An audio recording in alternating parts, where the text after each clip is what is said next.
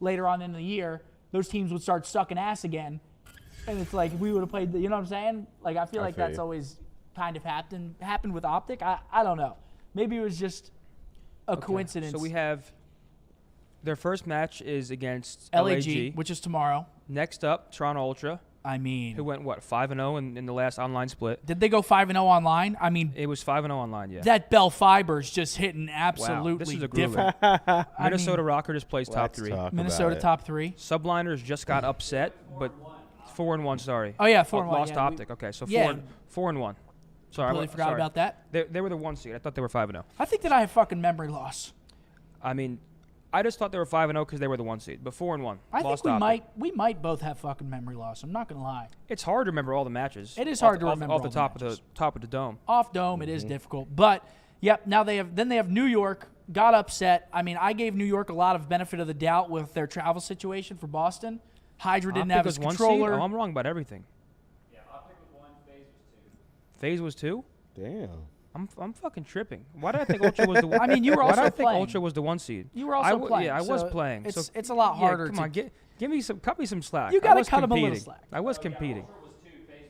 Ultra was 2, FaZe was 5 or 6. Okay. Okay. Who cares about online seeding? I mean, it does matter a little bit. Either way, Ultra's not an easy win. They're a hard team. They're a hard fucking Hard team. team to They beat. did get absolutely harpooned at the major, though, so you got to think that, they might. I mean, I don't think they're onliners, but They just might be. maybe online does matter. I mean, it definitely does matter. Online matters. It matters a lot. Yeah. There's 50 points per stage up for grabs online, obviously besides the first stage with 4 matches. But they got New York, the winners of Major 1. I gave them a lot of benefit of the doubt again with travel issues. New York is a hard team. If New York fixes up their search a little bit, that team becomes very dangerous because their respawn is very, very solid across the board. Mm-hmm. And then last but not least, closing it out again against Atlanta FaZe in the last match, the prime time matchup, Sunday at 3:30. I mean, the champions. Never an easy one. Never an easy one. The Tiny Tears, Thanos. But here's the good thing about them playing FaZe in the last game of the split. You win that match, you go into your home major with unmatched confidence. We're beating the defending champions. FaZe is always going to be a notorious hard team to beat. You win that match, you ride that momentum, you're going into the major feeling really good. Absolutely. It's always good to have FaZe laughs to try to build off and get some of that confidence. But I saw someone say that fantasy's back up. Riley, can we get on that like now before everyone crashes the site again? You want to know my opinion on their hard split? Yeah. I'd much rather have like a 3-2 hard split than a 5-0 mediocre split going into a major. Yeah. I think here's the thing. You want to get as many points as possible, but you also need good reps for the major. Yeah. Right? I would value 3-2 versus harder teams rather than a 5-0 against some lower the ladder teams. Oh, 100%. And Going into a major, better facts. practice. You played the top teams.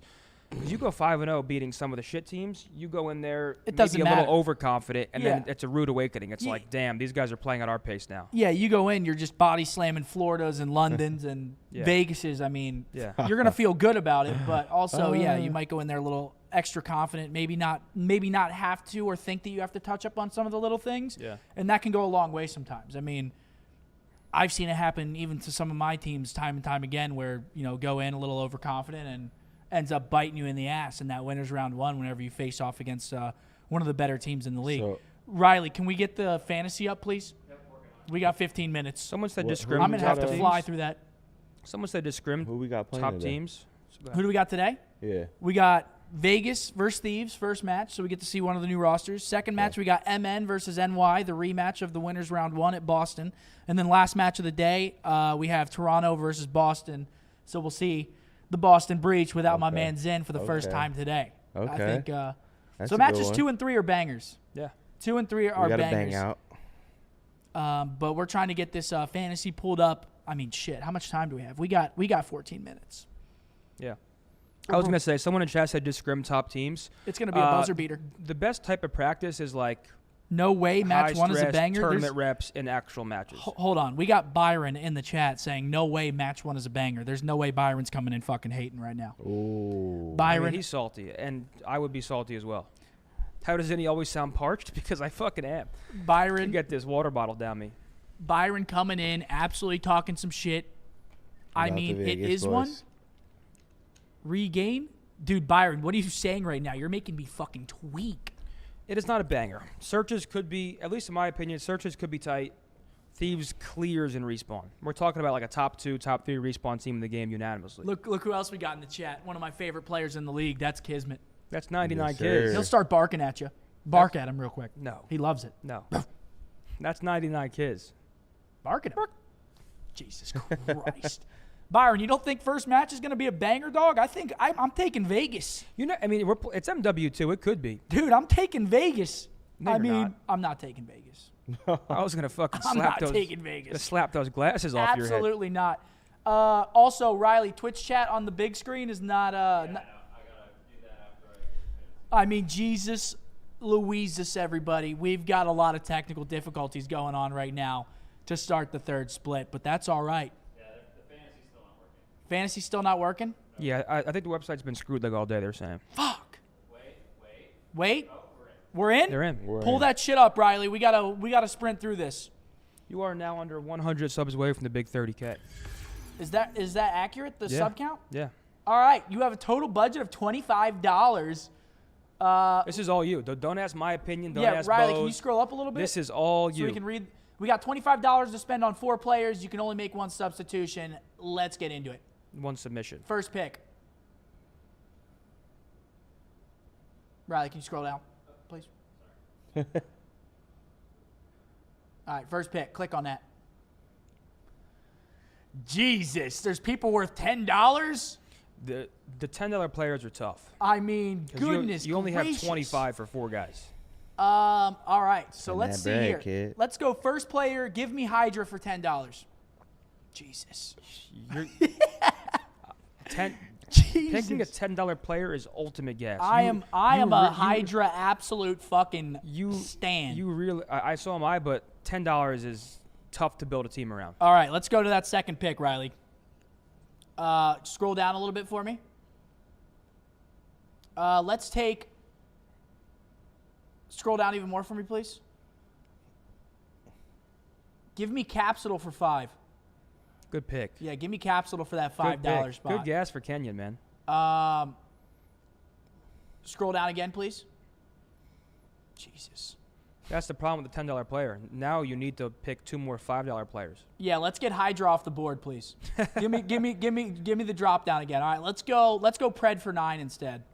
Good pick. Always. Yeah, let's go Pred. Let's go Pred for 9. We got what, 11? We got $11, so we can get a 6 and a 5 or a 7 and a 4. Yes. Click on that for me real quick. Scroll down for me. I mean, Sib for 7 is a nice. That's nice. But Sib's- also Asim for 7. Sib's on my team. Asim for 7 is also nice. This is all you. I'll give you my opinion on your roster after you submit it. Okay. I'm not helping you. I'm Yeah, don't competing. help I'm competing against you. Yeah, please don't help me. Give me. What do I got? I got $11 right now. Yeah. So 7 and 4, 6 and 5.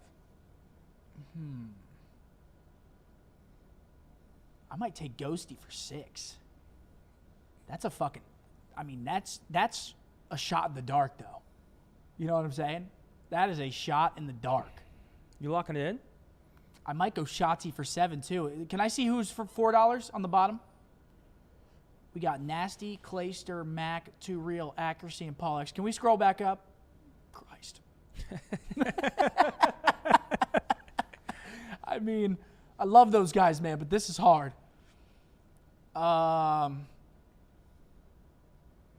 Dude, this is tough. Do I take Donnie for 6? And then maybe grab a Havoc for 5? What do you think about that? Or maybe a little Dan Ghosty for 6? This is all you. Dude, this is I know what sick. I do right now. This is sick Yeah, right same. I now. know what I do. do Do you too. like my first 2 picks at least? Pred and Pred and Cap? I got Pred for 9, Yes. Cap for 5. That's good, right? That's good. yes. Huh. I like Pred a lot. Pred, you can't go wrong. Yeah, but he's also $9, this sick bastard. Let's go. Scroll down a little more. See, I know what I'm doing. Let's right go Dan Ghosty for 6. Yeah, let's go Dan Ghosty for 6, and then let's go. We need someone. We need a $5 player. Let's go Havoc for 5, maybe. Hey, Huh? Oh yeah, we've got. Wait, let me see that list again of $5 players. Oh, Kyler's $5 too. Fuck. Oh, dude. Damn, man. Do I go Beans instead? this is all you. I'm reliving my retirement right now in the main stream. Look, they got us in the main CDL stream. Alec is 5 as well. Alex 5 too. Oh my Methods God, we joins are in the main Optic as CDL content stream. creator. Shouts out to the CDL man, showing love. You know the vibes. Damn, this is hard, man. I might go Alec for 5. See? Now, you know what? I'm going to tell you what you should have done after you lock it in. What I would have done if I was you. What are we doing? Let me see how much time you got, too. I got 7 You minutes. got like 7 minutes. I got 7 minutes left. Oh, dude. Oh, man, this is fucking hard. Can we go back up to Pred, please? Can we see some of the other top options? Pred's not your problem here. Well, I just want to see what the top of the list looks like. We got Dashy for 9. I mean, Pred's great for fantasy, I feel like. He's just an SMG. He just gets kills. SMGs tend to get more fantasy points. Is that right? I think so. More engagements. Wow, that's good. That's a good shout. So you're saying Dan More Ghosty's a flex. What do you think about a flex? Flexes are also good? This is my first time doing fantasy, mind you, everybody. So I like to favor SMGs more in something like this. So we got Capsule, we got Pred. Oh, and apparently placements matter. So the team also performing well helps a lot. Jesus, then we might have to switch out Capsule. Christ. Does placement matter? Just saying. Placement gets more points? What? All right, so Pred is a risk. I mean, you're taking a full-on risk going full Seattle then. You're taking a full risk. Yeah, I am. I'm betting on Seattle performing. And I did not know placement mattered when I did it. Okay, so you're fucked. No, because Seattle's a team that can turn it around like that. I don't know. They're 0-12 in search, brother. Yeah, but they can turn it around. I don't know about that. All So, Riley, can we just keep Pred? Can we just click off of this? Yeah, keep Pred. Capsule, dude, Cap is good, but I don't know about the team performance. All right, you want help? Yeah, I do want a little Take bit of help. RCDs for 5 instead of Cap. Or keep Cap, put RCDs for 5. No, That's I don't what I think would I do. get rid of Cap. I'm heavy on Cap right You're now. heavy on Cap. But Florida Okay. might get fucking choked. That's what I'm saying placing wise. I trust LAG to have a better placing than Florida. Florida might get absolutely choke slammed, and we just don't know. Damn, Dave. The thing is, you have 2 Florida players right now, so if Yeah, they, yeah. If they I don't perform want well, Colt. I don't want Colt. That's not my lock in. Can we click it again, Riley? Show me the $5. Christ, running out of I time. might go Cam. Cammy? Cammy's an underrated pick here. I might go Cam for 5. Actually, yeah, lock in Cam for me. Fuck's sake. But I got two subs, 2 flexes. You forgive Cam now? No. Sick bastard. This is all business? This is all They'll business. forfeit you. Because the ROKKR will forfeit you, and they They'll will forfeit do you. it with a smile on their face.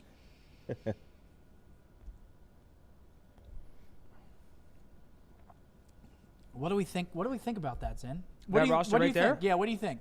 That's a solid roster. You think so? We got Dan Ghosty, a rookie in there. Yeah. We got Cap, look good with the Thieves. Will Well, Florida beat? It's also a fun team you built because you have 4 different teams that like you're invested in kind of because of this. Whereas I picked 3 Seattle players. So you're just rooting for Seattle, basically. How much is Basically. Vance? How much is Bance? Bance Yeah. probably 6. Chat, what do we think? W Or or 7. L fantasy? I'm going Vance.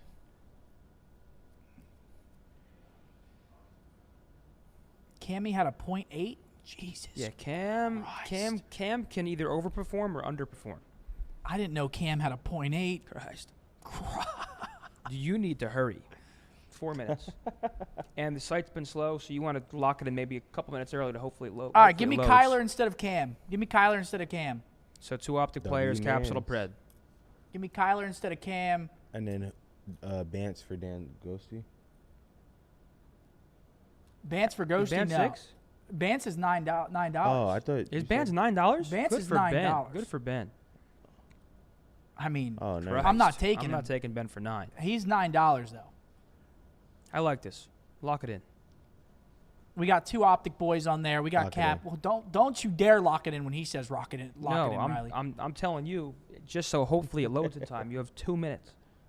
Lock it in. Lock it in for me, Riley. Because if the site's been shitting itself, you want to make sure you give it time to. Yep, look at it. He's about to lose it. It's shit. You're That about to lose bullshit. it. Oh, what is that? If someone from Breaking Point is watching, they extended the deadline. Yeah, What is that? We need to get Riley, I need you to Oh, get you that. have till midnight. They extended it. How does I need that you to work? get that roster in, Riley. They extended the deadline, so that's good. So it gives more time. I mean, that is horseshit right there. We got Ladies and matches gentlemen. starting in 2 minutes. I'm gonna go take a piss. You have till midnight, all G, but will it count my points from today if I submit at Yo, midnight? what are we munching on today, kid? The code? Yeah, you should have one. Oh, yeah. Zin just said, Paige, I'm starving. That's not true. That's unbelievable, Zin. It's your fucking second day. Yeah, I'm going to make you look bad. Riley, I sent it over, yep. Deadline's extended. So, chat, will I get points still if I submit it at a certain point today? We're going to do our predictions when Zinni gets back. We'll do our official predictions for the... Bro, chat, it's a W day. We've got day number 1 of Split 3 today. I mean, we're starting the third Yes, stage. sir. This is the build-up to our major. Optic major. And let me tell you, who am I seeing at the major, ladies and gentlemen?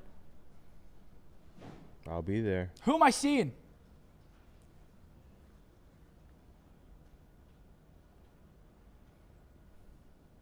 Damn. That's a lot of me's that I just saw. That's a lot of me's. This time we won't have travel. Issues. I mean, issues, yeah. This time we're driving 30 minutes away. That is nice. I'm going to your house prior so I can get with the nice travel with y'all. Really? No, I'm just trolling. You can come on over. It's going to be a fun event. I think tickets are fully sold out. So shouts out. Wait, are we starting matches right now? Riley, can we throw on the main screen? I'm working on it. We've got matches starting right now. Chat, who do we got? Vegas, Thieves. All right, here we are. You want to give a prediction right now? Well, Zinni's taking a piss. We haven't done. Oh yeah, We haven't done that. predictions Okay, yet, okay, yeah. Okay. Hopefully we'll have time. We'll just go match by match though. We can do match by match. Who do you got in this match right here? Thieves, Vegas, I mean. I'd like to see my boy Clay get a W, but I think Thieves is going to win 3-0. I think this is Thieves by a million, folks. You got to think as well that this Vegas team might not have had time to prepare. And also, is Zinni in the bathroom texting? I just saw Zinni in his chat. Fucking, is he taking a... And we're gearing up for a 3-match day Friday. Let's talk about this opening battle, though. This guy's a liability. This guy's a liability. But I got Thieves. I'm going 3-1 Thieves. I think if there is a map that Vegas is going to win, it's going to be that Search. I think Vegas was 5-3 in Search in the last split. Vegas has been struggling. They were the team to beat when it came to Search and Destroy for a really long time, and then they got to the major. I think it's just hard to say Vegas is going to take any of these respawns, dude. Unless we get, if we get Grayster, Vegas is getting fucking chokeslammed. They need a big series out of Clay right here. Damn, Cam's cut the fuck off. Your cam's cut off? Oh, you're head glitching. Oh yeah. You got a little natural head glitch over there. I'm excited to see how Too Real performs here, though. I mean, coming back in. Dude, something smells like fish. I swear to God. It wasn't a great time. It smells like fish paste. Sometimes they get thrown out to struggling rosters. I don't know what it is, It doesn't but really dude, look they something make a smells big like difference, fish but for paste. Too Real now, Yeah, that's it's a Dude. opportunity with a Vegas squad. He was Oh, fine. Chad, you guys are Challengers, funny. hardpoint KD, Alright, let's 1.16. go You guys are to- fucking Vegas hilarious. needs improvement as well as control, just slaying in general. know that? And you're replacing a guy like ProLoot who was prone to that bad Dude, game, I've but seen who so else many is people prone come to into the it? chat It's and say, TJ "Cry, Alley. Eagles We cry." watched him at the Like, dude, the tournament. There Super was Bowl is nothing a to play week ago. besides There's no play, way right? this So goes. maybe they needed more than a one-person change. To me, this doesn't really like change the tides of this squad too much. He has to come and be the hero, Buck. To be honest, I think this is the same player in different fonts. I think both ProLoot and True Real are found to be pretty inconsistent at times. I know there's a joke, are we going to get 2.0 Real or 0.2 Real? And it's very real. Again, it is a different game. We have yet to see his looks in the Pro League when it comes to Modern Warfare 2.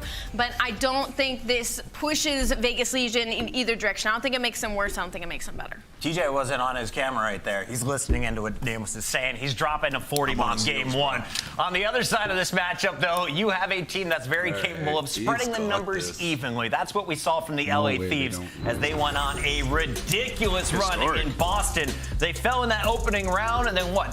6 teams eliminated by this team before they made it to the finals. Draws has been grinding. The question is, can you get to top 50 in ranked as well as putting in the scrim time?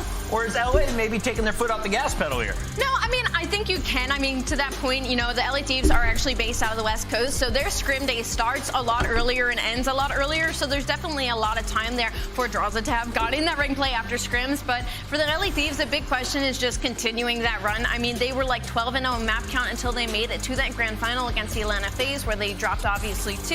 And now we into the online qualifiers again, where we unfortunately always see LA Thieves struggle. Yeah, I think the big story here is online versus LAN. You're talking about a team who's 8-4 on LAN and 4-5 online, and the statistics back it up in terms of damage, slaying, KD, everything. Like, there's a big dip in performance. They got a match served up on a silver platter here, though, where they could really like get some momentum going forward straight out of the major. I feel like they look like a championship team last event. Now, really Boston seems to be a team that can play down to their competition, or sorry, Vegas can play down to their competition, or they can play up to their competition. Is this potentially one of those trap games if you're LA Thieves being caught off guard by Vegas, or is this just kind of ideal matchup for you, knowing that they have a brand new player, probably don't have that chemistry yet? Ideal for sure. I think the biggest worry when it comes to LA Thieves teams is maybe the search and destroy against the Vegas Legion, just historically wise. But LA Thieves have improved overall when it comes to their respawn. They went from the 8th team and holding in stage 2 to now, after that qualifiers, after the majors, they're the best in the game. Their hard point is repeating from last year at the beginning, where they just look completely unstoppable. They look pretty good. Their numbers not fantastic, but they're shaping up. Let's take a look at our maps and modes. And Allie, I know you've been diving into the stats.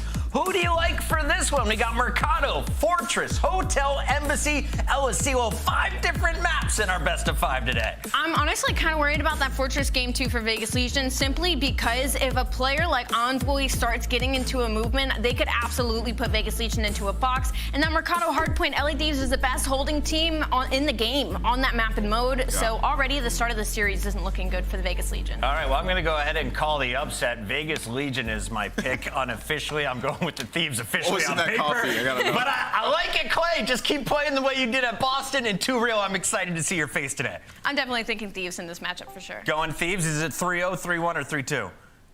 3-0. 3-0, yeah. She's calling. Name was to you, my friend. I'm going to give them a map. 3-1 Thieves. Sure. 3-1, 3-0 Legion. Let us know, chat, where do your channel points lie? Right now, we got our casters ready as we hand it over to the dads. It's Lando and Stud. Thank you so much, Chris. Yes, indeed. From one dad to 2 other ones. Jay, let's start off the Major 3 qualifiers right, man. I tell you what, the desk, they have to be honest, but it does depress you a little bit, just considering the way they think that this match is going to go based off of community votes as well. If you look at the pick'ems, a lot of people siding with the Thieves, and considering how great that they looked in that elimination bracket run, who could blame them? Yeah, you gotta go with the Thieves in this series because of the way that they looked at the last major, man. That losers bracket run was honestly insane. Like Ali said, they're basically undefeated in map count until they got to that Optic series where they ended up dropping 1. By the time they got to the finals, they were 15-1 overall. They looked like one of the most complete teams that we have in the game. Unfortunately, fell short there. And then on the opposite side for Vegas, I'm super excited for this team, man. I know 2 Real didn't really have the best performance in that Vanguard season, but he's been showing up so far in challengers in the MW2 season. 1.16 overall hardpoint KD, and that is going to be crucial because ProLoot, he was a .91. We need Sling because every single time, I swear to God, we watch Vegas, they're losing hardpoints by a maximum 50 points. It's always very close, but I'm excited to see the return of 2 Real. Okay, well, a little... Okay. Tossed off the rip, maybe some nerves, but at the very least, Jay, they got preferred spawns. We talked about P2 off the start, but as we fly in for Mercado, buddy, like, what are you really looking out for most when it comes down to this Vegas Legion lineup moving into Major 3? A lot of expectations on this guy in 2 Real. What do you want to see him do in his opening match? I just want to see a little bit more consistency, like, because we know TJ Halley, he's prone to the bad game in hardpoint, but they need a really good slaying SMG. So hopefully Too Real, he's able to transition his challenger performance into the pro scene, and unfortunately not having the best start because now there's only one player off the rotation, but it's going to be about that consistency in slaying for me. Yeah, and some interesting spawns currently going down. Clay, the veteran, trying to lock things up over at P2. That's going to be 4 in a row for him. Eventually does get found out, but because of that slaying, it now gives Vegas numbers moving into one of our money hills here on Mercado. As we get primed and ready to jump on in. Envoy trying to stay up. We got both teams really having one player go off for the squad. Oh my. Envoy's turn for a 4 spree. It's a break for the moment right now for Thieves. And right there was Vegas with a 3v1 off the rotation. They just had to take down Envoy. They did not take care of him. And that's going to be LA Thieves finding the early break. The best team that we have in hardpoint at breaking every single hardpoint, and showed why. As they're still trying to find a couple of kills. Draws a slaying with the SMG in hand. The pitch is going to be there. All 4 dead. LA Thieves successful in the hole. And that's a little terrifying, Jay. That's a little terrifying if you are a Vegas Legion fan already coming into our opening map here on Mercado. And, you know, we're thinking P2, an opportunity for Vegas to just, you know, grab a little bit of an advantage. And already off the start, Thieves in the first opportunity to break, they're able to do it. Nice and sizable lead as we head in toward 10. Utility, tacticals tossed. As Octane looks to set up shop. We'll see if it can be another break as TJ falls. Oh, he's playing it beautifully. The patience right there from Octane. At least opens up the first kill, but none of his teammates are able to pick up any as well. Las Vegas, they're able to hold down the first push. Now they're controlling the spawns, knowing that LA Thieves have to break in from garage. Envoy finds the first, but they're still holding on strong. Only 2 players in the hill, though. LA Thieves have numbers. LAT do for the moment, however, at least for the time. Vegas Legion able to put a few away, but just like that, they break once more. 35 very valuable points still to fight for, and right now the Thieves have put themselves in prime position for it. It's currently going to be a 1v1 on the point. However, Draza has some reinforcements arrive exactly when they need to. Oftentimes, Jay, we talk about a Mercado. If you're a breaking team, sometimes you can really struggle.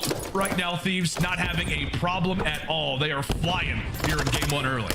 Oh, they're flying nice and early, Lando, and especially off this rotation. I thought it was going to be Vegas winning it, but now it all falls into the hands of Envoy. You want to try to stay alive, wait for your teammates to get into the play. One player's going to spawn close back alley. They win the first gunfight. Now it's on Too Real. He drops in. This is where the game can start to get out of hand. Vegas were not able to stop the bleeding, not able to win their rotation gunfights, and now LA Thieves had the opportunity to chain a couple together. Well, I mean, you've talked about it. I mean, I should say we've talked about it before this match even started, about how lately, like on Mercado, feels like a lot of games are ending at P1, and the reason for that is obviously because of the amount of hills that we have.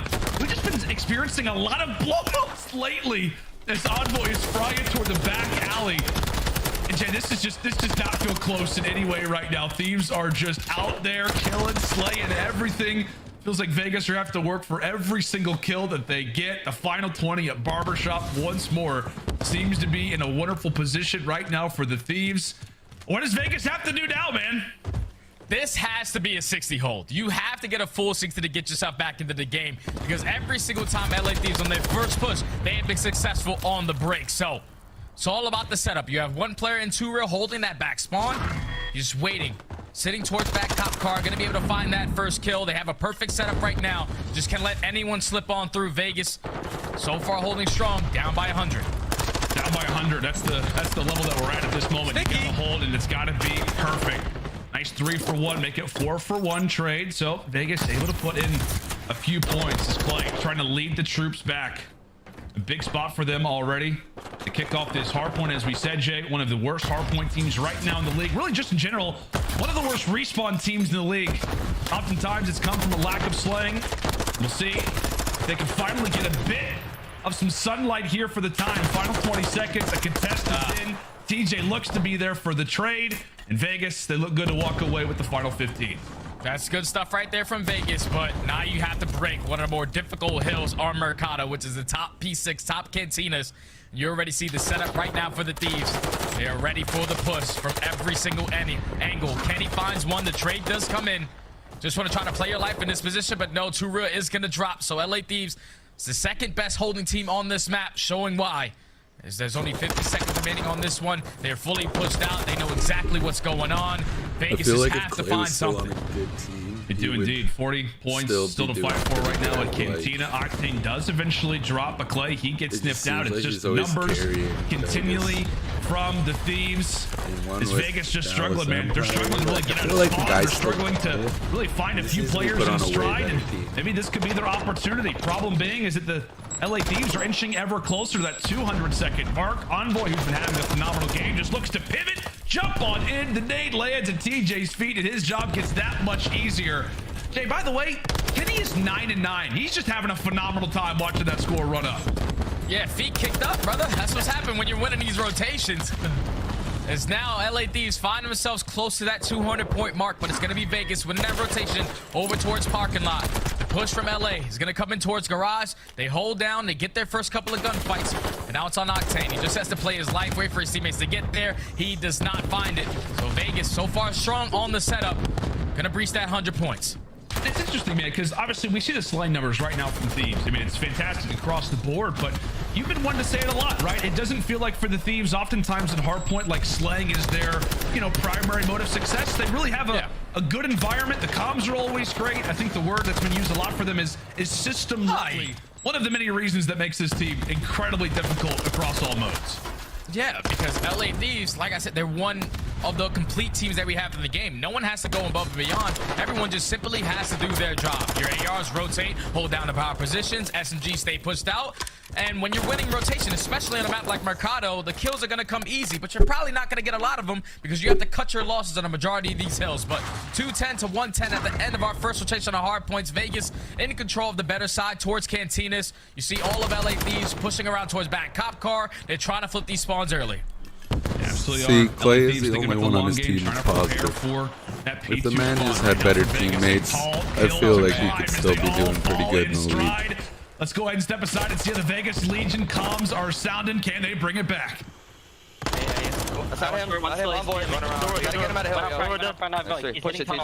One shot. Looking over you. Looking over you. Stand up. Guide you, dead. One shot dead. I'm gonna go. I'm one bullet. Alright, go. Yo, behind the gate. Mid garage ready. Gate weak. Octane hitting middle. Head right now. He went low P2. Let's push out A and D. Just one deep cactus. Left side mid. Octane. Left side mid. I'm one shot. I'm standing. Looking short. Use door. Door weak. Door dead. Lights. I got blown up. I'm one shot. Back long, Kenny. My shot's hit. Push me out long, Octane. Push me out long. Jay, there was a moment where a few kills instantly happened, and you go, okay, that's game over. Game over. Why is that? Because Octane was the guy that was sitting towards Cantinas. He was holding down that cut for the push through mid-tunnel. They found those kills, and Vegas were not able to flip the spawn. So Thieves, they're going to close this hill out right now. Yeah, it's about to happen, Vegas. I mean, they can try all they want to. They're just going to add into the slaying frenzy that we see from LAT in game number 1. Cool, calm, collected. And like you said, man, a few players there's no way they were going to lose there was a moment, where you saw Vegas Legion start to bring it back on maybe a hill or two, but when you looked at the scoreboard, it really just did not matter. That is a scary sign for the rest of our series, my friend. It is, in the respawns at least, but Vegas Legion, they're one of the best teams that we have in Search and Destroy. So hold on, Lando. This series is far from done. Just that map number 1, when you fall behind, when you're not able to win a couple of those rotations, the gunfights become a lot more difficult. Like, can you imagine breaking in towards Cantina, towards bottom? You got an AR sitting top window. It's going to be Octane, the human turret. He's not missing. Then you got on the opposite side, Draza. He's switching from the SMG to the AR. He's doing whatever he wants. He's already top 250 in rank. Like, the guy's been putting in the time. As they showed it in that map number 1. 2-Real obviously didn't have the best performance, but I don't really take that too serious because, like I said, on a map like Mercado, it's very difficult if you're not set up for these hills to pick up some of those kills. But now in the Search and Destroy, going into a fortress where Vegas Legion, they're undefeated on that one, 6-0. The only thing that scares me is that obviously ProLoot isn't on the team, but they haven't played this map since January 13th. It's been over a month now. So teams know how they're going to play. LA Thieves, if they show what they did in that map number 1, when it comes to teamwork, Vegas are going to have a tough time. Yeah, they absolutely are. And it just makes you wonder, like, over time, how much more difficult it gets for a team like Vegas Legion whenever you aren't winning your respawns. And, you come into this, a new roster does not look great off the rip. And now you're going into a Search Destroy where all the pressure's on you. That's so often what we talk about, like with the Seattle Surges of the world. They can win their hard points, but they can't win their S&Ds. For Vegas, it's the total opposite. It just puts so much pressure on those particular game modes that you have to win them. And oftentimes, man, it can also contribute to a lack of confidence, it feels like, in a lot of moments. And I imagine for Vegas Legion, confidence is not at an all-time high after a loss like that. But as you said, man, this Fortress Search and Destroy has been one that they have liked quite a bit so far throughout this season. And I don't know, I'm looking at that record. I think you called it out, like a 6-0 performance. Is there anything that, for you at least, could maybe wipe that smile off Draws' face? It's got to be the post cleanse for Vegas. Even though it was with their old team, whenever they get that bomb down, they're second overall with an 87% win rate. It's just like the biggest thing that you just said, pressure. When you find yourself down 0-1 in these series and you always have to rely on these search and destroys, now you know that it's all in your playing field. If you lose this, you're basically chalking up the series. And that's a terrible way. That's a terrible way to be as a team because your respawn hasn't been the best. So S&D are what you need to bank on. You need to do whatever it is in your power to win this search and destroy. Yeah, and the only, I guess, the worrisome thing if you are a Vegas Legion fan is obviously, hey, you know, we didn't have a great opening hard point. Granted, hey, we're going to a Fortress Search Destroy that we've yet to lose. The worrisome thing, though, Jay, to me, to add on top of all of it, is that the Thieves, they had a wonderful, wonderful spree at the Major 2 tournament where they were winning those Search Destroys. Like, how often have we called out Thieves, incredible respawn team, dominant in the hard point. They were still that roster. But S&D is what really made this team complete and what allowed for them to go on such a dominant spree through the losers bracket. Yeah, and it was just all on the teamwork. Like the SMGs and Kenny and Envoy, they were working collectively, beautifully. And then on the opposite side, you had Octane holding down lanes, getting first blood with the snipe or the AR in hand. And then you got the playmaker Andraza. He's not afraid to hit whatever the hell cut is around the map. He's going to make a play happen. So I just think the way that the Thieves are playing right now, after that Major 2 performance, is nothing but confidence. You see smiles all across the board for this team. Just got to keep that momentum. I know they do tend to struggle online, but when you come off a hell of a performance at the last Major, you got to come in hot. You got to come out swinging. Yeah, for sure. And I know, you know, the KDs for Vegas Legion on the other side are great coming into this. So if we want to talk about stats, if we want to talk about statistics, it's, you know, it's hard to do that for Vegas because they're pretty much good at everything. But I think it's fair to say, man, the guy that we have to look out for throughout this entire series and even coming into this game number 2 is Too Real, right? I mean, it has the slow opening performance. I'm sure there's a lot of pressure on him considering what everybody's talked about last season with the Mutineers. Is he the right guy to go for? There was a lot of challenger players that, you know, people thought could be the right move for Vegas Legion. After an opening hardpoint like that, you really hope that this guy can get going early on to these search destroy rounds. Yeah, Too Real has to step up, but I think the guy that I'm mainly focused on is the guy that they decided to keep on the team. You heard the Des touch on it. It felt like when you're struggling in respawns, you have to come up with more than one change. But the reason why they didn't drop this guy is because how dominant he is in Search and Destroy. 1.16 overall KD is TJ Halley. He takes over in this mode, so I'm really looking at what he can do on this map, especially early on pressure towards that. Without a doubt, we're looking at the SMGs for Vegas. Right now it is Clay who brings out that sniper nice and early. Pretty much a clothesline there to the neck of Envoy as he'll fall early. Vegas Legion call first blood. Vegas call first blood, but they answer right back. The LA Thieves take down Clay, making it 3v3. So no sniper to work with, but look how aggressive Kenny's just gonna get. He said, I'm gonna get this kill regardless. Turns it into a 2v2. Now 40 seconds to work with TJ and Temp versus Draza and Octane. Oh, and TJ, Draza is just behind him. Walks on through, eventually will fall, and now it is all on to Don, a 1v2. Octane and Draza still up next. 25 seconds, but he does have some information on to Octane.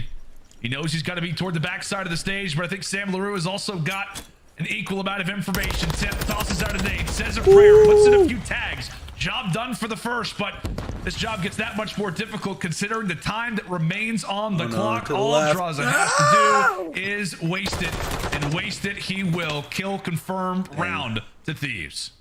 That's great work right there from the Thieves. Even after getting first blooded, I thought in that situation, once Clay finds that first kill, you just want to back down. At least force them to put that bomb down, not give up your life for free. But once he drops, they know that that's the guy that's watching over the site. Eventually, Kenny just said, I'm going to take one down with me, turns it into a 2v2. And you play it beautifully in the 2v1. Draza, he was able to spot that bomb from either arch, even from bottom art. So many angles that Temp had to be aware of. Just couldn't find the kill and in the time as Draza secures the round 1. An uncommon one, as you said, man. Vegas Legion typically unbelievable in first bloods on Fortress. They've got their second one now in a row.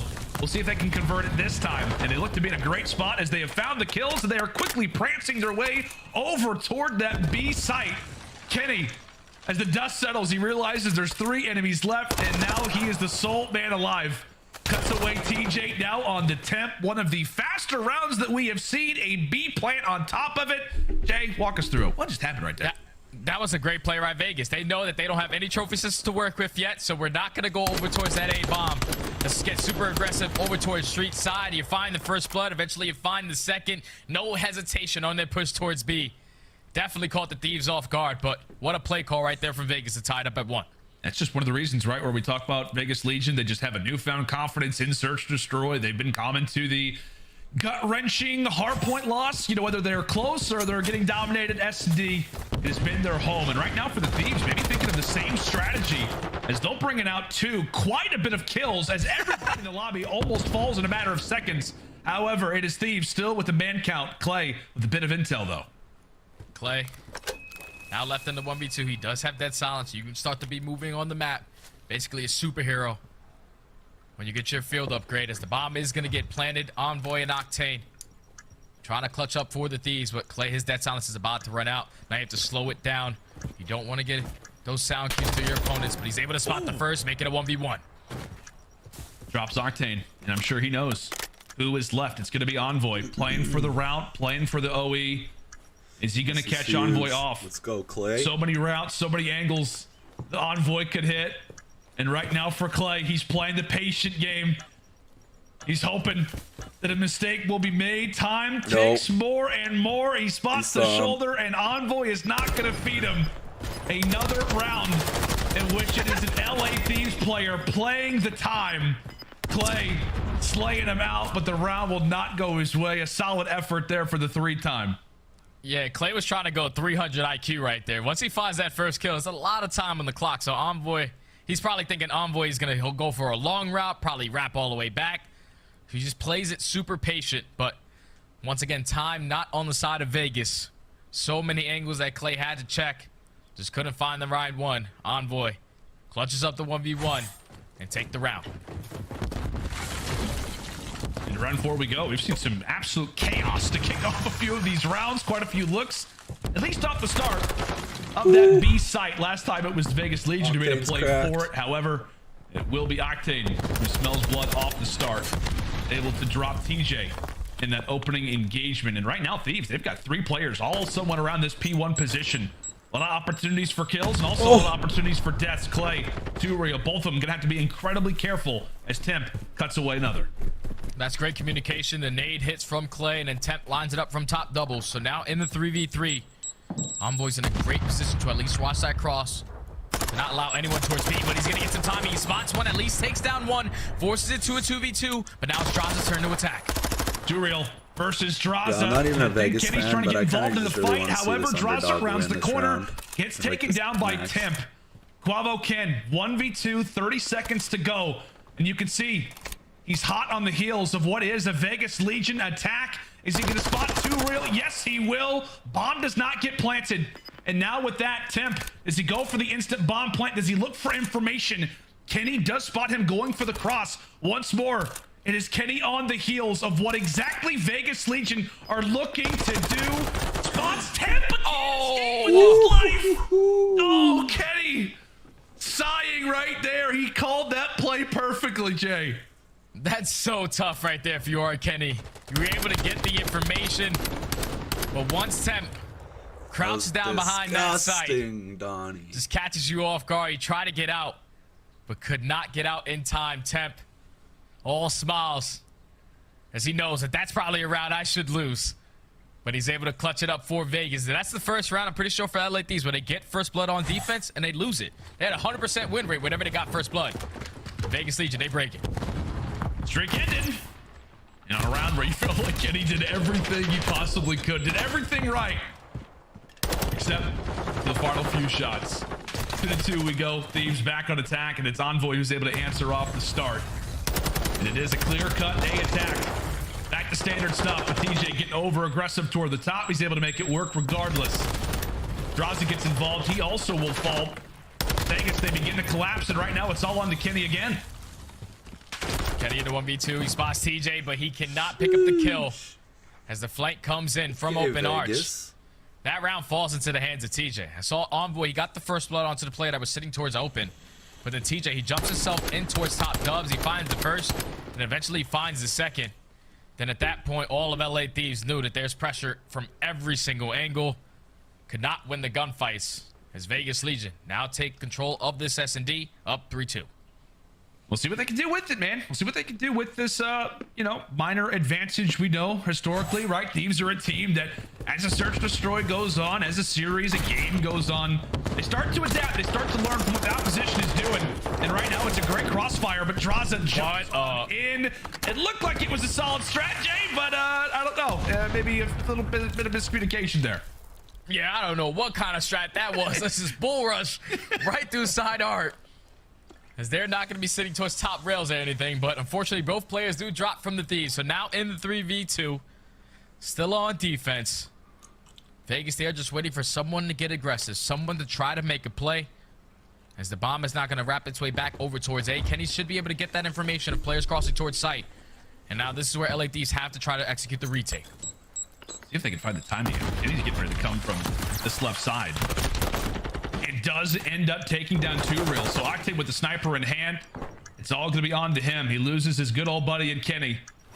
And now with that sniper, pops out dead silence.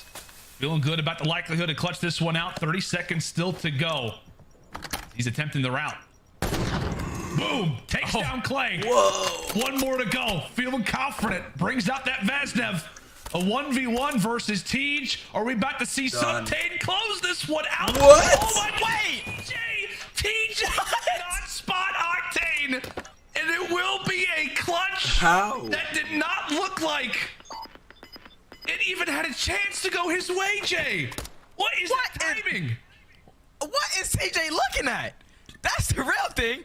What is he looking at? Because you're sitting behind. Okay, this is Tej's POV. This is the POV. Okay. So he's looking. This is the perfect angle. This is exactly what you need to do. What? Oh, how does he not spot him? No. How does he not spot him? Oh, that's Yo, so TJ tough. is The timing paid of to it. throw this game. I don't know why you ever want to look at the wall to the left side, but unfortunately he turns left. Octane finds the timing. He's able to clutch up the round. That sucks right there for TJ. I mean, are we playing on like a 70 FOV or something? Like like it looks like he's right there. I don't know. Get focused up, Tej. Okay, Tej is down already. He's got to be a little checked after a round like that. Another gift given toward the LA Thieves, as they are feeling very good after a round like that. However, draws a bit over aggressive. He ends up falling. Now it's time for Envoy to get involved in the fray. Able to drop one, and is Octane there to clean up the other. All on to Clay now, the 1v3. All right, Clay in the 1v3. They know his positioning. They're just lining him up. They're able to take him on down. First blood to the Thieves. The trade does come in, but Envoy finds the timing. He knows that with Clay being that player who was watching the overextension, he finds that kill through bottom maps. He was able to push out through bottom art door, find that kill of the player watching the cross towards A, and then get some assistance on from Octane to find the second. Just a great round right there from the Thieves. Playing their man advantages beautifully, taking the best calculated risks, and they close out the round 4-3 now. We talked about it. I mean, you know, the Thieves, like I said, are a team that starts to adapt over time and search destroy. They begin to learn from certain tendencies. And one thing that's interesting, Jay, is that we've actually seen both these teams play each other on Fortress Search Destroy twice already. In fact, the 2 losses that Thieves have on Fortress Search Destroy is actually to the Vegas Legion. So these teams are well experienced with each other.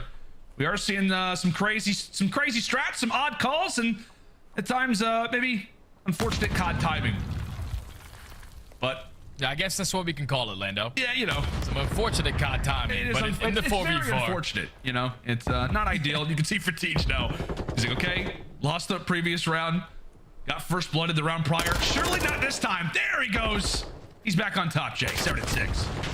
Great play right there from T. So watch both angles. Real finds a second on to Octane. So already in the 4v2. LA knows that they have to make a play, and Vegas picked them all apart.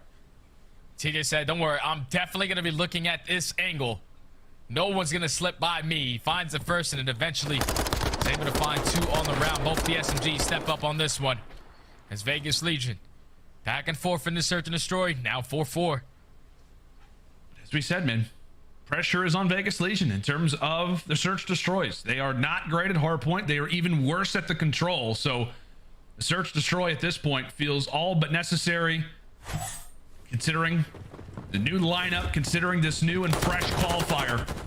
An early dub here would be fantastic for this new Legion roster, but into the S&D we go. Last time it was TJ who was able to find a nice 2.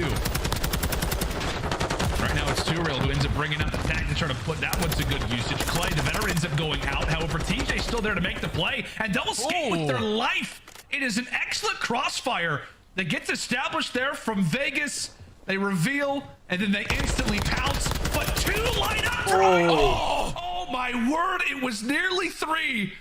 Clay, you can see his face thinking we might have just given that one up. However, Vegas, just by the slimmest of margins, Jay, they stay up, and it's TJ again putting away the kills.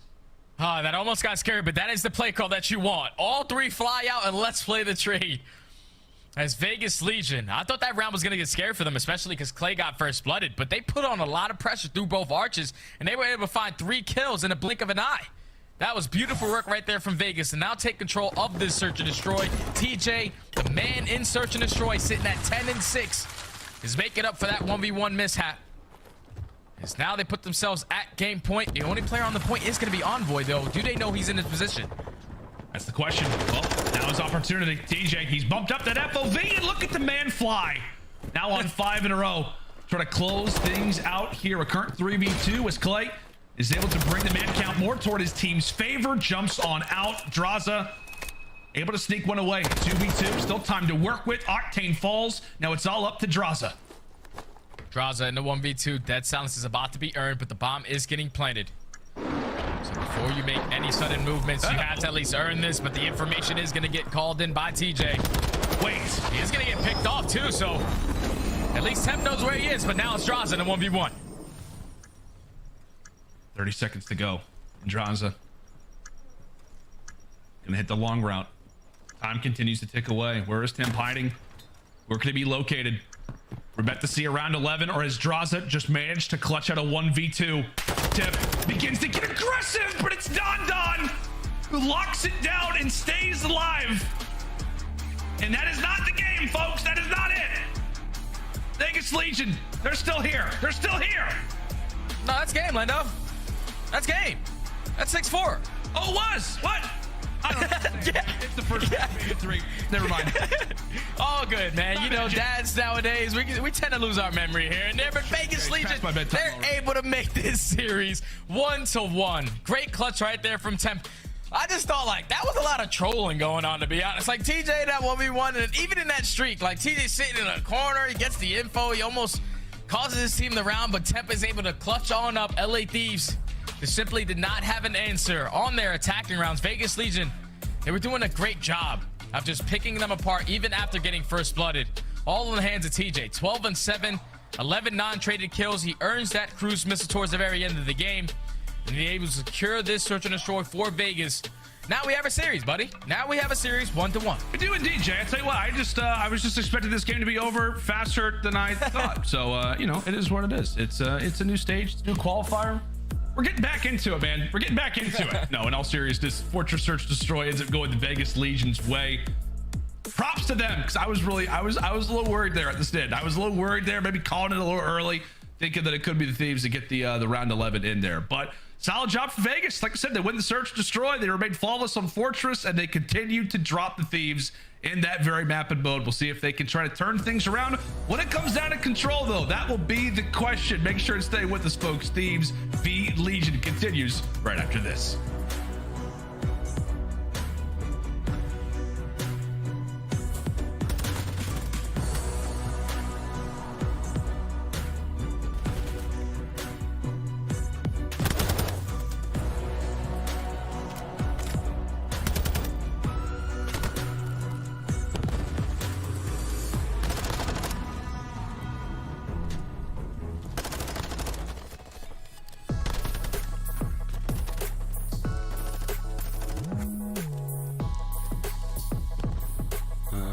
Yeah, map 1 and 2 are over. It's tied 1-1.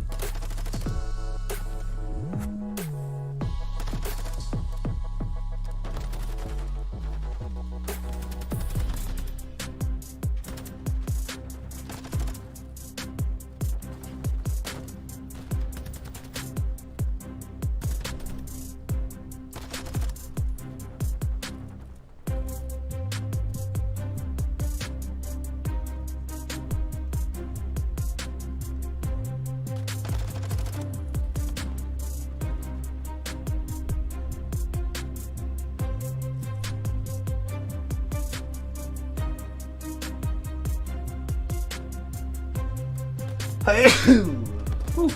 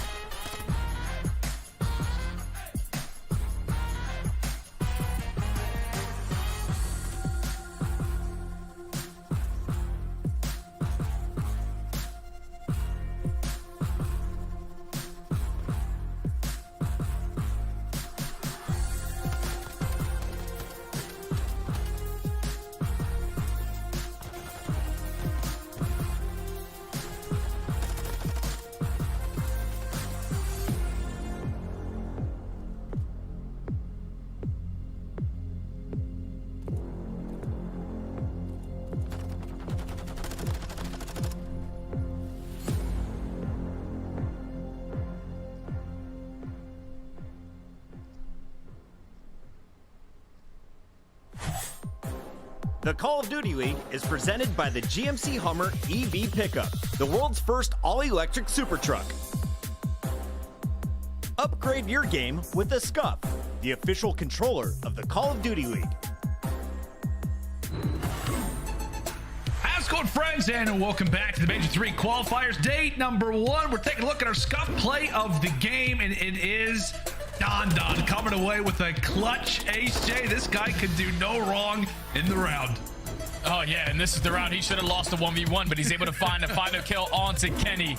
And he's able to earn that ace. Great work right there from Temp. All smiles from the young man. As Vegas Legion, after that clutch, are able to take the search and destroy. And now find themselves at a 1-1 scoreline in the series. But now they're going into one of their worst game modes, Lando. This is scary because control has not been their strong suit all season long. Hopefully with the addition of 2Real, they're able to change it right now, but it's not going to be easy because you're playing LA Thieves on their best control map. So this is tough. I'll tell you what, Jay, like, we've used the word scary, terrifying, fearful, like constantly when it comes down to the Vegas Legion, just because they're the worst respawn team in the game. Like, we jump into a destroy, we're like, okay, now's their chance, now's their time, and not even I can take away a search destroy victory away from them. But the respawns, it's been the exact opposite, and one of the primary reasons for why it is scary is because of that man Envoy, a 1.16 on hotel control so far throughout this season. That is top 5. And something you got to be aware of if you are on the Vegas Legion. Do not allow for Envoy to hit those routes. Yeah, don't allow Envoy to go crazy with that SMG, but with the early pressure over towards B, they're going to be whipping out the 4AR strat. Just trying to pick up the kills, but Clayster at least cuts down 3 of them. Shuts down that push, and now Vegas Legion holds strong.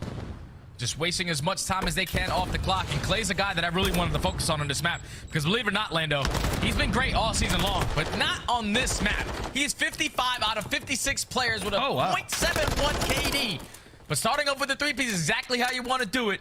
LA Thieves, though, still putting pressure on towards B. Probably going to have to be him again, trying to lock things down over towards the bar. He eventually gets found out. Now it's 2Real's turn to try and really just be the beacon of hope right now for Vegas Legion off of these spawns. But currently for the Thieves, it has been well controlled so far at this B zone, despite the early success from Clay. That is all the success that Vegas Legion will have. Clay tosses a nade, says a prayer, but he knows that that zone is going to go the opposite direction. Yeah, LA Thieves, they're able to close out that B point, which is a lot more difficult. So now when they're putting pressure over towards A, it's all about getting back and trying to maintain that kitchen control. You have Octane who's slowly working his way through the middle of the map, trying to play for a couple spawners, going to get the information of players crossing, but they're just trying to find these kills. They're all playing it patient. You can see right now, player 1, player 4, Octane and Envoy trying to work together, looking to make their way through the backside of the arches, but they line up. That stun will definitely make things a little bit easier. So Tej able to find the triple. It then sets up the rest of the squad to find another there on to Kenny. So it's been big plays. It's been some big plays so far for Vegas. We'll see if they can keep it up as the journey begins now. Minute and 10 still on the clock. Live count still pretty healthy for either side. Clay hunting for information as the Thieves have found their 2 picks. Make it 3. Oh, Thieves have found 3 kills in a row, but at least the close spawns are going to be here for Vegas. So they're right back into the action. It's all about getting that kitchen control, but don't lose these gunfights. 2Real and Clay combined for 2. Temp finds a third. 2Real eventually closes out the last player as Vegas Legion are doing a great job on this setup, man. Grateful for them that they got that close spawn towards Jewel, because it could have got out of hand, but now they're set up. They're ready for the push. 2Real finds himself on a 6-3. This is the SMG we were waiting for. Yeah, this could be his opportunity, man, you know, to eventually get comfortable, get confident. You're going into a control where you know how things are going to go, right? Now it's 7 in a row, 30 seconds left. But this could be his chance to maybe start to come alive in this series. As we said, it was Thieves who started off great. Pretty much unscathed at that B zone for the most part, but ultimately at A, they have not had a good look at it yet. They begin to line on up. Only 4 lives left. And just a sliver of time. Oh, no. Kenny able to put away 2. This has got to be a kill. This has got to be a kill for Temp. It's starting to become a collapse. Clay, the soul man here. The objective is flying. Clay will fall. 2Real has to involve the streak. Oh, he's able to find 2. 1 more player left is Envoy. And that should be it. No way. Okay. Oh, goodness sake, Jay. What just happened? Vegas Legion had to throw everything just to guarantee that Thieves did not come away with a 4v10, 4v11, whatever it was. Yeah, Vegas Legion almost just crumbled. They had to invest everything in that push because they knew that all of LA, they had no more respawns. They were all trying to attack from front kitchen. All we had to do was just find those kills, but it was Kenny who opens up with at least 2. Then the trades come abound. But at least you invest that streak, you secure that defensive round. Don't let anything get away from you, because that would have been a momentum change up. If LA Thieves were able to clutch out that one up, Vegas Legion were going to be demoralized, but they take the defensive round, now up 1-0. And you can be very glad that your new addition in 2Real was able to go on that 7 spree. Yeah. Just to make sure, just to verify that they didn't get that final segment and have that 1 next to their name on the inverse. It is Vegas up 1-0, but they did have to give up a lot coming into this next round. It has been pretty much standard plays, making some work happen, trying to get a bit of map positioning. And now it's 2Real once more, man. He finds himself on his spree again. Now at 11-5, eventually drops, but it's been pretty easy work so far at this A zone. That's 2 out of the 3 segments done. Yeah, 2 ticks already complete. LA probably not going to put a lot of pressure on this. Is going to try to find these kills on their way out, but that's 2 kills already in favor of Vegas. LA, they have to switch on up. They have to go get bedroom control. They're getting those close spawns. But now you just have to hold the pressure for Vegas attacking towards the back. There's 2 players ready for the push. You can see those red arrows in the bottom left side of your screen for the Thieves. Just trying to direct, trying to figure out where exactly Vegas are coming from. They've got 2 on one side and 2 from the other. Tej trying to make the prowl on the back. Draza eventually is going to be there to find him. He also finds one on to Temp. So Thieves, they handle business. They avoid the pinch. And now they've afforded themselves a little bit more map positioning as they inch closer toward the bedroom. And now it's up to Vegas to work from the backside of the spawns again. And if you are LA Thieves, these are very important kills because right now Vegas, they have mid control, they have bedroom control. You have to hold your irons, you have to find some gunfights. That's going to be 2, make it 3 dead in the feed. If you are Vegas, the stack has to come in. Everyone get on the point as the first tick is already through. So when Envoy wasn't able to regen and help, he goes for the Dolphin Dive with a sliver of HP.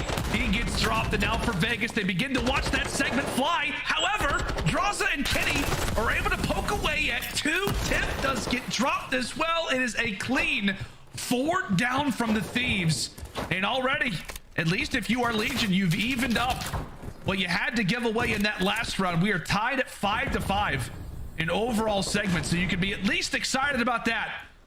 But Jay, the job is not done yet for Vegas. Another segment to go, and it could be too real to break open the play. Yeah, Too Real is trying to make the play, but there's no players from LA Thieves on this side of the map. They're all pushed out towards bedroom. So they're going to give up their spawn. One player is going to come off spawn, so Too Real is going to get that information. He cannot win the gunfight. What a shot right there from Draza. That's 3 dead. Last player is going to be Temp. He gets stunned. The trophy's going to come out. Just want to try to play your life if you are Temp. 40 seconds still left on the clock. Oh, great shot coming in from Temp. We got everybody hitting some beamers. These guys have been in ranked play. That is undoubted. Top 250, though, in Draza. He's been on the grind, that's for sure. Temp stunned, eventually drops. Time continues to tick away. 20 seconds left to go for Vegas. And this is about to be their final push. This is going to be their final push. Too Real with that dead silence. He can make the play happen. He's not going to turn to the right. What's going on with the Vegas Legion players not being able to see the LA Thieves players? He's checking everywhere, but you got all the information that you wanted. Only 5 seconds left on the round. Kenny finds another kill. Eventually, he strikes, but there's no more time left on the damn clock. Vegas Legion are going to lose the attacking round, but at least you got 5 segments complete, all tied up in that aspect. I can just imagine what the comms were sounding like in that moment. Like, if it's like Clay's calling out, like, yeah, he's top bed. T-Real's like, no, he's not. Clay's like, I don't see him. There. They're like, where did he go? I don't see him, dude. I checked all the corners. I don't see him. By the time the round ends, it's like, oh, okay. Well, who knows? Houdini involved when it comes down to the LA Thieves, as they just managed to stay alive again. I don't know how they're doing it. But as we said, everybody, make sure those FOVs are up, by the way. Make sure those FOVs are in a good spot. 5-5 in segments. Pretty good work done from the attacking side so far here on Hotel. We'll see if the Thieves can clean up from where they left off last time. It's a solid opening first blood for Envoy. He clears the way, and it is a very clean route over toward that A zone. Nobody there for Legion. Yeah, nobody there for Legion, and you have Drazu still causing problems over towards that B point. Gonna keep Vegas on that side of the map as now Envoy finds himself on a forest spree all the way pushed out towards back Shandy. You're gonna force Vegas to try to break this through middle. You have one player in Temp going all the way around towards back parking. Draza finds one through the map. Temp should be able to find this raid. Oh, almost got scary, but first tick is already complete at A. LA Thieves are just trying to get this A point done and dusted. Yeah, I think for Vegas, they're just like, all right, you know, you got us. We'll give it up. You got us. So 1 kill goes down, and we'll hand it on over. See if that strategy works out for them. Is now the Thieves comfortable, begin to make their way on forward. They do send 1 scout in Temp. Don is going to be there. And he eventually does fall. Meanwhile, Envoy on the other side, who's able to find one himself. So 2 big gunfights on either side of the map. And it's Thieves who are able to take both of them. In reply, though, it's TJ who comes away with a double. A big savior in a spot like that. TJ goes big. And Vegas, they buy themselves some time. Yeah, that's a big 2-piece right there from Tees, because once the player on LA was able to win that gunfight versus Clay, then it gets scary because the spawns for Vegas would have got all the way towards Jules, but with TJ finding that 2, they get the close spawns, and Vegas Legion are not going to let anything get away from them now. Full bedroom control. They find 3 dead in the feed, but all of LA spawning out towards bedroom. You have to get ready for this push if you are Too Real. And really, if you're Legion right now, you got to make sure you're not getting picked because of those close spawns that Thieves are getting. They're going to be here in stride. So, with that, so far, job has been done for the Legion. TJ climbs up the ladder of death. He's able to fall. That puts pressure on Clay. However, he's able to win his one. So far, it's been great work from Legion, but that's going to be 2. Make it 3 players in total right now throughout that mid-cross. A minute on the clock. A lot of time still to go if you are the Thieves, but Too Real having himself a map and a half eventually drops. Now it's 17 and 11, as it's been Legion time and time again coming away with these crucial kills. Just got to continue trading from this point on. Only 43 seconds remaining on the game clock. LA Thieves trying to put pressure on from the front. Octane wins a huge one-on-one versus TJ. They already have mid-desk control, but Turo wins a crucial one-on-one versus Draza. So time is going to be stopped, but Clay playing it super patient, able to get his teammates back into the play. And Vegas Legion, they shut down that push once again. 30 seconds, LA Thieves had to get a move on it. That's wonderful work, man. I mean, just in that situation, you got a crossfire set up, Thieves. There's noise going on. There's shots. There's nades. Great little bait and switch. They're coming in from Clay and 2Real. However, there is still a chance. If Thieves have time on the clock, they're still going to make a play for that objective. The new gun eventually ends up dropping. That first segment still is yet to get in. They're over at that B zone. Octane takes a look at it for a moment, but as time continues to dwindle, it's going to have to be a Hail Mary, a heroic dolphin dive that comes in from Kenny to keep this round alive. As Draza will fall, Kenny at least able to stay on it for a moment. Octane's able to put away 2, but Kenny will drop, and that will be it. Vegas, survive, survive, survive. That's good work right there from Vegas, man. Keep in mind that they just came off a roster change, and the guy who just came in is leading the team in slaying alongside Temp. Both of those guys are going above and beyond right now with the crucial 2 pieces that they need to get. Every single time I think LA Thieves have an opportunity when they find 2 kills, especially when Envoy won that gunfight towards the back. It's the SMGs who are making the plays. TJ finds 2. 2Real staying pushed up in towards bedroom. They're playing some beautiful Call of Duty right now and now find themselves up 2-1. Yeah, and that's not easy, as you said, man, considering that you pretty much conceded that A zone off the start. So you kind of know what the objective is of the opponents. You got a good minute and a half that you just have to keep holding things down. They do that versus one of the better attacking teams in control in the game, but it's 2Real with 2 off the rip to make sure that that A zone is absolutely theirs. Great work from Vegas once more as the young gun is flying. They've been hunting, they've been searching for that slaying, and they very well might have it right now. Feeling themselves, and now Jay, it looks like they're making the full-on focus at B. They've got the numbers to do it. Yeah, they took control of bedroom, so now with TJ pushed up towards double desk, you want to hit that rotation over towards the B point because it's not easy to capture this one with so many angles that you have to check in towards bedroom. They find 2 kills. Envoy finds 2. He's going to relieve some of that pressure. Now it's on Clay to try to find this kill, but Envoy lines him up with the Bazdev. That thing just got a nerf. It didn't look like it in Envoy's hands. He's able to shut down that push. Now Vegas Legion have to transition over towards A. Yeah, that's got to be frustrating if you're Vegas Legion at a moment like that. You feel like you're building some progress, you're building some momentum, and now you're starting to lose some of these gunfights where you expect to take them. Now what does the look seem to be for the Legion? Is it an A zone attack? Are we back to B? It feels like they cannot get a look at any of these zones without dropping a few players in stride. TJ, time in the back of his mind. He tries to dolphin dive forward. He gets found out. And now, do they decide to go back toward A? Time continues to tick, Jay. Some decision has to be made. Yeah, Vegas have to make this decision quick because it's all been defense so far on this map. It's usually attacking rounds, but I'm pretty sure Vegas is going to find themselves down by 2 segments unless they are able to complete that A point. LA Thieves, they're ready for the push. There's only 5 seconds left. Vegas gotta go. Envoy's cutting them down. They had 3 plays in the point, but Envoy trying to be the playmaker. He's able to find 2, setting up the pinch, but Temp finds 2 of his own. The second tick is about to come in with 0.5 seconds on the clock. Vegas are going to be able to extend this time. And now it's all simply going to come down to the sling if you are Vegas, if you are trying to get that defensive side.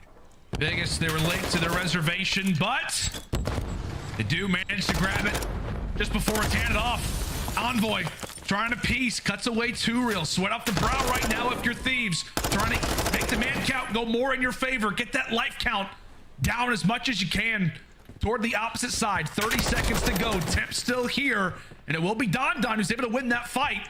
So with that, Thieves are aware. Envoy quickly back off the spawn. Is right here in the engagements once more. Able to drop one on the tip. That is huge. Time is starting to fall away from Vegas. There's only one player that can be in position. One player in position, but he gets cut down. Octane lines them both up, and with only 5 seconds left on the round, it's all going to come down to the kills. Who was able to outslay to earn themselves that defense going into this round number 5. But so far, this has been a great control for both of these teams, holding strong on their setups. SMGs are making plays. You see the best play right here from Envoy. Look at the snap onto Clay. Oh, you take it off my screen. I don't want to see my old friend Jimmy get gunned out of his socks. But that's going to be LA securing the defensive round. Now, who was able to outslay to get defense in this round 5? See who it is. As we know, for the moment, at least attacking. More preferred on hotel control, 55% to 45%. And it's become interesting lately, James. Like off the start of the season, it was all about defense, and then it became all about attack, and now teams have started to figure it out. And right now, Vegas Legion in this round 5 are going to be on the attack. We'll see how that ultimately favors it. And in round 5 so far throughout this season, Vegas have seen their struggles. There's no doubt about it. Can they clutch up here to go up 2-1 versus the LA Thieves, jumping on into this round? And it is just an all-out slay fest, Jay, but it's Octane who's coming out on top of it all. Yeah, it was supposed to be an all-out battle for mid-map control, but that's LA Thieves. Able to win a majority of those gunfights, at least with Clay winning that gunfight towards Draza. Now you can put pressure on towards B. You just have to get past the human turret who is holding down this angle, watching the cross, and that's exactly how you do it. Great movement right there from TJ to get on towards the point, but the nade comes in. That's 3 dead in the feed. Last player, Clayster, he drops. And now Vegas Legion have to make the decision. Which point do they want to attack as the spawns come 2-2 split towards both sides? And that's the thing, right? Obviously, you want to have the guarantee over at that A zone, but you just love to be able to have another look at that B zone. We'll see what the look ends up being. Pretty much a bit of a search-destroy situation. As they pause, they wait, and they wait for the streak to come on through from Temp. Gains a bit of information, however, on the other side, it's going to be Octane who now brings in his cruise missile. That one not able to land. So it's information toward either side. And with that spree, Vegas Legion make their decision. That one's about to go their way, and it does.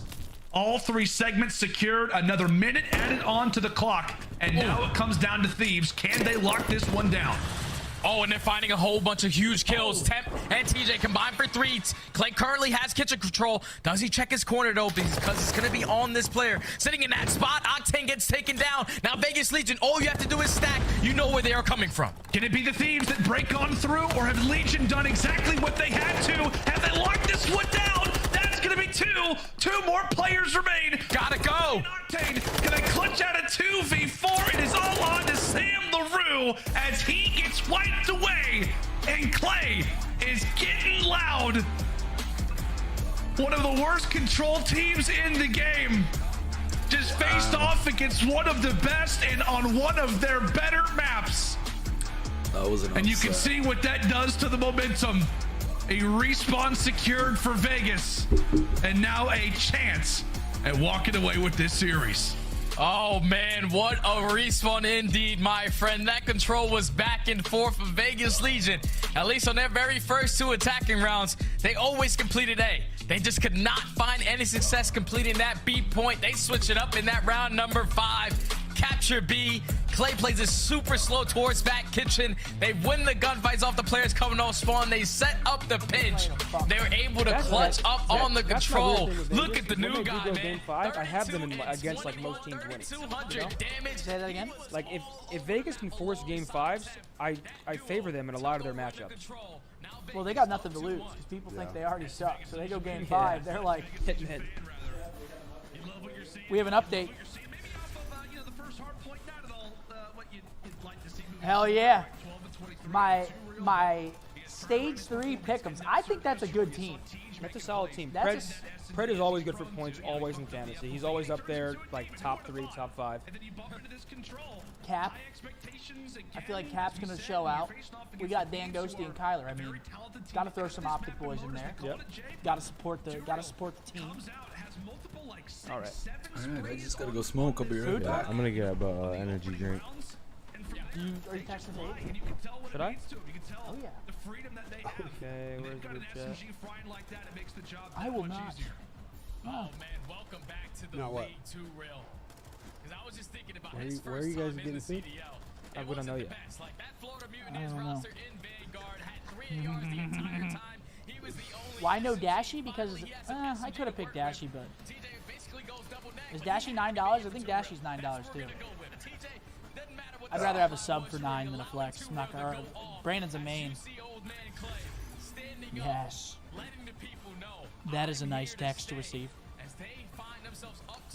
What do you guys want? Who gets first kill? There we go, Kevy. Guys, give us some ideas for food, man. Finally. Tell Zin to get off his damn phone. We're trying to figure out food.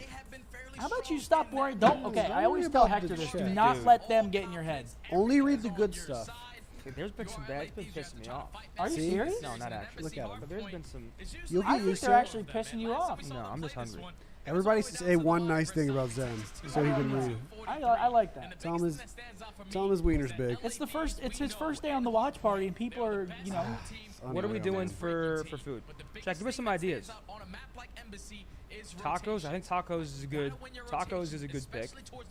Tacos are always nice. We have what? Chop Shop. Chop Shop's always a good, healthy option. Healthy bowls. La Ventana. Do La Ventana if you want. That sounds very nice. Oh, dude, a quesadilla from La Ventana. Nah, you're big. I would get taco. Are you down for La Ventana? You know what I'm saying, David? Is that just like a Mexican spot? Tacos. Yeah. Yeah. Then yeah, it should be good. La Ventana. And I'll wait for Mark to get back just before I lock it in. I want to make sure he's okay with it. Okay. Guys, I promise. Once I eat, I promise. You're coming back, dude. I promise. I think I've been chilling. Maybe no, not you're like good, super you're good. upbeat, but. You just haven't like spawned in yet. So Yeah, when I'm hungry, man. chilling. When I'm hungry. Hanging out in pregame. You guys don't gotta keep showing love. I appreciate it, man. Thank you. Let's get it. Wingstop. We're definitely getting Wingstop this weekend because I want to try Wingstop. It's all over my TikTok, dude. Wingstop has no, never. What? Never. That's insane. Thank you, Wingstop, for the partnership with us. We love you guys. Take your wing game to the next I level. love wings, man. With Wingstop. Is that a good? That's good. Thanks. They should pay you billions for that. Thank you. You guys want to see the fit? Damn. You guys, yo, are you down for La Ventana? Oh shit, bro! I thought you were putting in a. Are you down or no? Yeah. That doesn't seem like you're down. You're like. Yeah. For Down what? for La Ventana. Oh yeah, I'm always down for La Ventana. Are those like goldfish? Bro, Mark was eating goldfish like this. I thought he was putting a pouch in. Oh shit. I was like, damn, Mark is like that. Yeah, too real. Having a pretty good series, I would say overall. I mean, first map didn't go well, Yeah, but that first map maps didn't 2 go and well. 3 doing well. Fit checks. Let me show you what we got here. I'd say Two Real's having a. I mean, to come into Thieves as well, and he's having never mind. himself. You know, he's just under a 1. We'll do a fit check when we full screen it. Oh, Clayster not a needs good start. himself. He might have done that on purpose. Dude, I'm convinced he does this shit on purpose. Yeah, why Falls the off the fuck- map, nades himself. Yeah, I think the old fuck does everything on purpose. How the fuck did he just nade himself? 2 real now, he's 2-0. Trying to keep the momentum flowing. 2-1 Vegas. Clay first kill? A Question mark. different scoreline than we were anticipating. Does that mean Clay wins? I mean, Clay does not win. He killed himself. No, that's a kill. It's a kill. I don't know. No, it's not a kill. It's a, no, it's not a kill. Is Is it a kill? I Do don't a know. slide cancel. I'll break my knee. Early time over at P1, but for the most part, it is a battle for those spawns for the bottom It is a side of the kill. map. Right now, it is going to be Temp in a big kill. spot. So does Clay win this? I No, don't know. that's Kevy's call. Kevy, it's your call. You get to be the bad guy. Send orders for La Ventana. Sure. Let's look at the menu. If they have Al Pastor, I'm going to go. This is why we don't do Al the Pastor, a complicated couple ones. steaks. Look Yeah, at you all have this everything. content we get, Langua. though. Oh, dude, get language. Come. Beef tongue. No. It's nuts. Nah, beef tongue you have to eat like super fresh. That's fair. I really agree with that. Can we turn the CDL up a little bit? I'm getting 2 Thanks, Pastor, buddy. 2 biscuits. Maybe a little less. There's another That shit place went from close. 0 to 100. Better? Not better, but it's called I'm down for whatever. I'm just starving. Actually, I'm down for La Are you? You better I get mean, ready. this is a good fucking start for Vegas. You Oh, better get naked. Macero is close. You said to get naked, right? No, said down he's to a my big boxers. Macero guy. Oh, Really? All right, I'm Lava Zone. better get ready. Is that you I saying you're won't not a big forget. Macero guy? Or is that it? Nah, I'm really So not. hey, final 15 seconds, no problem. Hold If on, you man. are Vegas are right looking now, good. as you are already strutting Vegas for has one of the rotation to best hard P3. points in the game. They're up Picture 20. perfect work off the start of this embassy. Two real is 7 and 2. It's all about these kills, though. You have to win these gunfights, but that's going to be Envoy and Draza combining for 2. No. They push right on through. Are you serious? Like to a club? No, I'm not going to a club. I'm not going to a club. I'm not going to a club. No fucking chance. I'll go to a club. I'll have 2 beverages tonight max. I say that now. Even Once I get going. find a kill, so that is definitely contributing. Without question. Monday is ranked stream, healthy food. Yeah. I feel disgusted. Listen, man, I want to give Two Real his flowers right now. The kid is 9 and 5. They're up 2-1 in the series. Honestly, I think he's been their X factor. Draws is doing everything he can. He's 11 and 4, but Envoy's 4 and 9, Octane 3 and 7. These are obviously players that rarely have stat lines like that, but Vegas is taking advantage of it right now. P4 rotation for Vegas as well. Put those tacks away, get the SMGs in hand. Yeah, it's a big kill right there for Clay. Dude, At least challenge that I just play got a on the quesadilla and 3 tacos. I need all to of LA stop. Thieves to break in from the front. No one is going to be on the pinch. Wait, where? Vegas so far Where with are we the ordering perfect this? setup. You have La one player Ventana. on team La working Ventana. his Text way the chat all if the you way want around deep towards tennis. He's going to be in a gunfight. Who got versus first kill? Clay. I don't. Was it Clay? Pitch I is don't coming know. from Envoy, so This is now a they're good gonna hold get out of quick Vegas pressure though. from back This single. hill, I feel like this hill. Do you think this hill or P5 is a bigger money hill on this map? Guns them down, all 4 dead. Vegas I feel like it's this one, low key. I feel like if you get the first wave on this hill, it's not hard to hold. I think both are like equal. You think? I think P5 and P4 are like equally hard to break. The problem is, at least the problem. Look at this. They're just. I think P5 is harder because you spawn sidewalk, and if you're on that palm tree heavy, they literally like you're spawning lateral. Yeah. So they're spawning in a spawn kill spot. You know what I mean? Yeah. Whereas here, you're at least spawning and you can get to like the hallways and pinch around. P5, if you lose a wave, you go 4 down and you spawn sidewalk. They're spawning sign. They're making you weak crossing, and they have information on it. I mean, Jesus, this is another clean row for Vegas. I mean, what are we talking about here, ladies and gentlemen? When you get a clean forward end, especially in the final 20 seconds of a hard point, you instantly get those kills and push right on through. Down. As now they win the rotation over towards P5, they're fully set up once again. I mean, look at this teamwork from Vegas. Oh, shit. He's got a whole 9. Envoy's able to find 2. Now it's That's a all good on clean. That's a good Envoy. cleanup. He's gonna stay alive. 8's got his back. They're gunning. Oh, James. he gets weak though. Oh. Flawlessly, SMG Clay come out to play. There it is, Clay. Put that Vaznev to good use. I tell you what, man, this is a total flip-flop. It's a flip-flop, Jay, from what we saw in the Mercado. Now it's Vegas Legion running up the score after the first side of rotations. It is pretty much a 100-point lead right now from Legion on the Embassy. As you've got multiple players rolling, 2 Real at 13 and 7, TJ at 13 and 6. Tip's been going on sprees, and right now Clay sits 1 away from that cruise missile. We'll see if Vegas Legion can keep it up, because Jay, they're not too far away from already reaching the 200-point mark. Oh, Vegas are playing some flawless hardpoint right now on this Embassy. Getting a lot of time off of P1, just maintaining the better side of the map the entire time. As Clay's trying to at least find one, he does, so he's going to be able to earn that cruise missile. Temp doing a great job of just keeping them off of the point. 2 Real comes in flying with the SMG, is able to take them off, and Vegas Legion, they're just trying to run away with this series. Already up by 120 points, trying to make it bigger. They are. We'll see where these spawns come in next for Vegas. So in that moment, as Clay falls, it is going to spawn Legion toward the top right side.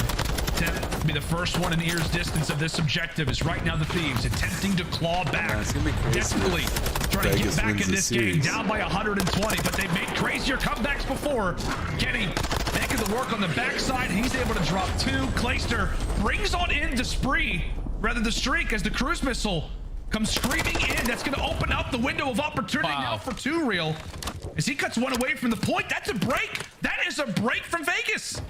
Yeah, Vegas is doing whatever they want on the map. When Clay finds that 2-piece with the cruise, you see the spawns for LA Thieves all the way towards back planners. So Vegas Legion only needed 2 kills in the feed. They find them, and they're able to execute the break. 180 to 66 currently is the score line. Vegas Legion has just been able to take over this game. Now off the rotation, the Thieves have to win 1. You have to get to one of these hard points early on. Big 20 seconds over towards P2, but now you have to find another break on towards P3. Right now, Octane not having a great game at all. 5 and 16. Started off this game 0 and 6. He's not been having a great time so far here on Embassy, but if we do know this Thieves roster, Jay, in Hardpoint, it has been all about breaking so far throughout this season for them, but Too Real is here again to spoil the party. Is double positive, and TJ is flying and frying too. They end up getting dropped for the time, and there is a lane that does get open there from the Thieves. I know we're talking highly about Legion. They're going on streaks. They're going on high momentum-based kills, but nonetheless, it is LAT who find that lane and keep themselves in the game that much further. Yeah, this is a big time. And unfortunately, a teammate comes in from Octane. He's going to take down his teammate. The break now comes in for Vegas. As now they're going to be able to get this remaining 25 seconds, breach that 200-point mark. Now off the rotation, it falls into the hands of TJ Halley. The only player here right now for Vegas as the break does coming from LA Thieves for that final 15. What can TJ do? What can TJ do? He's able to find the first, and now he just has to stay alive because none of his teammates are near him. I was say, what can he do? What can't he do right now? Siege has got 4 players around him, but it's Too Real on one side, and it's TJ on the other. As they begin the process of elimination, here comes Vegas. Here comes Tej. Ends up getting dropped, but it does set up his teammates for a bit of success. Octane, as the dust settles, wins the 1v1, and now it's once more an opportunity for Thieves to get some seconds, Jay, if they walk away. With the majority of these final 35 seconds, they're right back in this. Just gotta get these gunfights. You gotta win these gunfights if you are LA. Because you have Vegas Legion still trying to put on the pressure. They have fought their way back into this game. Let's step aside. Let's go to the comms with LA. Oh, push shot, bro. Wait, no. He's on. He's spawn side. Spawn side. Let's go. Yeah. I'm playing on the. Who's spawn side, bro? Hey, good fucking. I'm coming left of you. Who are they? I don't see sign. Oh, top AC. Listen. Go left. I'm gonna late play right. We spawn this out. Yeah. Okay. Yo, play your fucking kills left. I'll send you how far. Listen, I'm gonna every kill they're gonna spawn out. Okay. For a second. Give me a second. Yeah, I'm gonna play late mid, bro. I'm gonna late play mid. Give me a second. You're gonna be stacked in there. Wait for Zach, bro. You gotta play Hey, I'm going top. It should be a 3v3. Top AC. Yeah, top lane down. Alright, laundry to mid, bro. Gas. Gas plat. Alright, let's disconnect, man. He's to me right. I spawn up left here. He's on AC. D2. We're gonna play with him right. Ready? This guy's AC. Higher. Fine. No, went up. They did win it. I'll see you guys. In laundry. Laundry not weak. He's shot off top gas.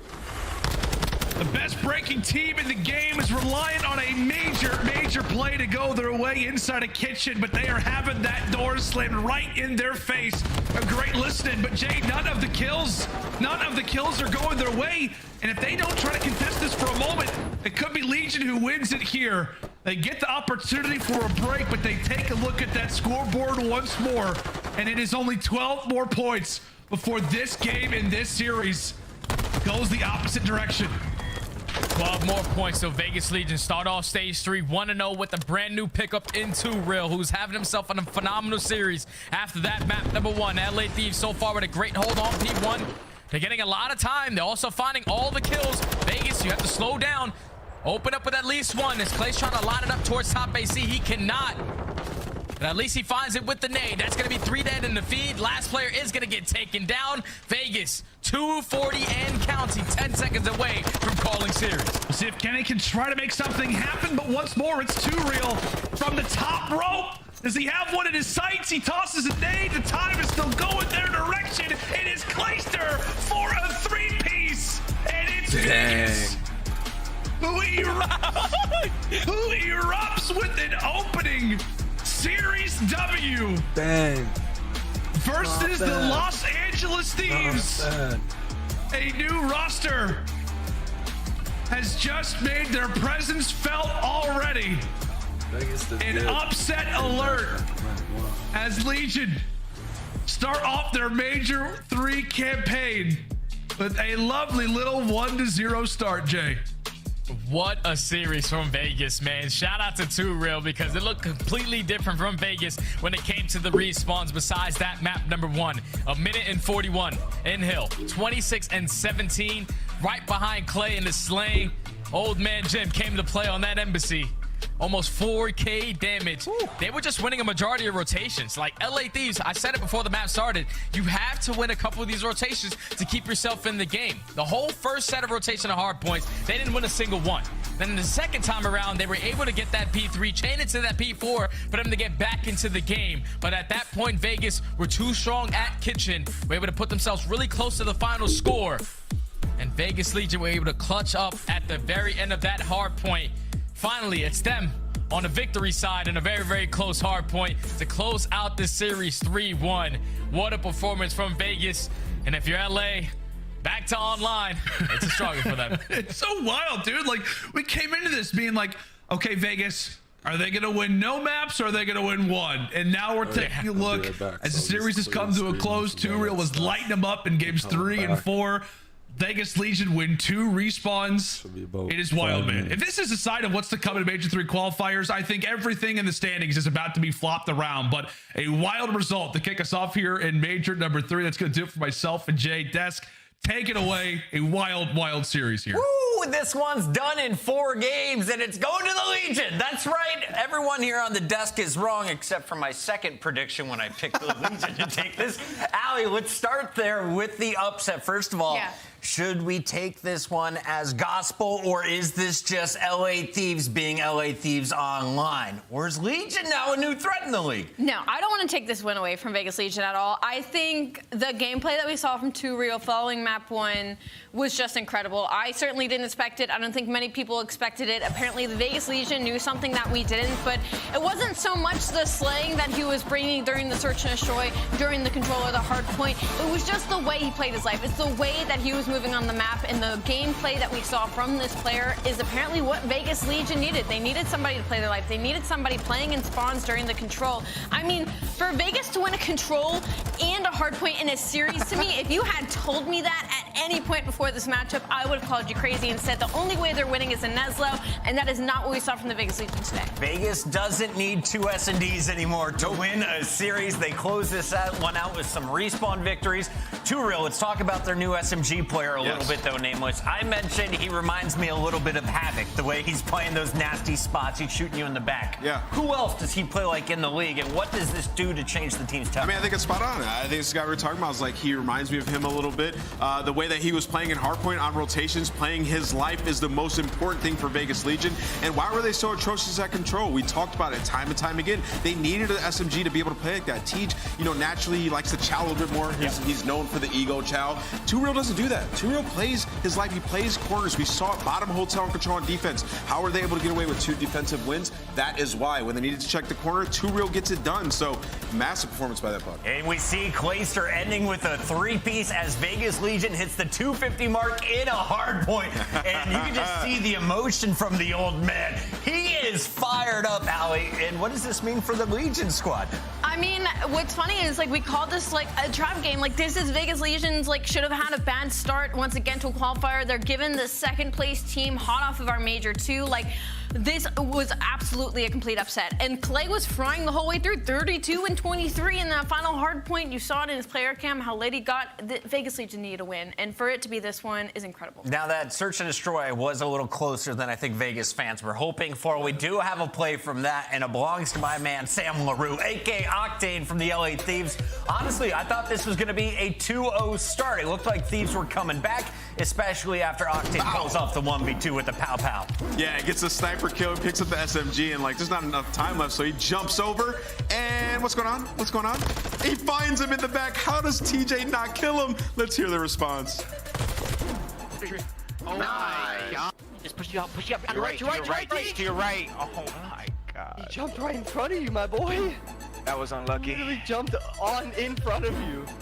That's him. Bro.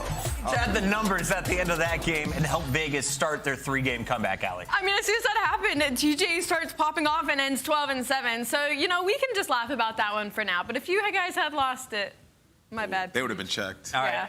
LA Thieves, they were in the number 4 position after Boston. Here are our updated CDL points as Legion was looking to climb up the right side of that screen. You can see the Thieves now below the ROKKR, who moved into our top 4 after the tiebreaker, and Legion Well, they're currently in that 9th spot. Everyone vying for top 8, though, here in our Major 3 qualifiers. That's where you want to finish if you're playing in the winners bracket here in 2 weeks, 3 weeks down in Texas. Yeah, if you're Breach, Surge, or Optic right now, you did not want Vegas Legion getting that win whatsoever, because now they're putting themselves in a position where they are just about 10 to 20 points from overtaking you in that top 8. There you go. CDL points are updated. We're getting our interviews ready. As we talk a little bit about this, though, this is our first match of a Super Friday here, Nameless. Brand new start to Major 3. The qualifiers are up and running. Vaznev nerf. Does it have an impact? Or are we still seeing TAC 56 and the Vaz every game? Nah, we're going to see those two like every game, yeah. And the Vaznev, I think it was a negligible nerf. Like, we saw the numbers. It didn't really do much. And using the Vaz, it still feels absolutely insane. I know you're ready to get on the later. You'll probably be running the TAC. But, before we get into the stream, I want to talk about, the LA Thieves a little bit. Yeah. They play Embassy once again. I feel like their map pool, they have to expand a bit. Like, Embassy and Hydro throughout Stage 2, 1 and 4 combined on those 2 maps. Like, they need to add one more to their list. You see they're trying to play Embassy, comes down to the wire, but just a couple impact plays what cost them there at the very end. We saw 5 different maps chosen across the 5-game series. We only got to 4 here, with Legion taking the middle 3. Let's take a look, though, at what else is going on around the Call of Duty universe. Remember, you can get your CDL gear right now. Head on over to callofdutyleague.com and start your shopping experience. We've got the official CDL apparel and merchandise, including the full line of 2023 jerseys, all on shop.callofdutyleague.com. Yeah, what the heck? Yeah, which one of those is most fire? I'm going far left here with the Thieves. Nameless? Allie, where are we going? I'm going Thieves. Or the Texas one actually looks pretty clean. Yeah, I kind of like that green and white. ROKKR they all look good. I've never seen those before, to be honest. First time. I haven't either. Shout out to our team making the gear. And remember, you can rock the gear in person and in game. You can rock your Boston Breach or your Optic Green. Choose amongst your reds of choice here. I'm going with the yellow. The Subliners hooked us up with some hoodies. I've been wearing their skins in games. Thank you for the codes again. Yeah. We're getting hooked up here this year. I like it a lot, Nameless. Dude, the most cracked players that I see are the LAG skin for some reason. Really? Yeah, I don't know why. Whenever I see LAG skin, he's an absolute demon. Maybe it's because he's got the blacked out glasses. I think that's what it is, yeah. All right, we're going to go to a quick commercial break. When we come back, we will be talking with the Legion, so put your questions in the chat. We also have another matchup here to go. You guys don't want to miss it. Stay one, Major 3 qualifiers. Be right back. What's up, gamers? Alley Cat here with some info I know we have been waiting for. Ranked play for Call of Duty Modern Warfare 2 is officially here. Join me as we break it all down in the ranked world, including when exactly you can jump in for your first matches. Let's get into it. All ranked gameplay will mirror our 3 CDL game modes: Hardpoint, Search and Destroy, and Control. And just like the game modes, we're using the same CDL map pool. That's currently 6 total, so start getting familiar with them.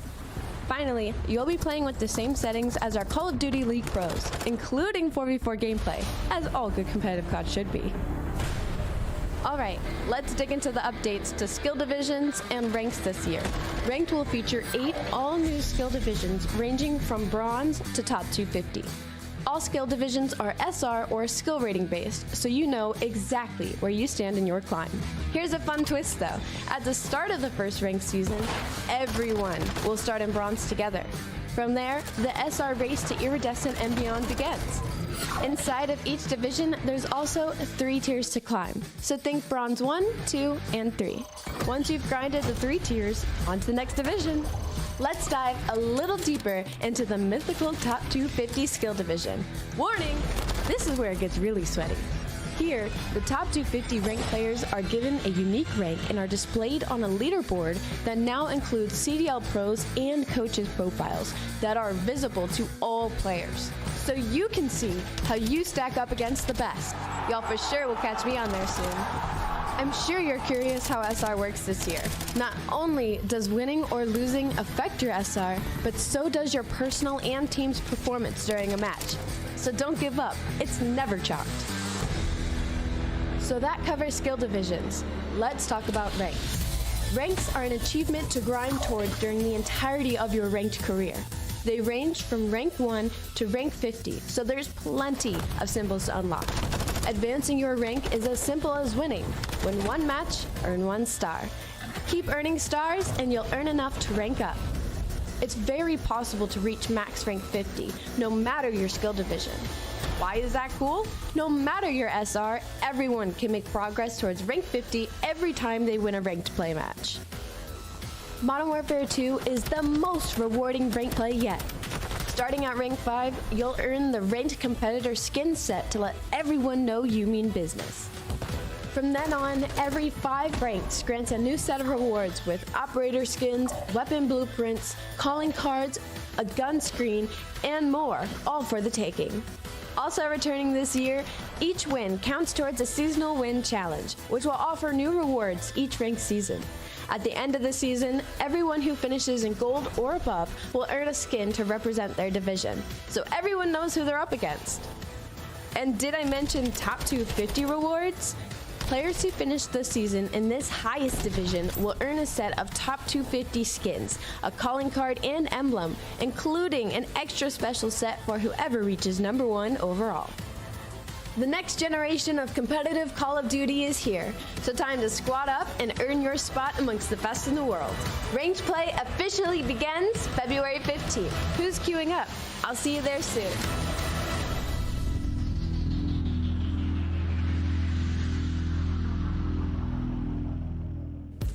And we're back. Headquarters is live, and the next matchup you're going to see is going to be between Minnesota ROKKR and the New York Subliners, a match that went the distance back in Boston. Before we get to that, though, we have an interview with our winners of our opening matchup. The Vegas Legion had 88% of the community going the other way with predictions. Clayster, you made myself and the other 12% look good today. How are we feeling after that most recent 30 bomb?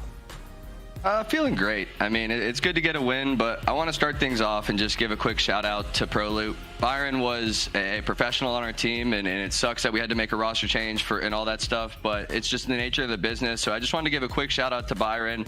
It was just the nature of the circumstances that we had to make a change. We're in 11th place. We got to shake something up. So just wanted to give some love to Byron, ProLoot, and make sure everybody thinks that, he did what he needed to do. It just sucks that he was the one to go. And that was going to be my follow-up question. So, of course, ProLoot is now gone. You have 2Real in the starting lineup. What were you looking to change as a team, and what is 2Real now? What is his role on the squad? I think everybody on the team realizes how close we are. Even when we were losing all those hard points, we were like 3-15 at hard point at one point, but our average loss was like 30 points. So we're talking half a hill away in all of these hard points. And honestly, we just knew we were one piece away, or everyone stepping up like 1% away from being able to contend with these top teams. And when we were looking for replacements and who we were going to get, a lot of people are surprised about the 2Real pick. And I'll put it out there, he's 100% my pick. I played with him in Challengers last year. I think after playing with him in Challengers last year, I really understood the potential this guy has. And I think he didn't get a fair shake on Florida last year. So I wanted to make sure we get this guy another shot. He showed it today, maybe not in that map one. Everyone's like, oh, it's the same old 2Real. And then we see in that control and we see in that last hard point, he can play. This boy can play. He's got the potential. He's got the intelligence. I'm telling you, watch out for Brendan. This was GM Clay's move. Putting it in ink right now. All right, go ahead, Alex. I'll take responsibility. I mean, a consummate professional. I mean, incredible riff that you just went on. But Clay, I mean, you were shooting as well. I mean, still at this day and age, you're dropping 30 in that map 4. You're getting up and yelling. What has the energy been like for you guys since plugging 2Real into the roster? And was this a success that you guys saw right away in scrims, or did this win even catch you guys by surprise? I could lie here, but we've been getting kind of slammed, honestly. The vibes haven't been the greatest. Our scrims, like yesterday, I think we played Boston and didn't win a map. Beans is looking awesome. So honestly, this was a bit of a surprise to us. I'm glad that we were able to put it out on the table and really show a good performance today. But after the map 1, things were looking a little sketchy. Tej didn't see Sam in that 1v2, which the comps for that are hilarious, by the way. And it almost crumbled, but we got the tenacity, we have the composure, we put it all together, and honestly, I'm just happy that we came out with the dub. Clay, I remember talking to you a couple weeks back, and you were saying how I need to slow down a little bit, play a little bit, better on rotations and things like that. Well, it seems like you and Tep in the series both were speeding up, making more plays. Is that due to the way 2Real plays? He's sort of taken over that role on rotations and hardpoint, and especially in control, being a nuisance in their base. Does that help you guys and allow you to play faster? And do you think it led to more success? Yeah, I think we're still finding our footing as a team. I mean, if you really look at us, we've had 3 days of practice. Like, we genuinely didn't get this team together for a while. Like, it took us a long time. So we've only had 3 days practice. We're still figuring out our flow. We're still figuring out our pacing. I don't think it necessarily is like, oh, Jesus. I don't think it's necessarily like he allows me to play faster or whatever. I'm just doing what needs to be done to win. And in situations where I'm in a disadvantageous situation, I just stop forcing it. And I think that was my biggest problem before. It's like, it wasn't that I was playing too fast. It's that, like, if I was the last one alive, I would just jump in and try and 4-piece them. But now I'm just kind of sitting there on a pre-aim, letting my teammates spawn, run past me, try and guarantee 1 kill. And so I don't necessarily think it's a faster or slower thing. I think it's more so I'm just playing at a pace where I feel comfortable now. Let me ask one follow-up. I want to ask, so Temp's in the Atlanta FaZe facility. What's he doing there? Just for better internet or what's going on? Yeah, so shout out Atlanta FaZe. Let me give one there quickly. They're allowing Donnie Temp to play out of the Atlanta facility. It's crazy. He would ping like 20, and the FaZe guys in Atlanta are pinging 2. So really just having that extra ping advantage, and they have like probably the best internet in the league at that facility. So shouts out to those guys for being homies and allowing Don to go to the facility and play out of there for this stage. I heard there's some recording studios in Atlanta as well. Don with a fresh track, maybe? All right, Clay, thank you so much. Before you go, though, final question.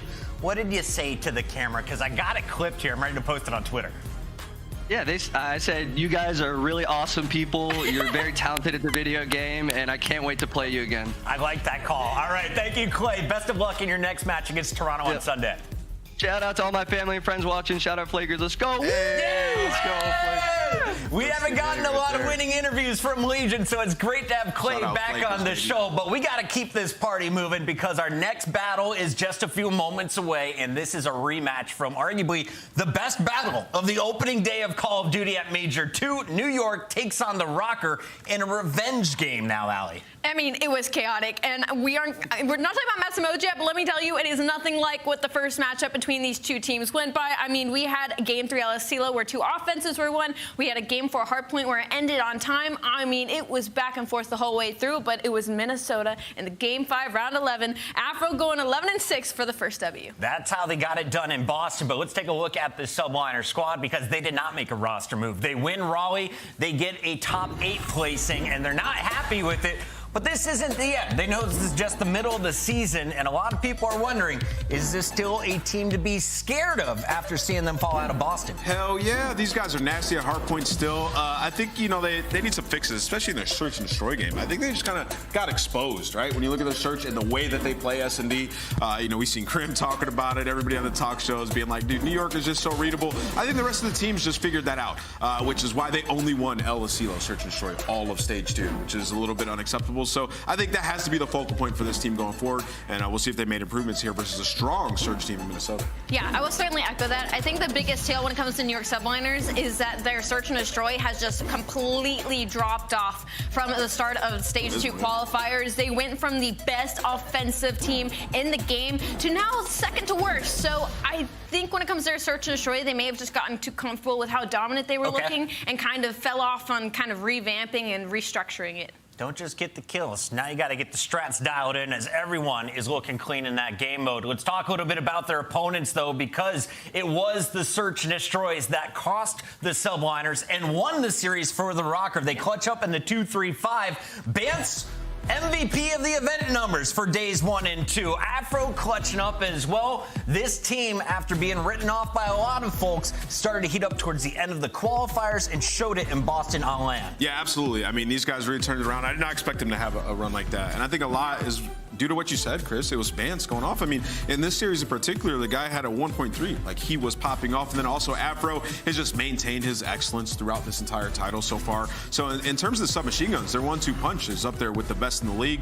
Still waiting for Cammy to really start frying once again. But overall, the team dynamic is there. The search and destroy is much improved, especially offensive rounds, which is something that I harped on so much coming into the major. Allie, we talk a lot about Rookie of the Years, but Afro, one of his sophomore performances, is this going to be enough to put him into your top 2 right now alongside Pred and maybe Sib? Probably probably top 4 SMG of the game right now is definitely where I would put Afro. You know, that conversation has definitely expanded as Major 2 qualifiers and Major 2 event has gone through. But he's been so consistent across the board. Like, it's hard to see Minnesota ROKKR not winning when you have a player like this across all game modes succeeding. It's not just Search Destroy, it's not just Hardpoint. All across the board, Afro is here and here to make a statement when it comes to these games. But like I said earlier, the map pool is completely different from the first time these two teams matched up. And it's kind of like a question of why. Like, I feel like there's not long enough turnaround time for them to have expanded in the way that they did. Game's ready, so quick predictions here. Who takes this one? What maps? Oh, man, I think I'm going to go with New York. New York? I'm going to go with New York, yeah. 3-1, 3-2? 3-2. I think this is going to be a long Going to a game 5 again. Yeah, I'm going New York, but I don't like it. I'm going New York, though, 3-2. Well, then I got to go with the Horns, baby. ROKKR's going to take this one in a 3-1. We got our casters ready. The UK lads, take it away. Thank you very much. Yes, a rematch here on the cards, Minnesota versus New York. Lots to talk about coming into it. Obviously, ROKKR with a fantastic run in the major, falling short on the last day. New York with a terrible run in this major, but the champions of Major 1. Let's see how they stack up on our fresh wipe, our fresh start, as we run into Major 3 all the way in Texas time. Yeah, you're going to forget about Boston if you're New York, and you've got to kind of continue that form if you are the Minnesota ROKKR. They really did look great, and I think I want to kind of reiterate what the desk was saying there. The SMG duo, absolutely fantastic, but they are going up against one of the best SMGs in the game alongside the duo in Hydra and Kismet, so this should be a really interesting one. And as we just said, over in LAN, very close game, completely different series here, though. We're back at home. Are the ROKKR going to be able to continue the form? Are Subliners going to be able to bounce back? Questions to be answered? Let's find out if we can get them. Yeah, and that's going to be the key thing here for both of these two teams, really, is how are they looking coming into Major 3? Well, already 3 kills down as they look to flip these spawns and keep on moving. Only Kismet was going to be the last one alive. Still going to be a P2 spawn for New York Subliners. But it is looking like ROKKR looking to start off every bit as hot as they did at Major 2. I'm really keen to see how Afro comes into play heading into Major number 3. Stage 3, here we are. Can he continue that form? It's going to be such a crucial thing in this game specifically, but looking in towards this, it is a good start for the Minnesota ROKKR, picking up some good times. Falling out now for the Subliners, and ROKKR going to be in a bit more of a favorable position here. Need to get themselves rid of Skies towards the back, though. He is going to cause issue. We'll find one that'll slow down the push here for ROKKR. And that's one of the key things here for me as well. I think New York are still very much a top team. Maybe confidence is going to be exactly what they need. But they do hold on to the spawn here. This is a victory for them so far as they look to bring all of those points back into their pocket as they have control. Yeah, that's all on Skies. Does a really good job at staying alive towards the back. Finds himself a couple of kills, and there you go. Spawns are back in favor of the New York side. Good gunfight coming in here from Afro, though. And once again, the Vaznev running hot. Nerfs matter not to this man. And there's the break immediately. That's far too easy. Subliners, they do the hard work. You get the rotation. Gotta hold it down. Touch in a really good position here as well, by the way. If they don't dig him out, he's going to try and get this rotation for himself as well. But there are numbers here from New York, and they clean him out for this money hill before he can do any more damage. And it might even be Hydra going for a break by himself, looking for this last person. Dives around the corner. Bance will deflect that and not give away that bit of scrap time. The biggest thing here for New York, though, is they have to hold on. It's a free hit for Hydra in that sort of situation. You could just push forward and allow your teammates to then extend forward themselves. You got a good hold over towards P3 and thinking of 3. That's Kismet with 3 of his own. Can he make it 4 here as the push continues? Blindsided slightly by the Gallows, but now the push starting to come through. Is the spawn still going to be here for Subliners inside? They're going to hold tight. Heartbreak at the best of times. They're going to try and get through. Police finds one. Will be traded away. But the trade's not in the favor of ROKKR. New York doing a great job just holding the line over and over again.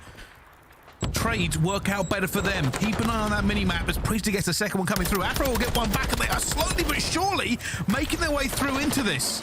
Yeah, there's going to be a spawn into Art as well for the side of Minnesota ROKKR. They're going to be able to find it towards maps, I should say. And now Subliners pushing from the stable side. It's just a pivot, 90 degrees. Can you get anything done? Not quite. 20 seconds remaining. Subliners, I suppose you kind of take it.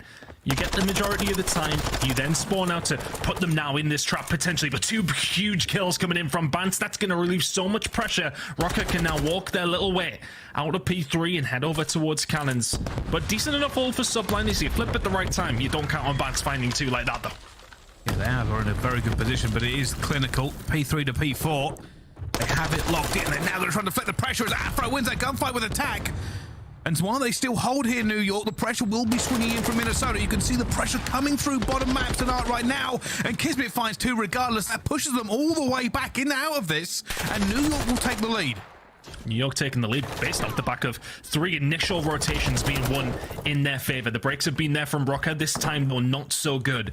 And ROKKR on this map specifically, they're one of the best teams at holding down the hills when they get into it, but Subliners have been the first ones there pretty much every single time so far here on Fortress.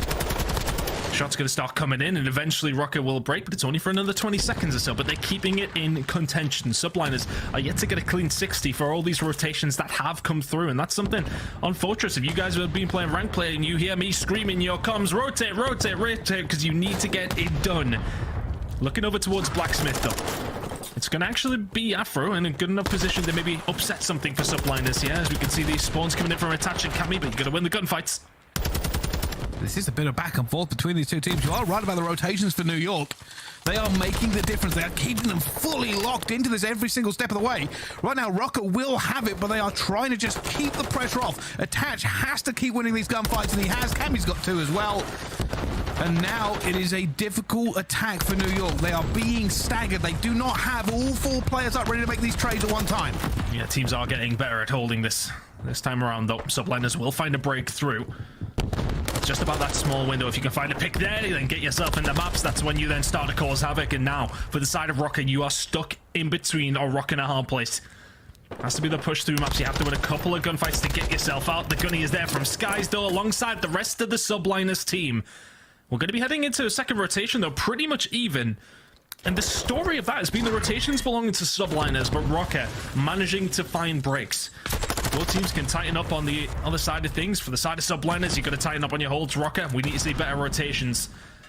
And let's see how the second half of this game does play out. But very even game so far, Bruce. And Priest just holding the fire there for a second. Eventually going to take down Afro. Cammy looks to get that trade through as well. Eventually, though, it will be Minnesota who get out of that trap. New York held them for so long as Skies continues to rain terror upon this map. He has 3. He has the time. And they are putting ROKKR on the back foot. The one small ray of sunshine for ROKKR is going to be the fact they've now got spawn for P2. And now they don't have Skies to worry about. Back towards Forklift. You are in a good position here if you're ROKKR. You need to make sure you lock some of this time down. Skies is pushed up in an advanced position. Not quite as advanced as he was last time. It's a 1-for-1 trade so far. Hydra, though, the man that you don't want in towards bottom art is somebody who can just cause chaos so many times. There's 3, make it 4 in a row for Hydra. Now the push around the back can only be stopped by his teammates, but the break towards the back for Subliners. He's ready to just try and strike here with the rest of his team. Forces him out of position. He goes flying in. Afro equal to it, though. Holds him off for just a few seconds. Priest are trying to find anybody pushing him here on the flank, but nobody so far. And the wallbang comes through. He's going to eventually find Bance laying down. Afro left alone the hill. He finds the first, but can't shoot 2 directions. Cammy now trying to hold it, but they know where he is as well. And Cammy's going to go down. The trades come through for Attach at the same time. Both teams throwing bodies at this as we head towards the rotation mark. Cammy does actually just a really good job at staying alive, allowing the rest of the team to get themselves there. And the beauty for Minnesota ROKKR here is that New York's still spawning towards the back because of the pressure you continue to put in. Yes, okay, you got the P2 rotation. You don't get much time from it, but P3 is last time where Subliners had most of their success. It is typically the hill where they find a lot of success when it does come down to Al-Baghdad at hardpoint. But here comes the Hellstorm, the cruise missile coming on through. This should help the break. Trophies should be down.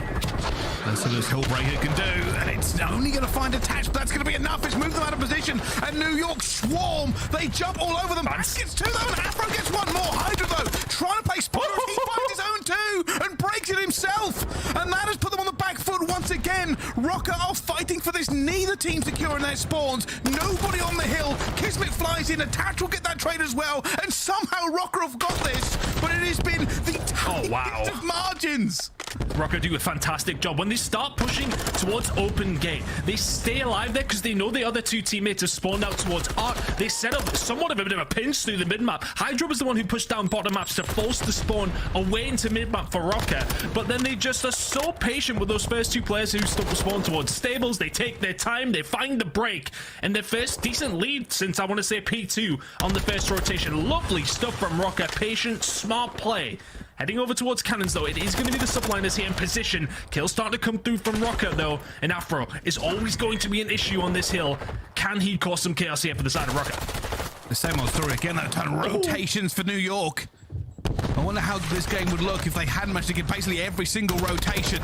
And that's the thing, you can say about how great a job a team doing breaking hills, but they shouldn't always be in that position. Right now, New York are climbing those points up step by step as they look to take this back into the lead. And you can see ROKKR are now waiting. They want to stack. They want to get into this, but they are not finding kills. They are not finding breaks in the armor of New York as they have gone into the lead and they move into lethal range. When you get the pressure, that I want to say that very much a slow, steady push comes through. You gotta make it work. They were so patient to set it up, and they haven't managed to find anything here. Subliners 10 seconds away from the end of this hill. They've got the rotation heading over. We can actually see over towards P3. There's a big gunfight going on. That is going to be the Minnesota ROKKR getting over towards those back spawns. And somewhat of a pinch being set up over towards what Subliners have left over towards the point. But Priest and Kismet, the ones left, are getting the job done. Bance will find one, looking towards the spawn for Subliners. Where's it going to lie? It looks like it's probably going to be mid-map. Oh, it's actually going to be over towards P1. ROKKR have got to fight fire with fire immediately here through maps. A bit stressed here. ROKKR as all it comes through, and Attach takes down Cammy as well. They lose control of this hill. Bance managed to find one back as well, but Kismet gets that trade at the same time, and it's looking like last rotation. New York trying to just pin in ROKKR and not let them move. Eventually they find the kills to break out, and while they are getting this time, P1 is beckoning. 20 seconds away. This is good time, though, for the side of ROKKR. They will take it, considering the situation we just seen them in, considering the kill feed and what it was looking like. You will take all of this time. Kismet can do very little about this, and it's all about the rotation to P1. Both teams can obviously end it here. Next few gunfights are important as both two teams will start to set up, and as you mentioned, Cammy over towards P2 is going to cause a little bit of pressure. There's two big kills, 22 and 24 from Cammy as a start line that isn't necessarily going to impress too many, but it's better than what we've been seeing from him over this season, picking up some big kills when he needs to. Can ROKKR continue to hold down here at P1? French Phenom has to go big for his team. At the moment, New York, they thought they had this locked in as the time is ticking. He's looking for kills, but he's finding nobody. Hydra looking to strike. The Venom is primed. The Fangs are out. Can he get anybody? Finds the feet, finds the toes, but Afro will shut him down. Afro gets a second as well. 10 away. That should never have happened. And New York are not close enough. 6 seconds left to go. Skies finds two. Afro's alone, but he finds another kill on the hill. Every single direction. Afro! Kismet gets two in the tiniest of margins. I thought he had it. It's contested. Cammy goes for it. He has to win the gunfight for the game. It's not going to win, but the rotation is now in. It's Step on it. He's got in there at the last second. ROKKR winning. What the actual was the end of that game? It was Afro going off in New York Subliners, just trying to clutch at straws that were being given to them by Skies. He finds two in the middle where they nearly find the break in time, but Afro shuts it down from left, right, front, center, back, everywhere. They push him from so many different angles, and he gets the job done, puts them within spitting distance of Minnesota ROKKR. Just waltz on through. What a game number one to kick things off, but I'd love to see what the rotation side of things on the stat side was seeing in that game, because it felt like Subliners were the first ones there every single time. But I want to say that on the second rotation of P3, the second rotation of P5, and heading into P1 for the final time, ROKKR did such a good job. And when they are finding those rotations, when they're winning those rotations, they look the much better team. But when Subliners were winning those rotations, it was keeping them in the game consistently. ROKKR, though, the team that were finding the breaks in the more efficient time, I want to say, throughout the whole game. And that SMG duo that we talked about from Minnesota ROKKR causing havoc. But I want to give a shout out to Cammy as well. On that rotation over towards P1, you shouted it out. He started making kills over towards P2 on that final hill. Well, that's why it's so important. It opens things up. Yeah, we talked about it. Blacksmith to P1. New York bottled ROKKR in for as long as possible. The fact that Cammy was out P2 and then made not only one kill, but the second kill into Kismet broke New York completely. They had to look two different directions. They had to react to the threat. And ROKKR jumped on it. Let alone the fact that Afro basically did the impossible there at the end.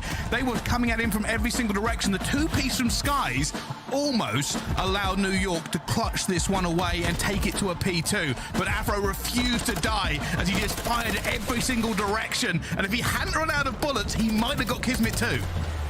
just a loose stat that's actually coming through from Tim. He's going to have to double check some of the numbers, but New York winning the first 4 rotations. And when you do that on Fortress, you think P2, you're thinking a lot of points. You think P3, you're thinking a lot of points. They never got going with those rotations. The next 7, ROKKR won 5 of those. So when that really mattered towards the end of the game, ROKKR put their foot on the throats of their enemies, 250 to 206, and it's feeling like a ROKKR team that are continuing the form there, Bryce. They surprised a lot of people, us included, even though as a ever so slightly biased British casters, we were pleasantly surprised at how well they did play, of course, in Boston, and I think a lot of people were quite surprised.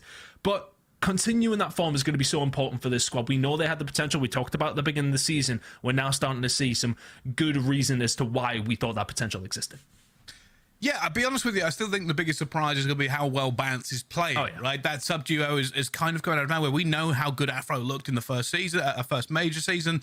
Going into kind of major 2, only the last few games from ROKKR look pretty good, and they continued it on forward into the major. The team seems to have found a little bit of a gelling point for them. On the side of New York, in my mind, it's still out there a little bit. I still think this is a top team. They are still very, very good. Yes, you can put an asterisk on their game at the major if you want to and say, yeah, realistically, these guys did not get in till late. They did not have their luggage. They were not in a good mood day 1 of the major. But the fact that ROKKR continued their run of form and New York then lost 2 more games after that first day. Lost 1 more game after that first day. It has been a little bit of a changing of the guard. I still don't know where I put New York in my list. I have to see how they come through some more games to begin with, because ROKKR are still riding high apart from their collapse. I think if I was to have a list, so to speak, I think I would only have one definitive answer for you in that. Well, actually, maybe 2. I would probably put FaZe first and London last right now. I think that's the only kind of thing that I have going on that is definite. Sorry, London, and well, yeah, FaZe is an obvious one, but we need to really still get a good look on where everybody is lying right now. We've got a very, very competitive league at the moment. I mean, I would have had Thieves at 2nd, but they just lost to Legion. So I don't know, Bryce. This happened all last year as well. It's really difficult to kind of put where people are heading at, and it's really much about on the day Call of Duty. But heading into the Search and Destroy, we know that this has been a massive blow for the side of the Subliners. Map 1, you would have fancied them on a hard point. They lose that. Now heading into a Search and Destroy. And then, of course, Control afterwards as well. If New York do go on to lose this, ROKKR looking fantastic at Control right now as well. The big reason for that is because of Afro. He's absolutely insane. The best defensive KD, the best overall KD when it does come down to Search and Destroy. This man is an absolute menace, and Bacado is a playground that I am sure he will revel in. Well, let's see. I'm not counting anyone out here. Let's see what New York have for us on Mikado, but we will start off the attack with ROKKR. Straight in with the nades. I'm sure plenty of people have caught those on ranked plate. Kismet, though, with the first blow on the bounce. Huge here for New York. And that bomb was still in spawn. Was that a bait? Was that intentional? I don't think it was, but... Afro inside the point, though. Over towards Cantina. He'll be the one to kind of cause chaos here. And I wonder if it's going to be down to Afro and Attach to make a little bit of noise. Smoke and mirrors, ladies and gents. Let's see if they can find anything here. Grenade goes in. Is that going to lure Subliners over towards A? Well, it's worked. They're still considering B, though. One of them watching the crossover towards the bomb site. Won't see them if... won't see Cammy, actually, if he does go through tin to get towards it. But right now, ROKKR still making some decisions yet. Gives me a huge gunfight there onto Afro. It's just Cammy and Attach left. Looking for a gunfight, but they don't really have map positioning. Cammy could potentially get this bomb down, but that's only because we can see it on the minimap. He's going to be checking every single corner for his Attach. Tries to hold his cut, which may work out for them, but surely, if this bomb does go down, New York are going to swarm it. They're going to start moving now. Yeah, you can see it. As soon as Attach sort of started committing to that cross, then, well, yeah, they've got to get moving. Attach now. Not a lot of bullets left here. Is he going to be able to find one? Yes, he will. Surely will get traded to 1v2 for Cammy. Now, did Attach call out where the rest are going? He's worried about the double back. Got daddy. Clutch for Cammy after a very slow round. He finds the first one. It's a double chow. Oh! He gets both. The double chow was a little bit too slow. They couldn't get the bullets on the Cammy in time. And he called it correctly. And while that's the right play there from New York for the double chow, there is just enough of a gap for Cammy to gun both. It's just so difficult when you are breaking into tin, though. He can be upstairs in any particular corner. He can be downstairs in any particular corner. If you don't land the first bullet, well, one of you don't see him. It makes it very, very difficult, but that is a 2 versus 4 for Minnesota ROKKR to kick things off. New York Subliners, this series is not going their way at the moment. Nade's coming over, Attach will survive, just about. Look at this positioning from Hydra, though. Gets himself into Cantina. Now, he will be causing issue, of course, because he's Hydra. Looking over towards Subliners to be hit. Minnesota ROKKR are very much respecting the potential of that happening now. Bance is over there, so information will be gained shortly. Who's going to be the first one to move? I suspect what we might see is a slow New York push over and then Hydra will strike as soon as he thinks the coast is clear. This has to go past Bance first. Bance is the only player here from ROKKR. He will be screaming this call out if he hears anybody or sees anyone. And he's playing sneaky himself. Oh, he's hearing a lot right now. He's hearing a lot. There's one. For the second. A little bit of staking going on. Eventually will go down. And Hydra has struck as well. New York have got the playbook out and it has worked out for them. But the Tatch will take him down before he does any more damage. It's a 2 versus 2. Shout out the headshot multiplier if you're Attach. You take that one all day long. Afro finding one. Oh, Nelly snaps onto Priester as well. Now 1 versus 1. And that's going to be a little bit of timing, but Attach throws his shoulder, goes for the reach out. He's going to have to get out of there. Not enough health for this one, and we'll back off. And I think Priest has called that as well. And with bomb down, this turns into a game of who can find the other first. I think that's a right call from both those players. You can't risk that gunfight. Both back on down, let's reset, but thankfully for Priest, it's a free bomb plant. 30 seconds left to go. Attach just doing his best to find anything. Here he comes, and Priest will be hearing that. He's got to be hearing that. As they check every corner for Attach, he's a little bit worried about it. The already first gunfight's gone down as Attach jumps and dives, but gets caught sprinting. And Priester will win the 1v1 in the end. I think it was actually a technical 1 versus 2 as well. Gets it back in there for New York. It's just such a hard one. Like, yeah. Sorry, I was going to say for Attach in that position. Look, no dead silence. Priester can just set himself up. Got to defuse a bomb. It is an impossible situation. You really have to gun him off the face of the planet for that one to work out. So good job from Priester, though. Does lock in something that he should do. And in the end, it's not enough from ROKKR. Hydra, as you said, he played over towards that side, playing that on the island kind of play style. He's the man who can really do it all on his own. Here we go, ROKKR. This seems a little bit more cut and dry. It's a big hit over towards A. That's it back. And that's actually going to hit. Afro has to back down. And you got to bear in mind, there was a trove down as well there, so they've really committed for it, and the timing, he knows where Hydra is going to be. They are trying to wallbang, and the nade goes out as well. It's been traded, though. Just enough players all around this bomb site to deflect this. Both teams have stacked here. It's a 3 versus 3 at A. Who blinks first? It's not going to be kicked, but surely. Oh my god, Afro! That looked ridiculous, but it instantly gets traded as well. Sky's looking for the second, and he gets it. It leaves attached to 1 versus 2. No trades there for ROKKR. And New York have just taken them down as they made themselves visible, and Priester will finish it off. Really nicely done by the ARs on New York Subliners, just sitting back over towards Hedges. You lock it down where you need to. You pick away at them in Cantina. You only got, what is it, 6 different windows to fly it through. And whoever really does come up in any of those is like whack-a-mole. Good job from the side of the Subliners. They will find the kills after things got dicey inside of Cantina. So good job from them. So that's 2 rounds back-to-back after what was, I mean, a round number 1 that you probably should have won as well. They'll be feeling to themselves like they should be 3-0 up. As mentioned at the top of the series, S&D was been a big issue for the Subliner side, but they've been looking good so far over 3 rounds of the side of Mikado. There's a huge nade raid that's just come out. It's given New York control. They now have this site completely. That bomb is going to go down as well. New York have gone for a very aggressive start here. They've stacked this as well. Minnesota don't really have anywhere. Do they have any grenades or anything? Comes through. Barris managed to slip the net. Nobody watching tunnel for him, but Priest again in the kill feed. And quite. Oh, now they snapped onto Priest there, but this is always a tough situation. If you are ROKKR, Priest are now going to be watching over towards Hedges' way as well. Good shots from Afro, but Priest will clean that one up. And honestly, I think what you highlight there at the beginning of the round, those nades come over. I don't think ROKKR get their trophies down in time. I just didn't have any at that particular moment. They have to back down. They have to give up the site. And as soon as that's the case, you're in a tough spot. 4-man retake. It's all very skinny little alleys with a lot of different places you can be watched from. Difficult retake. Subliners, good job. Yeah, as soon as you're forced out of Cantina, it is a nightmare. There is just too many places to go. But New York doing a fantastic job here of taking this game back from the hands of Minnesota. Can they continue it? Here comes an attack from Minnesota this time around. They're looking for a very aggressive push as well. It's a stack from New York here. They want to go head-to-head. Last time around, they won it in this exact position. Afro's worried about somebody being inside. The Skies will get a first blood on a Cammy.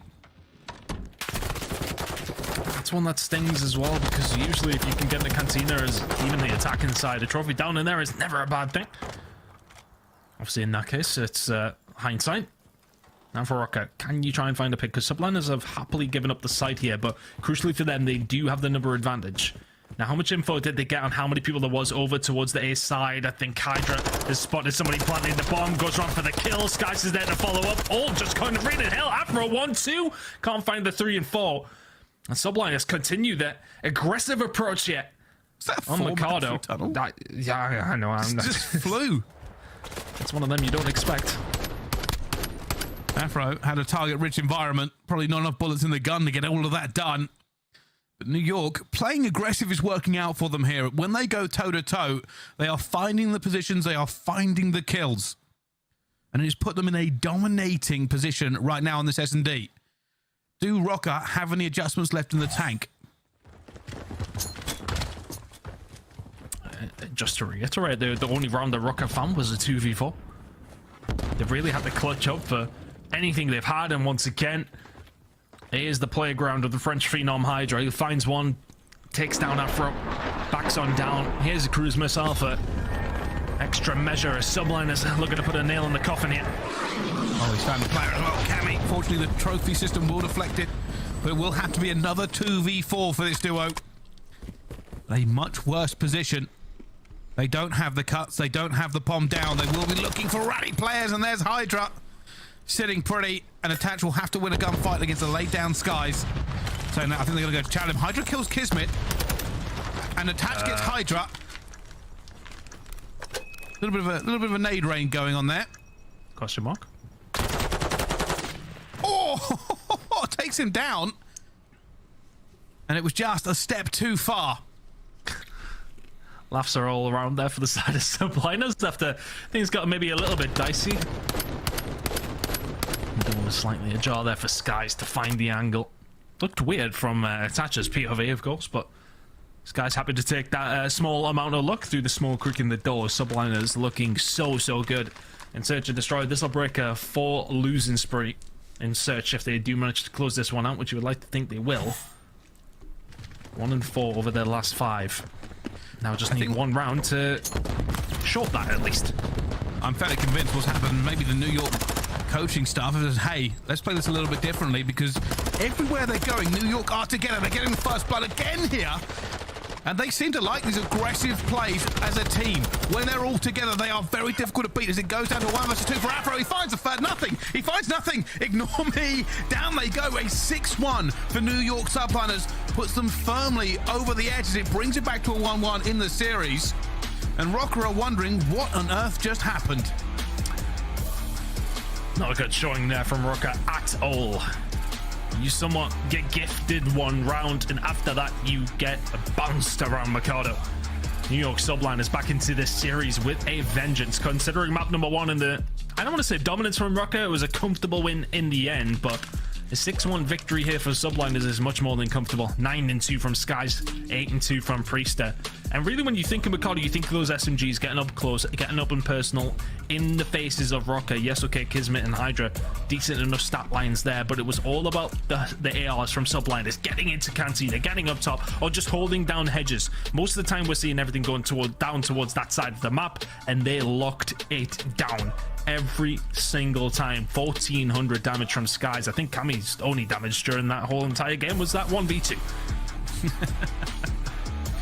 Yeah, it didn't look good for them, and I've got to say, ROKKR obviously not having the best time on that map, but I will give full credit to New York.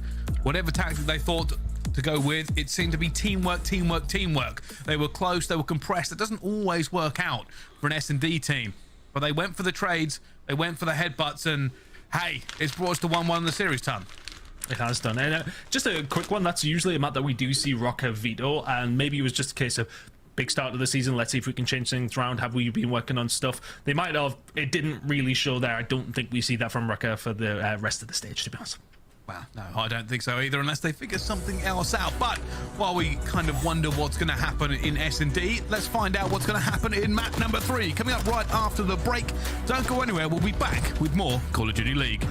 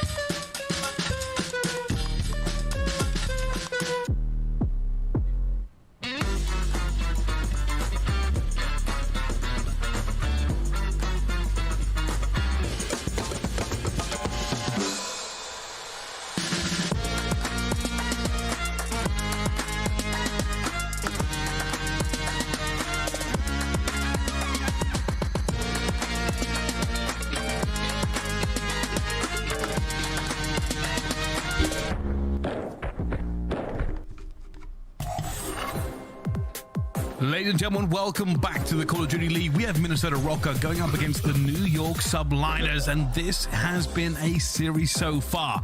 Minnesota take the hard point, but New York fire back with a dominating S&D, meaning it's all tied up as we go into control on Fortress. A little bit of a changing of the guard in terms of map from the last time they played, Ton. Yeah, not seeing the LSCLO, which of course we have seen from the side of Minnesota ROKKR, is looking pretty effective right now. But we're going over towards something in Fortress that, for the Subliners, you do enjoy. A 5-1 record there is pretty solid. And 4-3 for the side of ROKKR, but we know how Fortress control do be sometimes. So let's see how this one does play out. Subliners, of course, going to hit over towards A. It's all about that opening break for them. It really is, and it's going to be a good break so far as they've taken down Afro. Looking to get the pressure on towards A. The biggest thing they want here is not to get wiped. Just keep these players outside of that spawn. Doing a good job here. Clock is currently stopped. Kismet is in a safe position at the back of the van. Cammy goes to Chow and contest, and will eventually win the gunfight. Great shots from Cammy. Now can they find the rest onto Subliners to force them back? For Subliners, I actually really like how they're playing this. They're not playing too fast and frantic. They're not getting out halfway and going, oh, panic, let's get into art. Let's see what we can do from here. They are very much slowing things down, waiting for ROKKR to come towards them, posting up to A so that ROKKR do have to make that push, and then trying to find those gunfights. Slow and steady wins the race here for Subliners. A couple of kills coming on through. This is looking like A should go their way. Good work from Subliners. That's 3 dead momentarily for ROKKR. Look at this Hydra as well, trying to keep it out. Afro eventually will find him climbing through and jumps out the window and dies. But that third tick is slowly but surely coming through. There will be a Chow come in at the end, and it's Bance. Only Sky's going to be left alone onto this hill as he tries to pre-fire everything. Kismet has his back as well, though. And Kismet will find Cammy, and Bance finds a kill at the same time. But it should be done and dusted. Afro is not going to get that last player in time as A point is now secured. The problem being is the blender might be locked in. Yeah, it's all very well getting a hold of it, and it's a small win that ROKKR can take away, but if they can actually, sorry for Subliners to take away, but if they can actually get up this spawn now, it will be impressive. Kismet will find the first kill onto attach. Still, what? Afro had to be weak. Bryce, tell me he was weak. Tell me he was weak. That's 3 kills. Subliners suddenly out. There we are. And Kismet is going to make a move here. Is he going closed or is he going underneath? Just waiting, trying to figure this one out as his teammates keep an eye on the skies as well. He's not moving too far, and they do not want to be cut down. It gets a little bit tense for them, almost like an S&D. Push through. Kismet continues just to break through the defenses of ROKKR. Have another one as well. The prediction on the Afro reads them like a buck, and all of a sudden Subliners are out. They're over towards B. They've got presence here as well. Vance will find 2 in the middle. Attach will find 1, and oh well, welcome back to the blender. All the hard work was done, and now you have to do it all again. I will say though, that tick could prove crucial. Getting that onto the board, especially as we know how good defense is. Vance, cheeky position. Waits, finds the first. Not going to find the second though. A little bit too slow. But at the moment, New York still on the back foot, still in spawn, looking to break out. It will be Priester making a move this time as well, as he will get cut down by Cammy. They're trying to lock this one in every single step of the way. New York doing a real good job of getting these trades until Afro just closed them off. For on the most efficient jump up. For Subliners, you got a little bit of presence outside here. You have some sort of control of the areas of the map you need to. Cammy staying alive up top single. 6v6, bear that in mind. Well, 2 teams may well slow things down here as Attach will find 1, make it a 5v5. This is really getting into the S&D. Here they go, New York, looking to move forward now. They have 1 player advantage. Wow. It's now a 5 versus 3. ROKKR are failing. They found 1 though. Bance finds the first, jumps out, looks for Kismet. Kismet's going to go down. It's a 1 versus 3. Attach is left alone. His teammates are there, but he's found 2. He has to stop them getting on. He knows they're coming for him. The double chow is Priester versus Attach. Hydra versus Attach, and Hydra gets it. It comes down to a 1v1 in the end. I thought he was going to have and that. ROKKR are rightly furious and frustrated. They have lost the defense on this map, and now they have to try and get out of the blender themselves. And I think the frustration for ROKKR there will not necessarily lie in that 1 versus 1. Yes, okay, it's one of those that you would like to win. But it'll probably lie in the fact that they had Subliners pinned in their spawn multiple times. There's a couple of occasions that Subliners would get out. Of course, they push over towards A. They did well with that. But the fact that they had them pinned in, I want to say 3 times they got a decent wipe and had themselves set up in good positions. You've got to win the round from there, from at least one of those spots. Now they have the opportunity to attack themselves. Can they find a route out over towards A? It's looking that way. A couple of kills falling their way. Also, Subliners having to back on up. And New York waiting to strike. Kismet looking for his way forward. A little bit of trip as he comes through. Flies through the air. It's not going to work out for him, though. It will be Bans all left alone as they try to just shut it down. They have. The worst story here for ROKKR is they've only got one tick locked in on A. Oh, Kismet. Oh, it's such a well-played position for him. Really good shots coming in with AR. It's Hydra to find the third. Priester to find the fourth. And sometimes when you spawn over towards that stable side, it's the small gap, the small light that you see that you can start to run towards. Kismet repositions it. Gets over towards a small window from top art, and it's just easy gunfights. Very well played. Now for the side of ROKKR, can you find another breakout? It's looking very unlikely so far. Yeah, I would say if you're watching this, good time to get a cup of tea, because we might be just seeing you in round 3 regardless. Very difficult for teams to break out of this once it's put on as deep as it has been. And Hydra's already going for it. He finds 2, looks at the third as Bans falls as well. Nothing Minnesota can do. There is no light at the end of this tunnel. They will have to take one last swing, one last forlorn hope to get out of this spawn. But they have to go through every single corner, and Skies has found one, Kismet's found another. Eventually Bans finds it and down he falls. 25-11, 1 tick for ROKKR. This will be 2-0 in the control.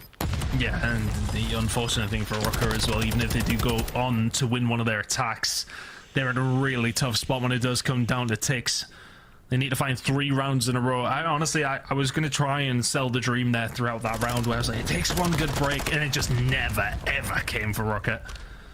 Really good work from New York, and that's what ROKKR should have done to New York in that previous round. They were set up in very, very similar positions, where the spawns there for New York are obviously over towards the back. It's a bad spot. You are in good positions to force them to stay back there. New York Subliners did that efficiently. The Minnesota ROKKR just didn't do it at all in their defensive round, and now they sit in a horrible, horrible spot. Of course, the defensive round coming up, you expect to win that, but you have to find an attack of your own, and you are more than likely going to have attack on the final round as well. And this is crazy. At the moment, New York are chasing ROKKR back into their own spawn. Look how passive they're being. This screams like ROKKR need a regain because they are finding nothing. They are calling out nothing, surely. Hydra is now running rampant. Wow. And they are already on to B. That's 11 streak for Hydra. It's a 12 streak for Hydra. I don't even know if they're going to be able to stop him.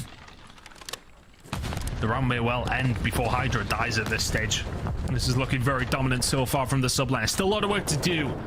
But the way that things are being going, that work is being done very, very quickly. Make it 13 in a row now from Hydra. He's 21-10, just causing issue inside of top R. It's only Kami to eventually shut him down. Attached with a good gunfight, so potential here. Still, the woes of ROKKR do continue, and even if they do win these next 2 rounds, I believe that's a guarantee now that Subliners will have the defense if it does get to that stage.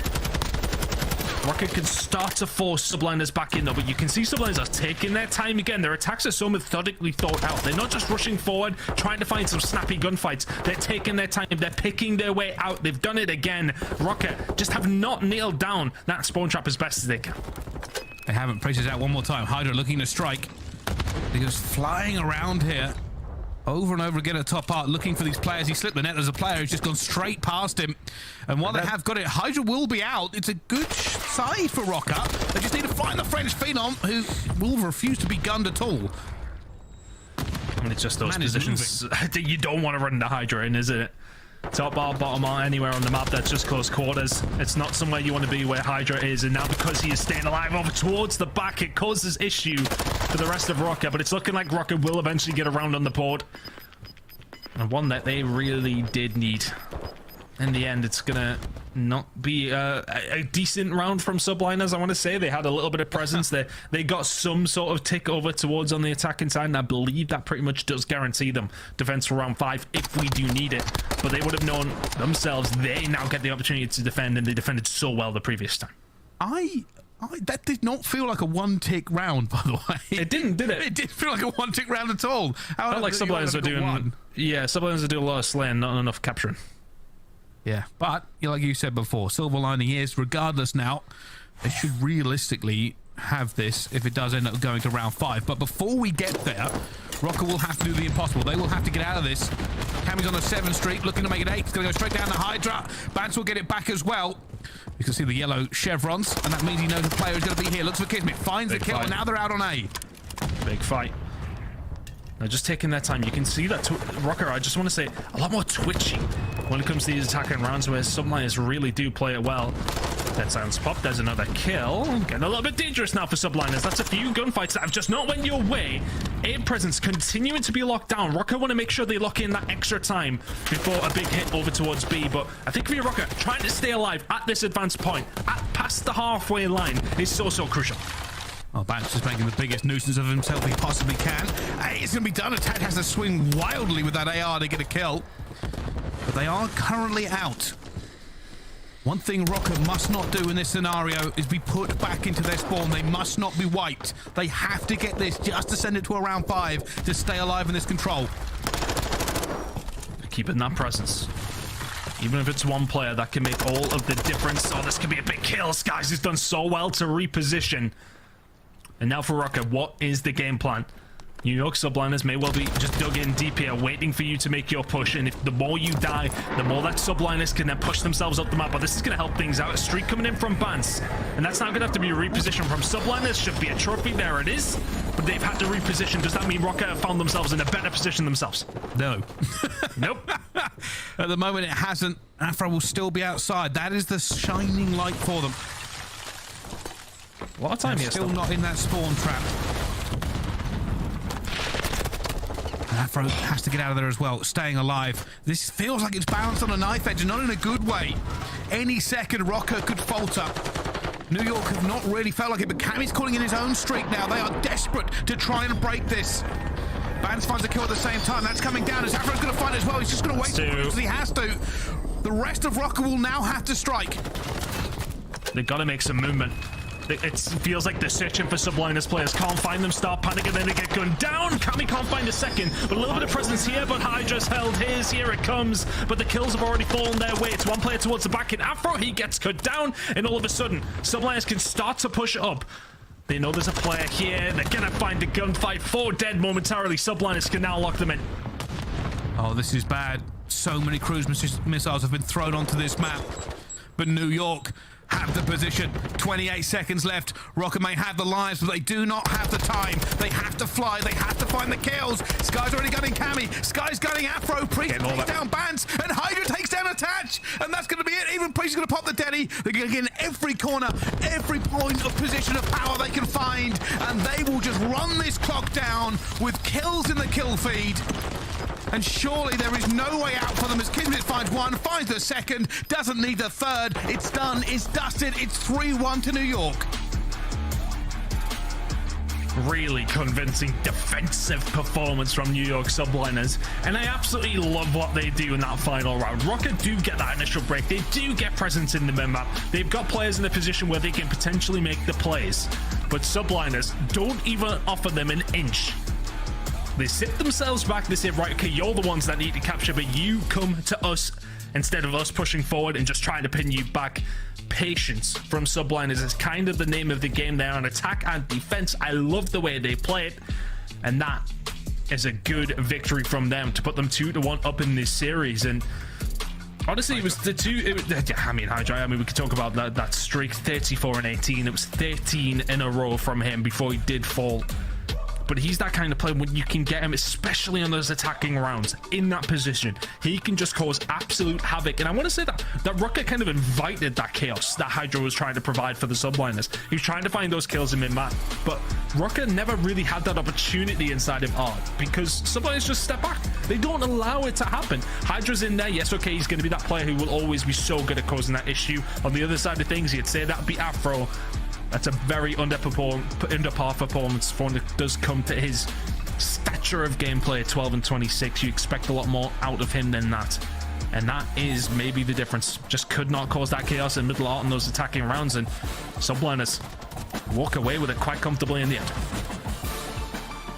Yeah, and the difference just has to be just you are right, the way that these two teams played the map. I feel like New York had not only the momentum, but They were proactive. It felt like ROKKR were more reactive to what was happening on the map, and that always put them maybe just one step behind. And also the fact that New York were quite happy to just close us in. They got the spawn trap a couple of times.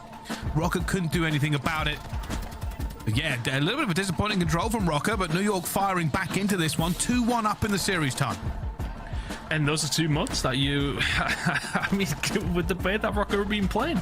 S&D control, yeah, we're good. We're looking fantastic. Of course, the hardpoint has been great as well. We've seen that map number 1, especially with the way that things did transpire in the previous series. It was Subliners to walk away with the hardpoints, and it was ROKKR to do everything else. And now we head over towards another hard point, and it's dangerous times now for the side of ROKKR. They would have thought themselves at least one of those maps of 2 and 3 to at least force a map number 5, and well, Banter's face tells the story. It is a dangerous position now for the Minnesota ROKKR. It is. It really is. Hotel hardpoint. The crazy thing is, even with how good ROKKR have been on these hardpoints in recent memory, I still don't really favor them. Maybe that's just me feeling like, especially considering how good that we have seen New York of, and maybe that's the balance that we're looking for here. New York, the Major 1 cycle, looked like a force to be reckoned with. ROKKR going towards the end of Major 2 qualifiers and Major 2 looked fantastic themselves. It's like a meeting of the titans from both stages. But I really don't know. I don't know how to feel about this. It feels like New York have finally found their groove to slot back into. And against a team like ROKKR, it's a big win for them. It is. I think, you know, the series is not done by any stretch of the imagination, but ROKKR would have been looking after map number 1 especially. If they could take that search and destroy, they're in a really good position in this series. Bearing in mind that the New York had lost 4 search and destroys in a row in Major 2. The fact that ROKKR aren't able to close out that map number 2 with, I want to say, a strange pick for them as well. That's the sort of situation you go look at if you're the Minnesota ROKKR coaching team. Like, well, why is that being picked in that stage? I mean, I'm sure they will very much have their reasons, but to then go in and get bodied like that in map number 2, that's got to be a dent of the confidence of the Minnesota ROKKR. Then heading into a control that doesn't favor you necessarily, you lose that, and all of a sudden you're heading into a map that you got beat by 100 points in. Last time out, you played the New York Subliners on stage in Boston. Hotel Hardpoint coming up next, and that is going to be a difficult one for ROKKR. They need to bounce back if they want to force map number 5 here. Let's see if they can do it. That'll be the key.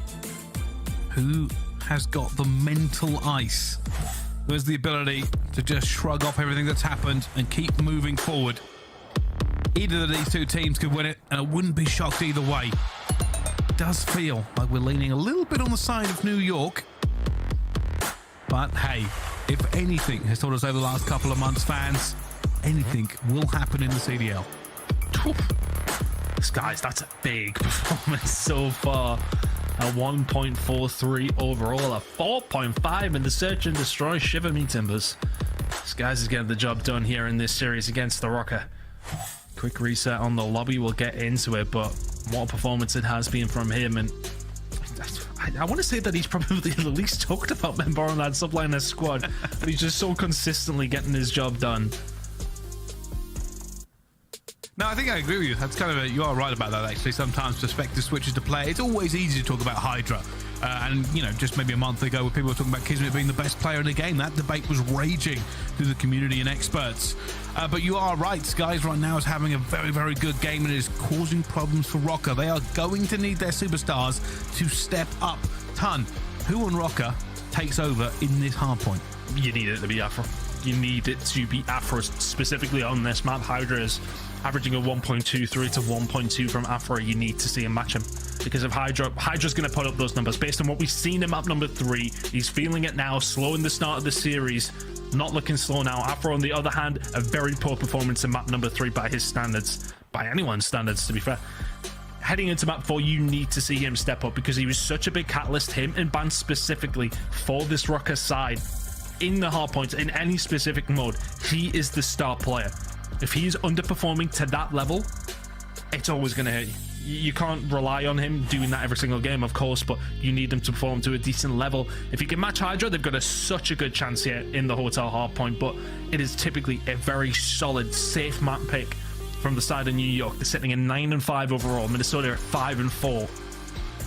Those numbers do tell a story. It's a lot more. It's played a lot more by the side of Subliners, and specifically looking at the stats, there's nothing that they do specifically brilliantly on this map. 4th in hold percentage, 4th in break percentage, 5th in rotational hold percentage. It's all very good numbers, but nothing that particularly stands out. They're just a good team across the board. Minnesota ROKKR are going to have to find a little bit of magic if they want to see them at number 5. They certainly are, and if you are wondering, we're just waiting for this game to start. And while we do, you can sign up to the Call of Duty League newsletter. This is your chance to win a pair of 4-day general access passes to Major 3 in Arlington, Texas. We will be there in just 3 weeks, and you can join us as well to see all your favorite teams and players and find out who walks away the champion ton. Yeah, it's a different GA, mate. It's a different GA. Yeah, I saw that. I was like, general admission, isn't it? General admission. Yeah, it's a good price to win. I can't believe it. I believe that they are completely sold out otherwise, so get yourself onto the newsletter, sign yourself up for a chance to win some of those tickets. It's going to be a good one. Back to Arlington. Well, we had a good time there last time. I think it was our first CDL event together, wasn't it? Well, I think so. Actually, yeah, it was. It was good fun. It's great. Good fun. It's nice. It's a nice place, isn't it? You'll have a good time. You come to the Major 3, you'll have a good time. It's going to be Optic, are going to be there. It's their major. You know they're going to do great things. We'll see Hitch with the hype and everything else going on, but we are on the run-up. This is everything. The next 3 weeks of qualifiers to find out where these teams get seeded and how they are looking benchmark-wise going in. We've also had some serious roster changes go on through as teams pretty much scrabble for points, Tom. Yeah, we have seen a lot of changes because it's getting to that stage where, yeah, you play Major 1, okay, things are changing a little bit. Let's see how things go in Major 2. It might have just been a bad start. For some of these teams, things had to change. Some of the teams are surprise changes. Of course, Optic were one of them. I'm sure that's going to be talked about at length tomorrow when we do see them come in with Dan Ghosty for the very first time. Interested to see how that one plays out. My personal opinion was I felt like it was a big risk, but let's see how it plays out. But a lot of these teams making some big changes. Neither one of these squads deciding to do so. Of course, New York with a very good start to the year at stage 1. A very poor event in Boston. ROKKR, kind of middle of the pack. A really good event in Boston. Hasn't looked great here, though. Neither two of these teams in a position that they felt where they needed to make a change. But yeah, I mean, look, that's a difference. These are the two players that I think if anyone thinks of ROKKR, if anyone thinks of New York, you think of these two players on the left and right of your screen, and there is the difference. A 1.89 in control is a big reason as to why the New York Subliners now find themselves in the lead. And the overall, something to be scared about if you're a ROKKR fan. Hydra feeling themselves today. Yeah, I kind of want to put a caveat on this as well, because KD stats bother me a little bit when they're like that, because realistically ROKKR got put into the blender twice, so Afro was really not going to have a good KD coming out of that control. Like, it's a little bit skewed. It's not that big skewed, because obviously they didn't have a good time regardless, but when you get put into the blender like that, you're not going to have a very positive KD. So I just want to put that caveat on it, because I feel like we talk about KD sometimes as an absolute, and it can be a grey area and there is context to it. But enough of our rambling. Enough of me and Tun talking, enough of our faces, enough of all the inane things we have to say. This map is ready. We're going into map 4. It's hardpoint. It's New York 2-1 up in the lead. Can ROKKR make this comeback? I mean, I don't know about you. I'm planning on talking for the next at least 12 minutes. I wouldn't know, so I tune you out most of the time, to be fair. I am very well aware. Here we go. Obviously, the fight for P1 will continue as both these two teams look for positioning first of all. It's all about holding over towards P2.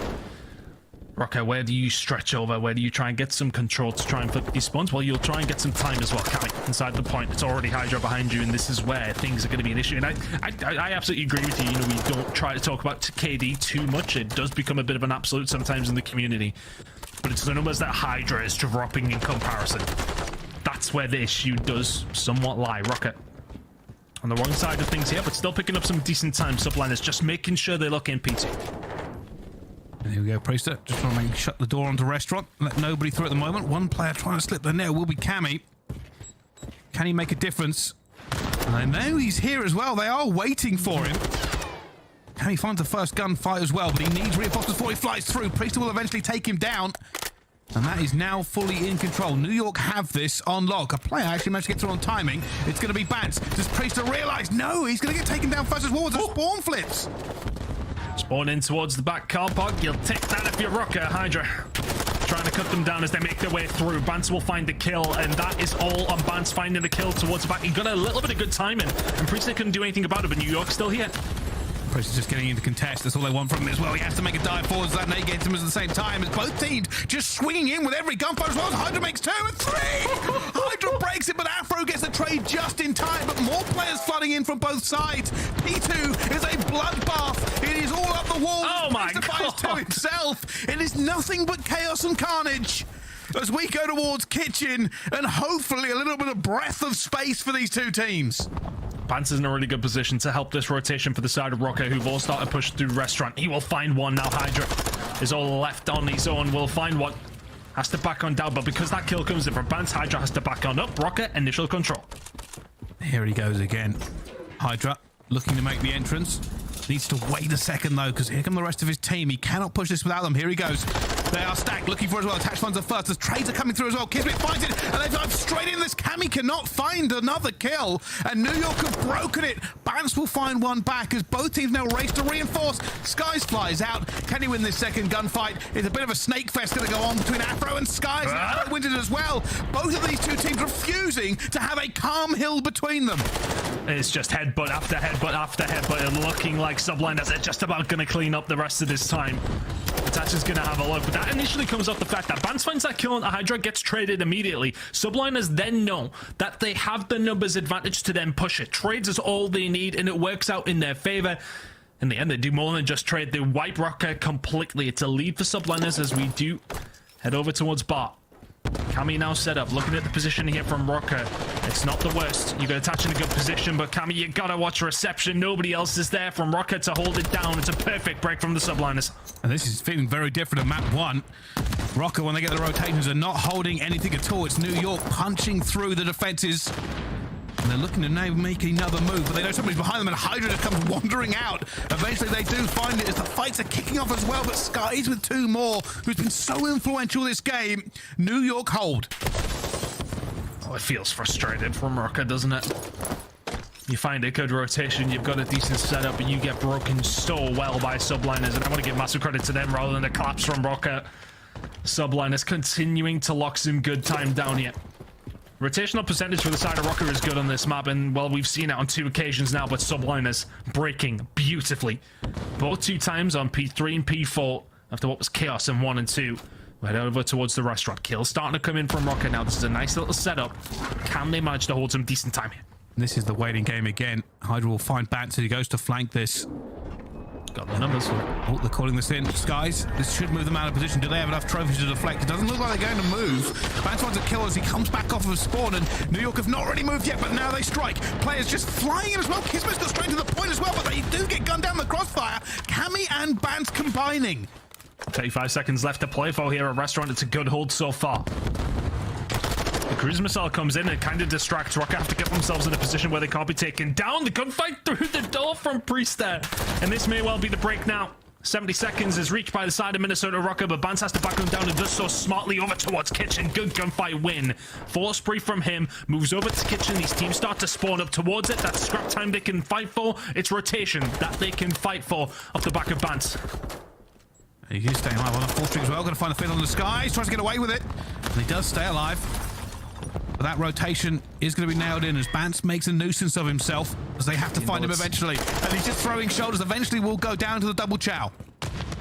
15 bullets is what's eventually going to slow him down now. Attached towards the back and start to lock down these spawns. They get the kill on the push from Bedroom, and now they know exactly where Subliners are. Kismet, the only one pushing Bedroom side, but Attach is just going to lock this down. Hydra will do well to win this gunfight. He dives out, causes some issues. Almost gets a picture-perfect stun, but not quite. Cammy will clean that one up. Push. The rest of them are pushing forward. Look at the minimap. New York have found a bit of a gap, but it's been recognized. Attach will find one. He shouldn't find the second. Priest will eventually take him down as New York continue to pile on the pressure. Priest are making a difference. Bance trying to get this one, but oh my goodness, threading the Vaznev. Did he stick? He did not stick him. He didn't get it there in the end with 13 seconds left to go. This game almost got tied up. really good job from ROKKR there, and Attach just done so well to lock down both sides of the push. He's pushing from the kitchen side. If you're Hydra, he gets kicked up. What a gunfight win from Hans that is. Priester does a great job towards the back though, and that's what gets the scrap time there for Vegas. For Vegas? Wow, I'm all over the place for the Subliners. What year am I in? Well, as we go back into this, it is now a tied game. Hydra tries to make a move onto them, but right now they are falling like dominoes. They're not able to make a move up this map at all. Wait a minute, the spawn's just coming in. Skies is already going to be on the flank, but it's recognized by Afro regardless. He will eventually go down into restaurant. Positive news for New York as they look to try and regain this lead. Let's find out, though, how they are feeling in the comms with a listen in. Yeah, I have C4. One out back. He's already shot. Close shot, pushing. Nade across. Super fast. I'll pick up the back. I have a guy here lobby. I have the whole trial again. Yeah, CBD. Yo, two hole. One shot up at Benz. Alright, one shot on the back steps. They're just playing slow. They're playing slow. Yeah, they're going P4, one's chairs. Chairs dead, one's dead. They're going to be back. Yeah, Secret, no, Secret in back stairs. This guy in the back. Back steps dead. One Secret. 100%. He's weak, Secret. He's like fire step. Secret dead. I'm holding home. Spawn bed, guys. They're spawning left. Yeah, engine. There be chairs. Lobby. I stun up chairs. Lobby. One shot. Nothing Left engine. corner. Left corner. He's staying here. Nice. Good shot. Lobby. Oh, shop camming. Lobby again. He's going hold to the back. I hear you. Hydra, watch your lobby. I spawned mid. I'm holding lobby. Everyone hold. Lobby dead. I can't do lobby. Lobby. One shot. Lobby. No lobby. No secret. I'm pushing Secret. Dead. Nice. Good shot. One steps. Last one. Help him. I spawned chairs, bro. They're Secret spawn, I think, maybe. Secret. Before. Be careful with your secret. Secret weak attach. Nice. Watch my lobby. They're gonna be dead spawn. I gotta shoot. Kemi. I stun him old. I'm holding downer. Kemi's. Wait, you have that? Engine stuff. Yeah, I'm looking bed spawn. Alright. We're good. Attach. He might be new, guys. He might be new. Look for bands. I think there's two. I'm gonna play the back. Alright. Yo, bed. I need up. Yeah, have your help. Pocket 2 seconds. I'm closing these doors. Morning rugs. Every bottom bed help. Bottom bed. Bottom bed on the van. Dead. Yeah. Think me mid. And the comms from New York feel about the tempo of the game, a mile a minute, as they look to regain their lead here against ROKKR. ROKKR now with the hard break into kitchen. Let's find out how their comms feel with their own listen in. I'm waiting back door, yeah. I spawn front, by the way. Hey, spawn B dom then. B dom, okay. I'm watching tractor. He could be inside tight. I'm going B. Dark. He's super deep. I'm waiting back door. I'm still alive. Stay right there, Cam. You dive in, you get some boy out. I'm waiting. Bro, you have to hit dark. Back door down. Let's go. Nice. Good shot. Listen. I got straight. Tight. I'm going back spawn. Yeah. Okay. Nice. Yeah, I spawn bed. Yeah, leave me you do. Leave me. I'm holding low bed. I'm going through the front. One's at the back of me. I'm holding low bed, okay? Go to the bed. Go on. No, he's coming low bed. They know I'm bed, okay? I can't be the bed. He's low bed. Where is one? I'm blocking bed. Shut out on me. Two the back. Yo, Spa dead. Spa again, Cam. Okay, yeah. Backstairs. I'll go back steps. They spawn front, Cam, maybe. Okay, yeah. Back steps, weak kids. I need Spa. I'm still on Spa. Yeah, no, wait, which bed? Yeah, it's not bad. Okay, huge kill. I'll spawn mid. Must be better. Bro, no, spawn back. Front again. Skies. I'm gonna go top. I'm going big. Skies is Maybe a little bit of frustration there in the final comms from ROKKR as they try to get this one broken and done. Both teams just frying at each other. At the moment, though, ROKKR will fill the kill feed, and they are in. Really nice break. Afro gets shot in the back, just turns around, just trying to stay alive as best he can, but the rest of Subliners can't find the pick. They get picked themselves. It's a lovely break from ROKKR. Afro not having the best of maps himself will find that gunfight, but we talked about it during the list-in when we were off air. 27-14 from Cammy. Is it Cold War? Cammy, is he back? My goodness. It's 20 points away from ROKKR sending us to a map 5. And this could be critical. The rotation will now fly in. Afro looking towards kitchen. Attach will be waiting, but he gets pinched by Priester. Afro, the only man here from ROKKR. He's already heard that one through as well as he's trying to make a nuisance of himself, but COD timing at his finest. And now it is a hard break for ROKKR. New York hold the gates. New York can just about win it here, but you very much expect it to be contested at least for a second. Streak coming in from Cammy. because 7 in a row from him. Is this going to help things out? Now, at least there will be trophies down, but does the push benefit from this to come in? So far, not the case for the side of ROKKR. After we'll find one, but Spawn's a little bit more one-sided now. Subliners cannot quite win it here. They had to get off ROKKR. Linear in their push. You can see them trying to start to set up a pinch. Subliners need to be ready for it. And they're looking for it. All of the trades going through as well. Sky's on 6 health, tries to stay alive. Just staying down as the more ROKKR comes through. Cammy finds the second one. Kismet not able to get it. Cammy gets 3 in the final hill. Hydra has to make this work for him as he dies. So Cammy attaches there. Priest is coming through as well. Second stick. Cammy keeps on going. And ROKKR with another hard point in this series. And this time, it's cooking Cammy. Different vibes from Cammy today. That is much more like it. That's the kind of Cammy that everyone expected on this ROKKR team. That's a little bit more like it. Really good performance from him. Subliners on their pick of hardpoint get blown away, and it's just such a contrast in what we thought this series would play out. 2-2. I think a lot of people would have thought that we would have been heading to a map number 5. The fact that ROKKR win the hardpoint and Subliners win in maps 2 and 3 turns things on its head. But what a huge AR performance from Cammy. That is a big one. Yeah, it really is. Just making huge kills there all the way at the end. I can't believe he's only 120 damage over Bance as well, considering the amount of kill difference. But yeah, big plays coming through in the end. I did think New York had that for a time, but somehow, with the pace that they've been setting on this hard point, they come out on top in the end. Some huge 3-piece there at the end from Cammy to break New York off a restaurant. But you are right. What a ridiculous series it's been. And I just want to point out that was 2.5 minutes in the hill from him there as well. He's getting everything done for the squad, locking it down, and that kind of tells me that as soon as they have that rotation, that their holds were looking good. I want to say the first rotation of hills, the first cycle that we had, we didn't really see that from ROKKR. We've seen a couple of good rotations come in, but not very good holds. But as we headed into that second rotation, we've seen a good hold over towards P3. We've seen a great hold over towards P4 as well after that initial break. Good job from the side of ROKKR. Yeah, it was. And the crazy thing of how close that game actually was means I don't know what's going to happen in map 5. But like you, we are also going to have to find out, because we are going to a break first. Don't go anywhere. The conclusion to this series will be right after this.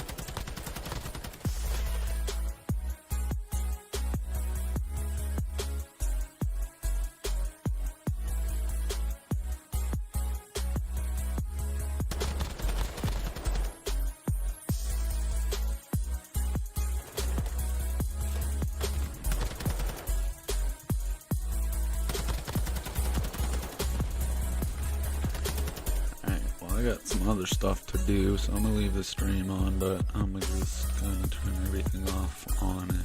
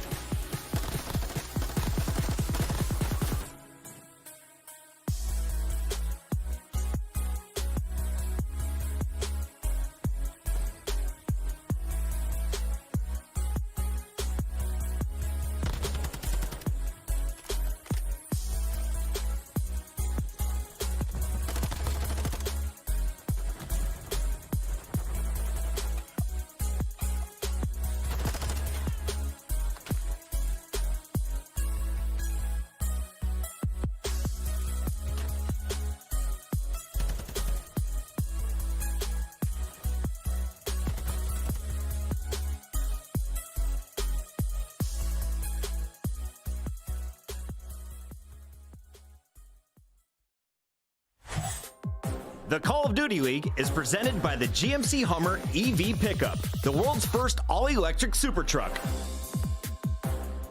Upgrade your game with the Scuff, the official controller of the Call of Duty League.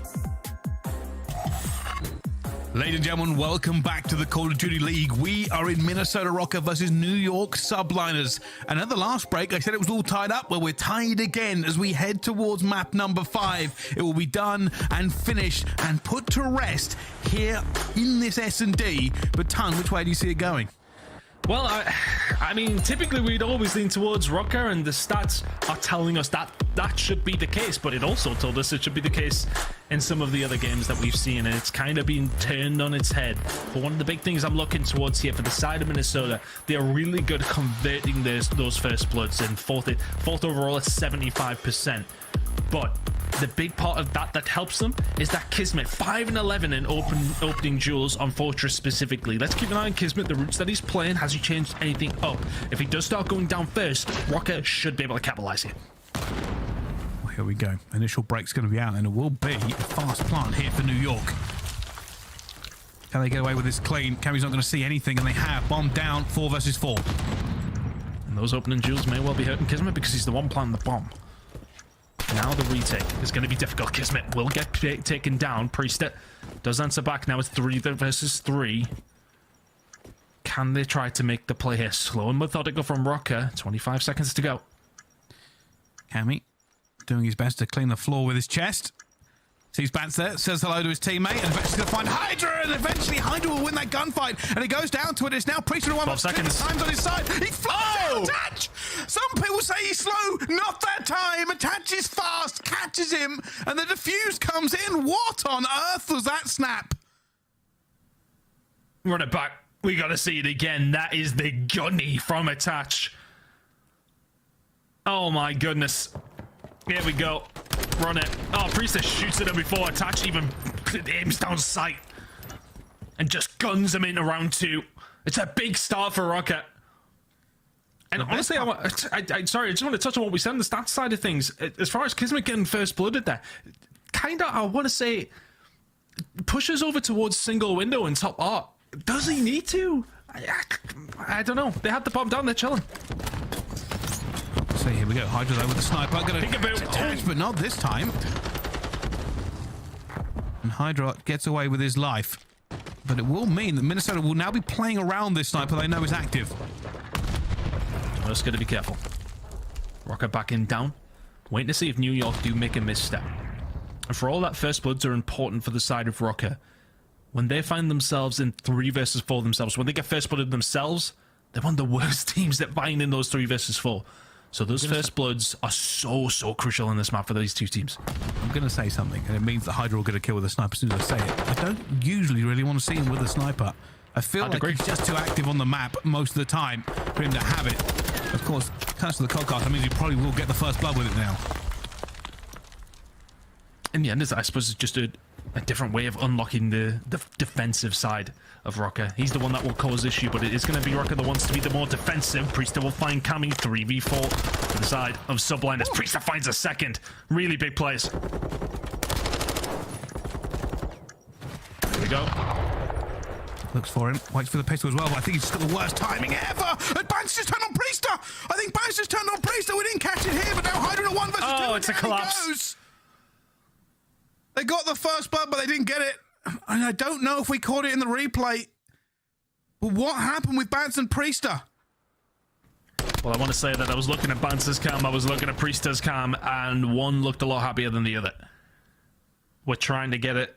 It might have just been timing, but it didn't look good. Oh, here we go. What happened? So yeah, Priester has his Hydra backs off. Priester should have it, and it is a turn and burn. A full collapse there in the end. I saw it on the mini-map, and I had to double-check, but that is going to be the truth. 5-0 as well for Attach. It's a big start from ROKKR. That's another 2v4. We've seen one in map number 1 as well from the side of ROKKR. After that, they didn't win a round. Doubt it sets up that way this time, with the way that they have been playing Fortress so far, and look how passive Subliners are on the attack. But ROKKR, for the same sense, aren't offering a lot. Happy to just back on down. Nothing too much happening. That utility starting to be wasted by the attacking squad. That's been caught out by Attach. Do they make a move here? You see them stacking for a bit here. However, that bomb will go down. Bance is close, enclosed. But it's still a 4v4 retake. For Subliners to give up the site. So inviting ROKKR onto it, positioning themselves better once again. Kismet at that single window again. Can he find the pick this time? Here comes the push. Trying to get away with it. Almost kills himself off the trophy. Doors are closed. Time's running out. They have to go for this. All New York have to do is get that person defusing off. Both teams go for it as well. Ban's kind of first. Looks and goes through as well, but he's going to go down. It's a full collapse. ROKKR were everywhere on the site, but they find nothing. Attach will stay alive for the kill streak. It was slow and maybe too slow from Minnesota. I want to say it was slow, but Subliners did such a good job. They get a hold of the site, they get the bomb down, and they get the hell out. They know that things can really get a little bit mixy around the gallows in terms of who has the better positioning, who can find the headshots. You take a couple of those from an attack, and all of a sudden you're dead. So you back down. Skies in a great position towards the back, invites that pressure to come in because ROKKR get inside the site. They've got a bomb to defuse. They start to have to stretch out to look for the members of Subliners as Skies ready and waiting. Halves that deficit now. As Hydra is already in top art. Bouncing around, and this will cause an issue for them. Right now, nobody from ROKKR checking it. Double across. Priester will have to back down for a second. His band's going to chow. Cammy goes for it. Bance is there as well. And I want to say the position from the position from Hydra's going to be massive. Oh, he finds one, gets it traded. 3v3. And it actually slows down Minnesota so big. They don't have bomb control. They've lost the numbers as well. Hydra being slippery and getting that movement correct for the bounce up top. Brings this down to a 2 versus 3. If they get this bomb down, they have a chance. Yeah, they have a solid chance.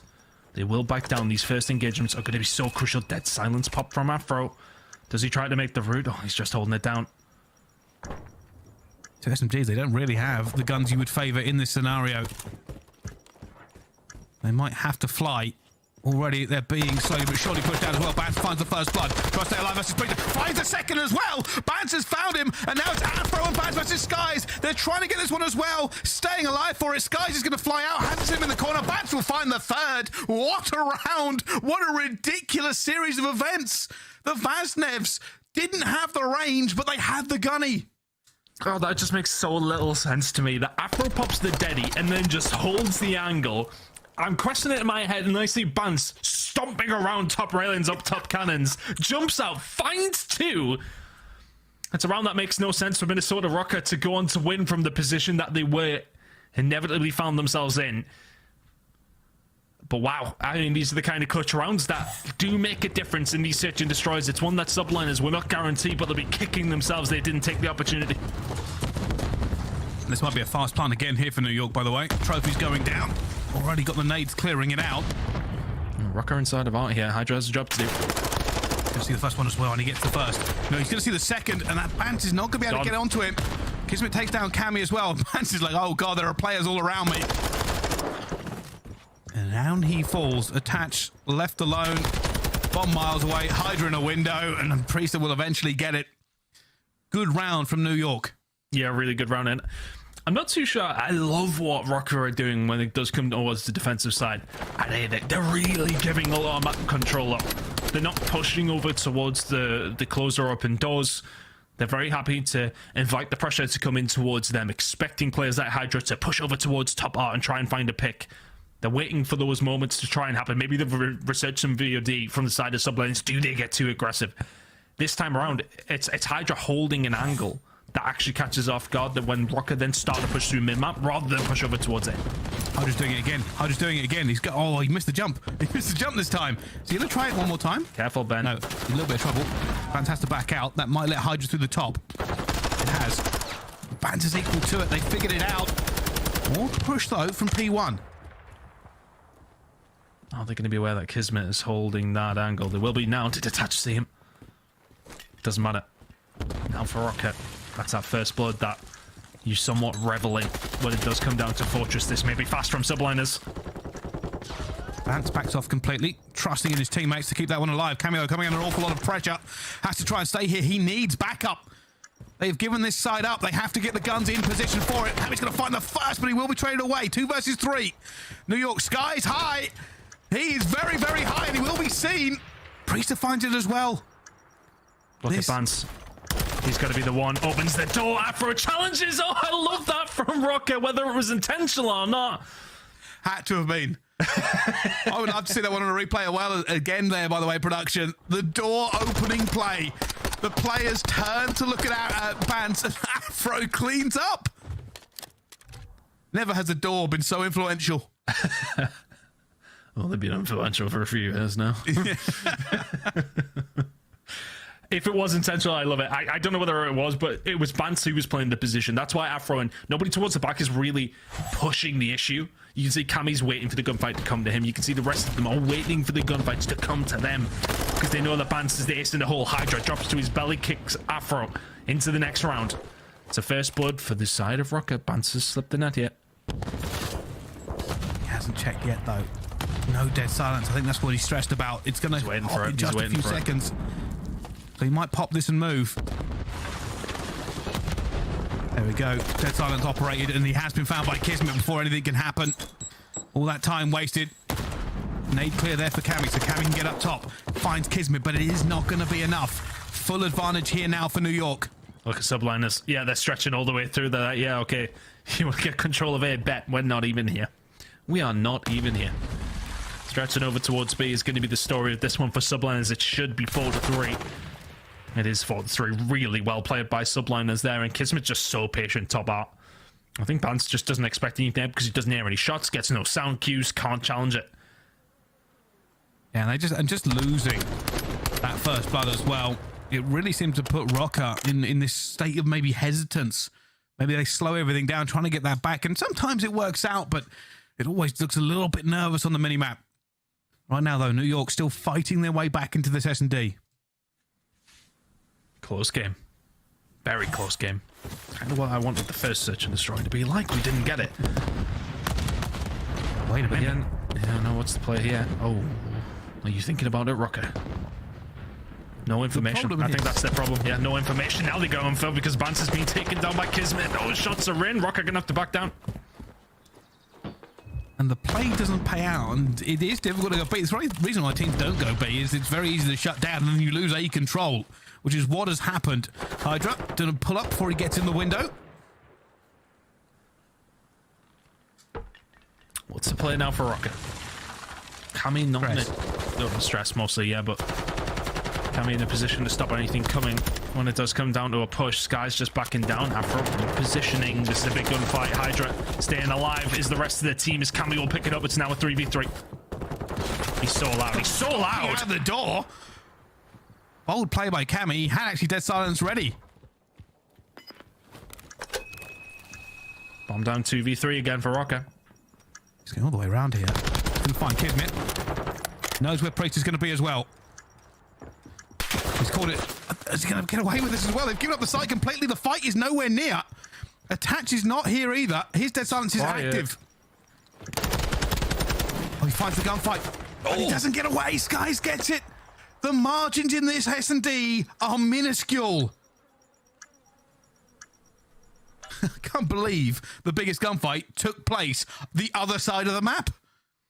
No, Priest does so well to get away. You can see ROKKR are looking for him. It is Skies, of course, who finds that final kill. But they're looking for Priester.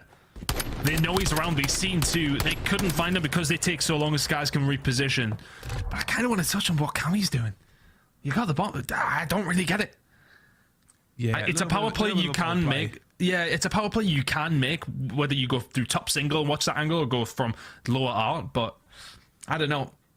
We know you all been playing ranked the past couple of days. You can hear those footsteps pretty loudly.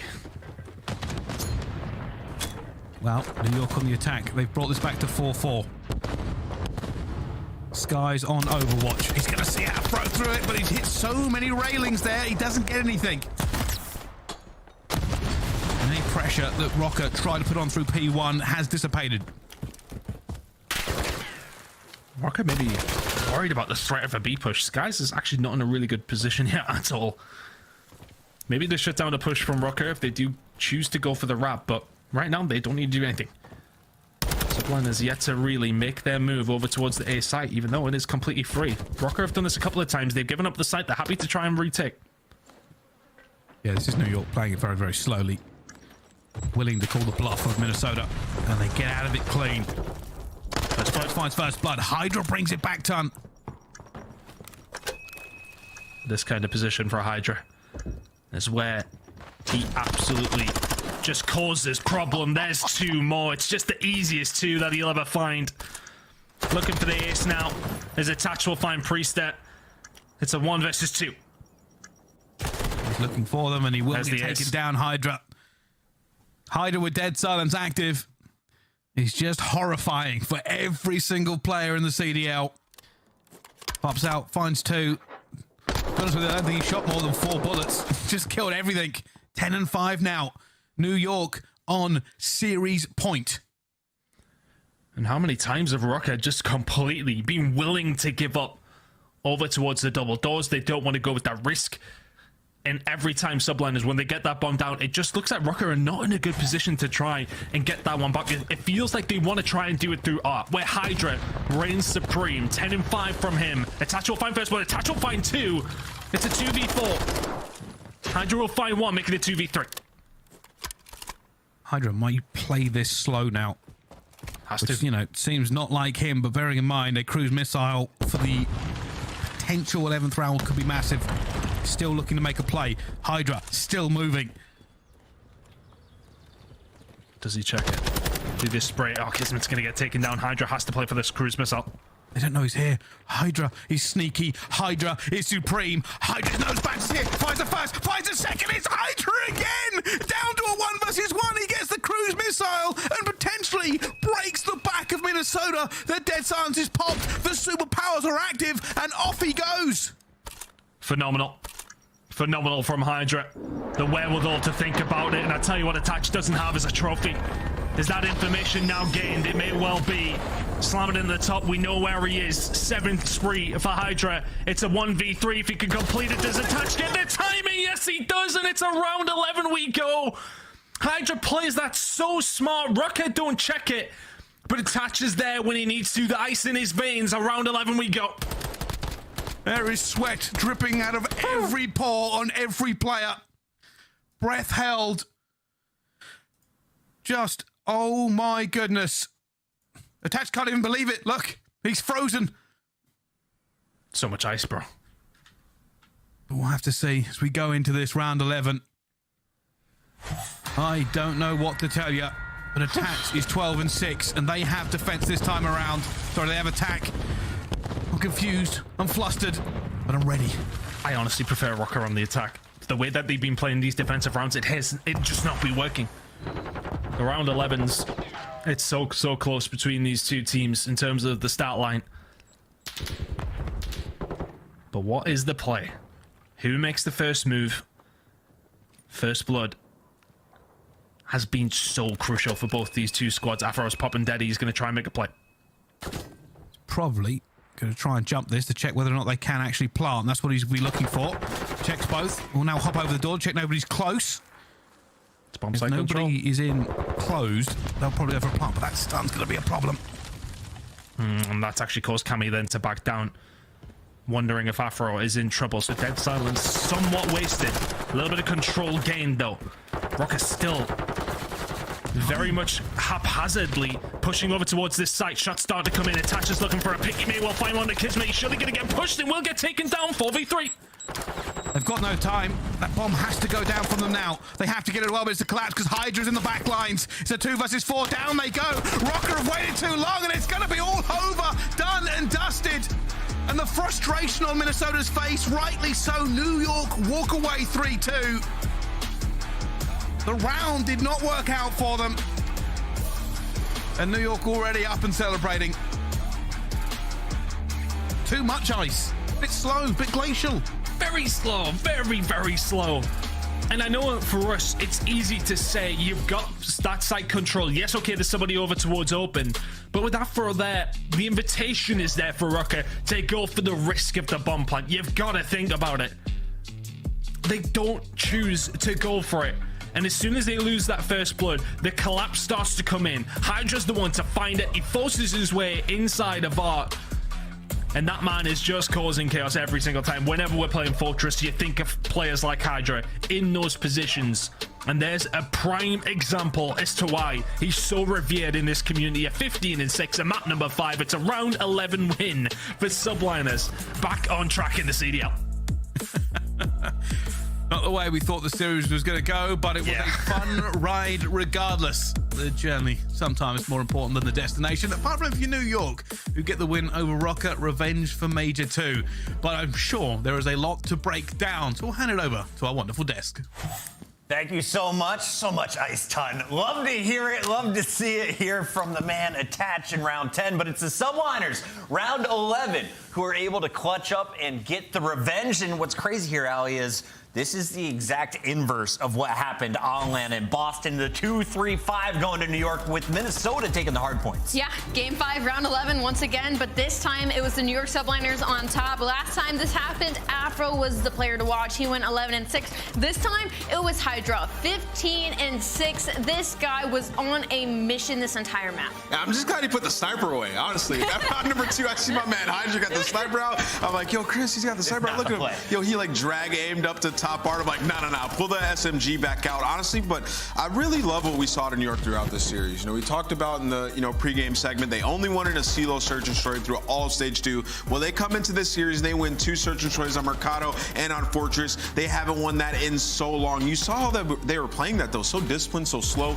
waiting for the information, using their tacticals well to slow down Afro there, and then just sending your man the inside of Art to get those pickup kills in Hydra, man. Like, it was just well executed by these guys. Some big clutches as well, too. 2 game 5s, 2 round 11s in their most recent meetings, and that, of course, just 2 weeks apart. I hope that these are like our 1 and 8 seeds at the end of this major. I just want another round 1 matchup no, give me as we go to Texas. But let's talk a little bit about why this series is so close. Is it map dependent in your eyes, Ali? Do these teams have a weakness that the other has a strength, and why do they keep going the distance like this? Definitely not map dependent. Like we talked about their first matchup, this was basically a completely different map set except for that game 4 hotel hardpoint that went the other way last time. And I think this is just going to be a good matchup throughout the year. I think these are both really solid teams. I think Minnesota ROKKR surprised us all on land, but to be honest, their major 2 qualifier games were good as well. So I think this will be a battle throughout the whole year. I'm looking forward to it, and hopefully we will see it on land here shortly. We know they're done for the qualifiers, but Nameless, we're not done naming scuff play of the games, and this one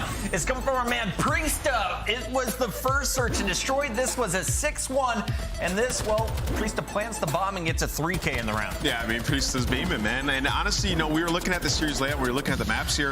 I feel like Mercado Search and Destroy should be a map that these guys continuously try to play, right? Because usually, like, you're just going to be rushing to the bomb site, head smashing, and what is New York best at? Rush into bomb site and head smash, like, just get to green and get the bomb down and play for your kills, and they did a really good job on this one. We got to highlight a player that you were hyping up too, Skies. He had himself a performance on that map. Skies was having fun. A 4.5 in Search and Destroy the first time around. The numbers dropped a little bit after the second one, but we also saw some elite plays from some teammates. Let's take a look at our Hummer Extract mode. It features another subliner. He goes by the name of Hydra. He may be the best SMG in the game, especially when you let him go on a run. This was one to challenge Sip's 16 streak. We thought he might do it. He ended at 13 here, Ali. Yeah, he was getting close, and I mean, he was just in the flow state here, and it is so difficult on a map like Fortress to shut a player like that down, and we've seen him do this before on other maps as well. So, I mean, definitely why he's in the conversation as one of the top SMGs in the game. Dude, this map can literally be hell on earth sometimes, man. Yeah. When you're in that spawn trap, and like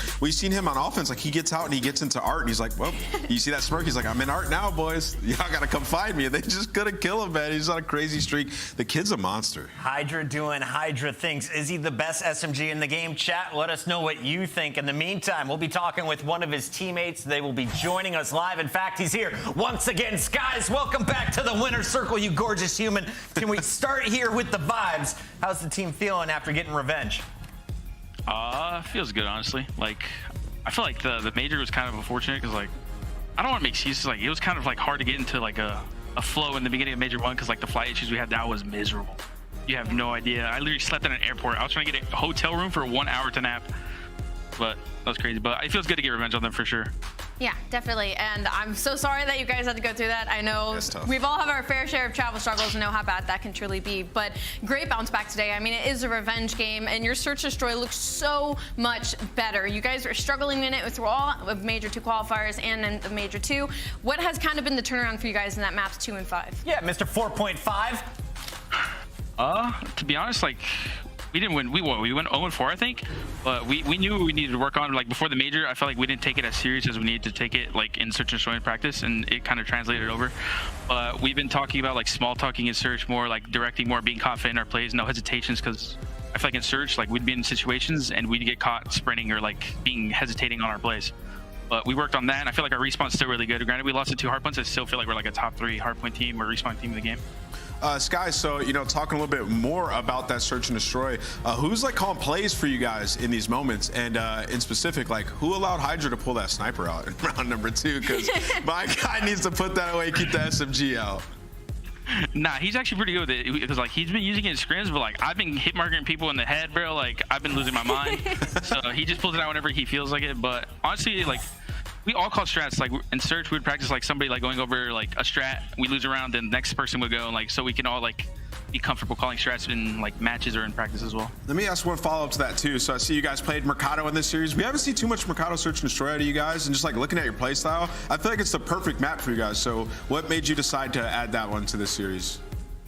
To be honest, we weren't looking that good at it, like practicing like probably like last major, but then we started like practicing in Search, like we were getting really comfortable and we were starting to like understand the timings, how to play, and then it just all clicked. But like that match got like we were faded. We should have got better at it earlier. Well, Skies, before you go, I want to get your thoughts on some other teams in the league, if you don't mind. Your team not making any roster changes, but we know at least 4 other squads have made some improvements or at least some new faces on their starting lineup. So who do you think has won the trade war or the in-between major signing season? Yeah, I'm not gonna lie, I'm on Mars. Who changed? Florida changed. Optic changed. Oh, Florida's gonna be good. Florida? Legion changed. I think Florida's gonna be good, and then Boston. Goatee, he's really good. I've watched him last year. He's actually a pretty solid player. I think he's a really good pickup for them, and a lot of people don't know who he is, but I think he's really good. He has good comms, and he has a good head on his shoulders. And how about Beans? Have you had to face off against the man from Boston in any scrims recently? I actually like Vendra. He's funny. He has a good personality. He's like a scrappy. He likes to trash talk, and I like that. I feel like the league needs that for sure. He's a beast here too. for it. Absolutely. Thank you so much for joining us, guys. We got to let you go because that next matchup is almost ready. Any final words for your fans? Thank you guys for continuing to support us. Apologies for the last major. We're going to clean it up and do better for the next stage. And who plays next? Yeah, they're just going to wipe it away. Toronto, Boston. Clean it up. Got a trophy going after another one. I'm about to watch that.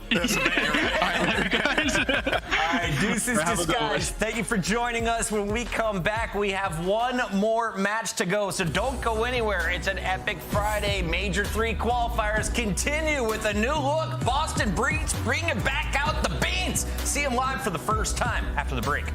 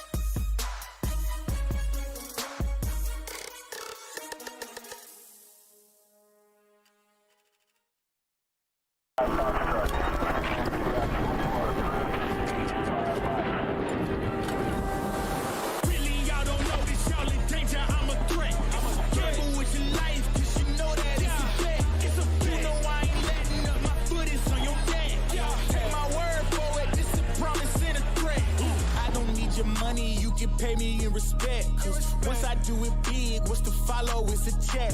I need 100 days, nothing more, nothing less. And the ops feel away, cause I'm next. I'm a threat. Oh yeah, really, y'all don't know this. Y'all in danger, I'm a threat. It's a gamble with your life, cause you know that it's a bet. Gotta run up the next, point to the sky with the run up. I'm blessed, I'm young, rich, and black, so you know I'm a threat.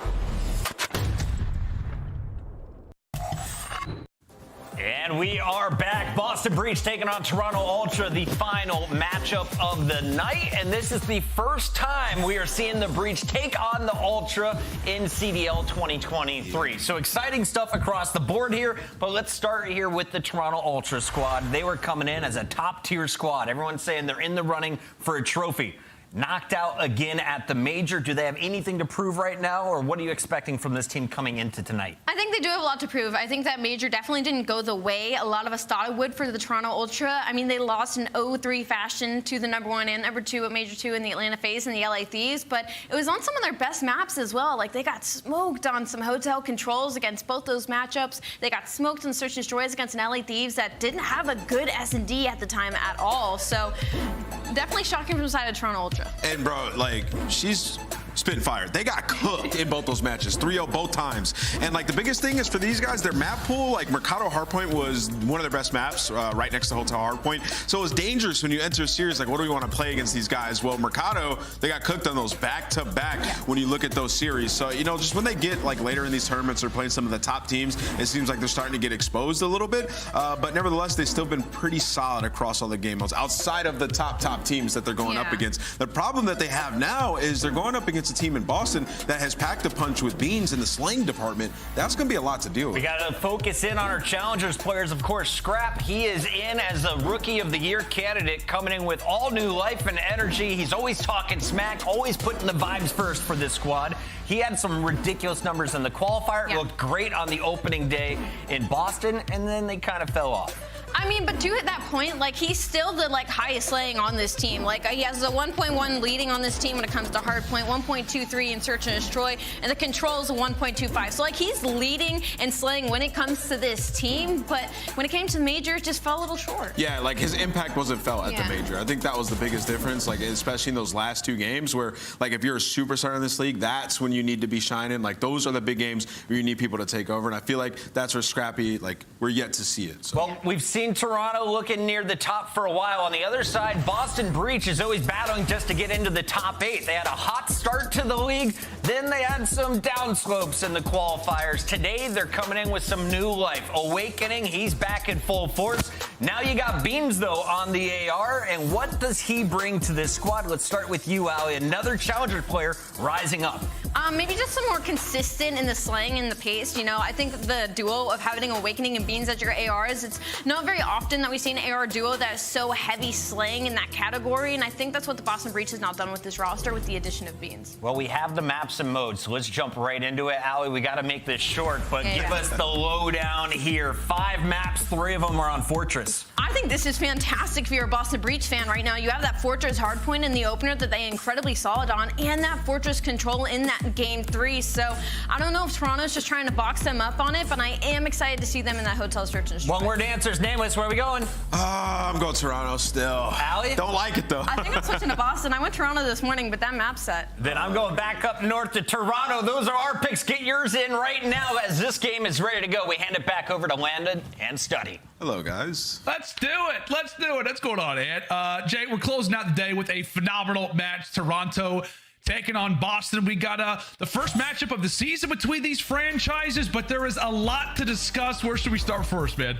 Oh, man, we got to start with Mr. Beans, baby. He make it to the CDL, brother. This is a guy who we have heard a lot about during the offseason, that he was the next guy up with Methods stepping down. You know, it's a great friend of mine. I hope he has a phenomenal career in the content creation, but Beans is coming in and he's ready, man. You heard the desk. They said that he likes to smack talk, so I'm really excited. Between him and Scrap, who's going to be talking more at the end of this one? Yeah, that's the fun element of this series, right? Is that you do have Scrappy, who's obviously leading that Rookie of the Year race right now, and now you've got players like Ghosty entering in the league. You got Beans obviously making his official debut today with Boston. It could give us a bit of a taste into who could be a front runner moving into the rest of the year as we jump on into map number 1, Boston. Oh no, the Toronto Ultra, and that is not the way you want to start off your CDL campaign, Jay. That's both of our series where a nade is just not going where you want it to be. Unfortunately, Beans takes down Awakening. So now with Toronto Ultra spawning on the better side or getting a lot of time off of this P1, you want to slowly try to work your way out, play for these kills, try to play for this rotation as Vivid is able to find 2, but Toronto Ultra not getting any time. This is exactly what Boston Breach want.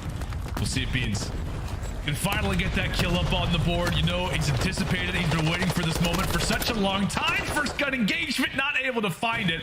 It is going to be Breach, though, finally getting an opportunity to put a foot inside of that hill. Still, when we talk about P2 spawns, Toronto right now do have that favored side in the top left side of the screen. They are going to be in a good spot for it. But as we said, Jay, all eyes on the Beans to see if he can really be the difference maker for this Boston Breach team. And a lot of folks have said it. He could be the guy to really help elevate the slang on this roster.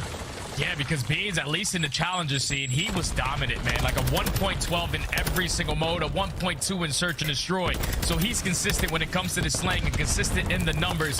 Has a transition against some of the best teams in the world. And going up against Toronto Ultra, it's never going to be easy task. They look kind of bad. They got cooked up at Major 2, but they always have to respond now. Boston Breach, they find the break through the front side. And with 30 seconds left, you have to at least get back towards P3 because Toronto Ultra, they already have control of that. They're going to be able to win a rotation over towards next. Yeah, it's like Boston break. Oh, however, wow. Toronto are on the rotation. Some snaps being hit across really both sides. But yeah, I feel like we've absolutely hit them with the caster curse. We're talking about Rookie of the Year conversation. Scrap, he starts off 0-3. Beans, well, he's yet to get a kill so far. We're getting ready to jump into our 3rd hard point.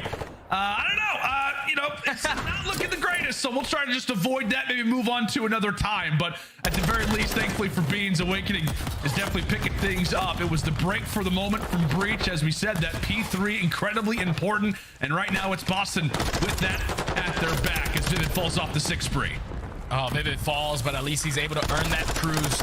Still the favorable spawns for Boston Breach. Toronto putting a lot of pressure from top maps and from the front. They're able to find every single kill in the feed. And Toronto Ultra, they find the break. So with about 30 seconds left, Boston Breach, they got to cut their losses. You basically want to trap them in towards the back of that Statue Hill. And that's exactly what they're doing as they're able to find 2 kills. But one player does slip through. It's Kleenex. Everyone trying to track him down. See if they'll be able to find him or not. As we said, player number 7. Right now on the mini-map, taking a look out for Tobias. Puts a few shots in the back of Awakening. Back and forth we go. Finalizes the kill. Not going to be able to find the second. However, he does open up a lane for his other SMG duo in Standy to try to make something happen. He'll eventually drop. So both SMGs cleared out of the base, and now Boston can focus on soaking up this time. Well, it's been a slow start for the new addition in Beans, Jay. It has been fantastic beginnings for both Vivid and Awakening. Oh yeah, Boston Breach is doing what they need to do. Like you said, Beans not having the best start, but the SMGs have came to play. And you know what you're going to get out of Awakening. It's usually always positive in these hard points. But that's going to be Toronto finding 2 kills. They're putting pressure on through dub steps. Oh, He's going to be scrapped flying around with that TAC 56. He's able to take that player down. The break is about to come in, but there's still a couple Boston players trying to keep it stagnant. I don't know about you, man, but it just feels like the break so far throughout this hard point, not that they're effortless, but it just seems that way. Like the way that Boston broke it, P3, and now jumping on in toward bottom cannons. Toronto just waltzed their way right on into the hard point. You see Scrap and Insight with the ARs of all things, doing some great work in what should be close range gunfights. Final hard points getting ready to start of the first set of rotations. We head toward Blacksmith. And right now it is a pretty even game considering that Boston right now do hold the seconds. Insight trying to lead the way, lead the troops. They'll find a pick. That's double headshots for the ARs. Now's the time to go for Toronto.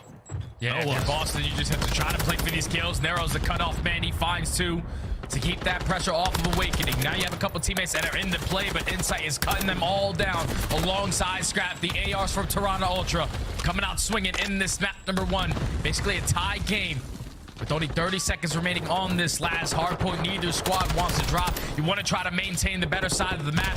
With all of Scrap's teammates spawning out towards the back, that's going to be 3 dead in the feed. Last player towards bottom maps should allow Toronto Ultra to soak up the last 20 seconds. And we're just seeing every AR player just absolutely beam right now. At least if we're talking about Awakening for Boston, we see Insight go on a spree. We see Scrappy going on a spree himself. And you were one to say it, right? This is a big AR matchup when we talk about Boston's new duo. We got Toronto Ultra, obviously Scrappy, and Insight, one of the better AR duos that we've got in the league.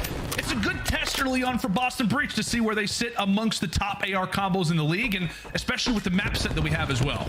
Yeah, that's the biggest thing about this map set is that I feel like the maps that we have, all hotels, all fortresses, it's basically a square up. It's all about the raw talent. You find your kills, you win your gunfights, you will succeed on the map. As Boston Breach doing a great job of holding down P1 so far. Toronto just trying to break out on his backside. Standy's able to win a huge one-on-one, relieve some of that pressure onto the point. That's 3 dead in the feed. Last player up is Beans. At least he's influencing those spawns for him to control the backside. He's able to secure it and also win that 1v1 versus Scrap. So Breach are going to have numbers that they want to try to attack over at P1. The choice is up to them. But ultimately, anybody who's making their way past that 50-yard line is just getting absolutely stopped right now. As if you begin to aggress, I don't know how Nero is able to walk away with both of those fights. On the other side, 2 players weak. The SMG duo of Breach also hits the deck. Some close sides in the back left side of your screen. Breach spawn up click, but Kleenex has been given the green light. Go, go, go, says Tobias. And just like that, Toronto, 4 close spawns and 4 fast deaths. Yeah, Vivid knows right now this is where Toronto could potentially pull away with this game. You got to invest this streak. Nothing is able to connect as they do have those trophy systems and great placements. At least you find that kill, the player cutting off towards mid. Now you can put pressure on through the arches. Beans is able to find 2. Last 2 players from Toronto. 1 through side door, 1 through the back steps. Beans finds 3. He's still the last player on towards the point. And with 30 seconds left, Toronto Ultra, they need to do exactly what they did last time around, and that's win that rotation, or at least find the break on towards P3, because Beans is not missing. Great time, at least finding that break over towards P2. It's going to allow Boston Breach to get fully set up once again. Yeah, man, it feels like all eyes are absolutely coming into this hard point. A few trophies tossed. There's been some damage dealt between the teammates here. Boston Breach as Kleenex once more looks to make his presence felt in a high valued situation, but all eyes are onto this hard point. A chance for Boston to absolutely bring this game back, and if it is an early break for Ultra, that could begin to spell disaster. But the team that's down, the team that is looking for a bit of elevation, let's step aside and see how the comms are sounding right now with them. A listening with Boston Breach. One spot. I'm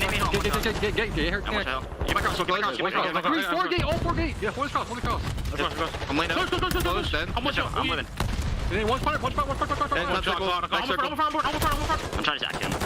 They're both sides, both sides. He's in there. Give me a horse, give me a horse. Okay, we're on the box, there, Scrap. He's still in the box. 3-1, done. He's on the box. He could have moved. I need a horse. Top maps. Set him on horse, set him on horse. Top maps weak, Standy. No, dude. Horse is top map. Standy just won bottom R, I think. Open. I saw him.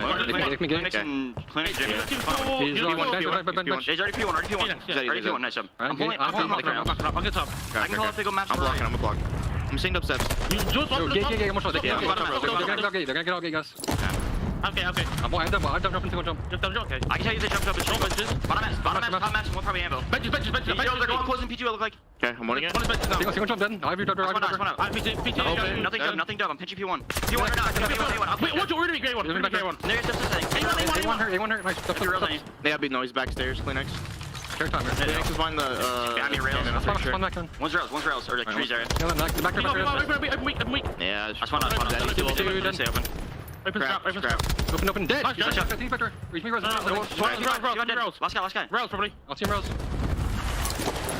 This is just all-out chaos right now on the backside of cannons. Yeah. Everybody is spawning toward the back. Doesn't matter if you got the hard point time or not. Thankfully, as the dust begins to settle, it looked like Toronto had found the crucial break, but Breach get the close spawns themselves, and now they're right back in this game, Jay. Yeah, Boston Breach, at least in those comms, that everybody is energetic. Everyone is stepping up. You even heard Beans with a little bit of small talk here and there. So able to find the break on towards P4. 189 to 202 is currently the score line. Toronto fully set up for this P5. Inside puts out towards stage. It's not going to force Boston to try to break this from art. Try to overextend through P1 as Insight is cutting them all down. He also has that cruiser to work with just in case stuff gets freaky.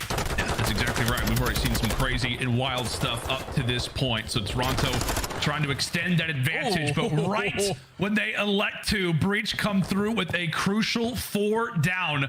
Awakening and Nero starting to spread their wings a bit, and as we said, they've just been on the heels of Toronto so far throughout this game.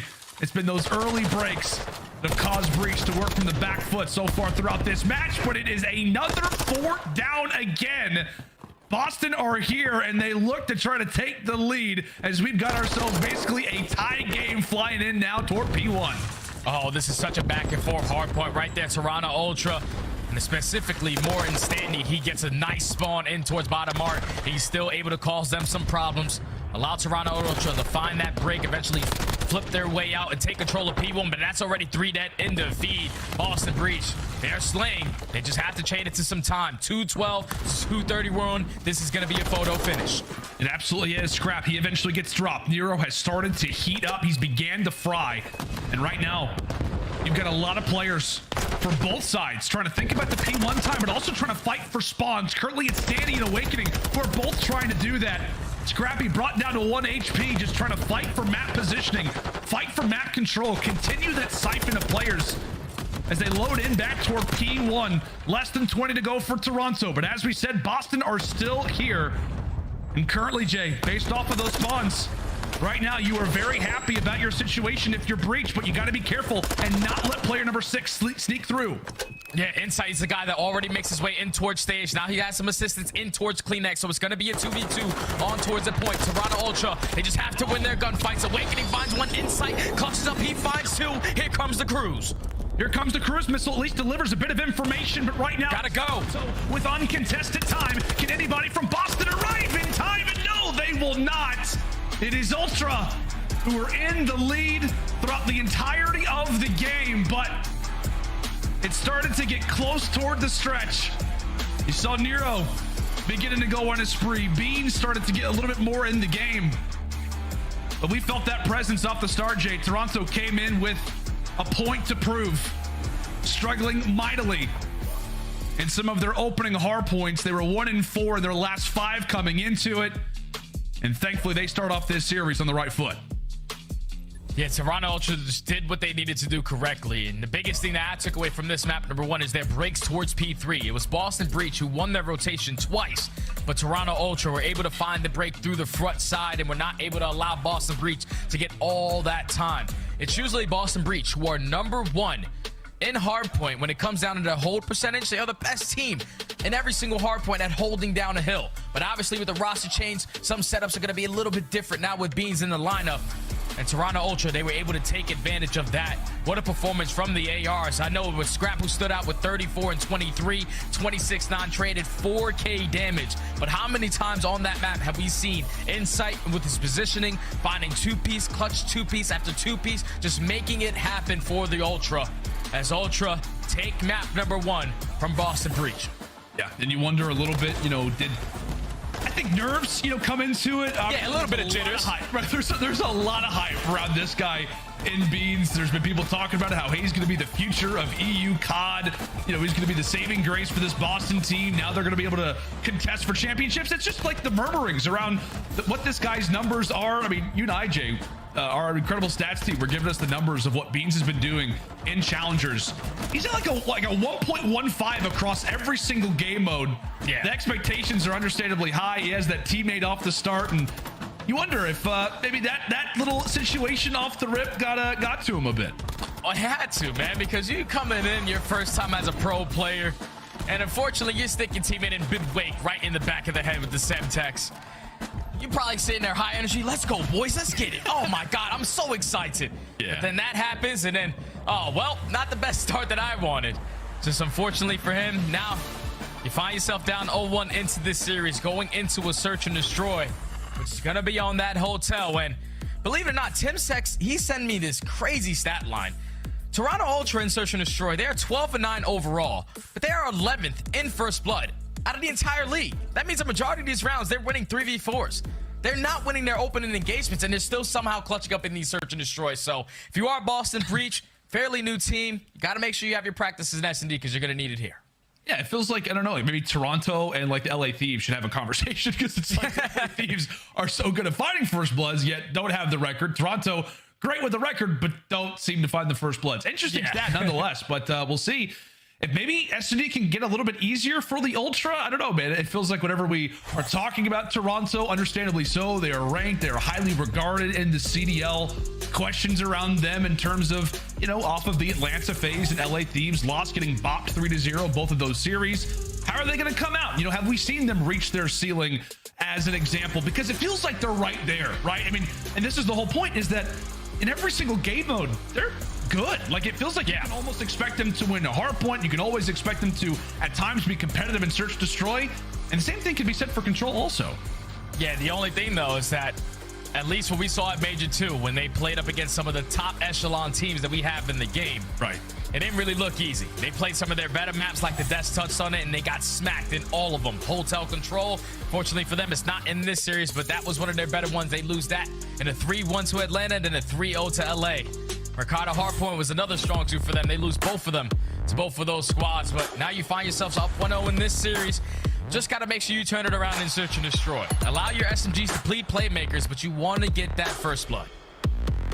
You absolutely do. Well, we saw a new addition for a team start off slow in a hard point earlier in the day, and he was an incredible factor in games 2, 3, and 4 that led to the upset. We're talking about 2 real on Las Vegas Legion.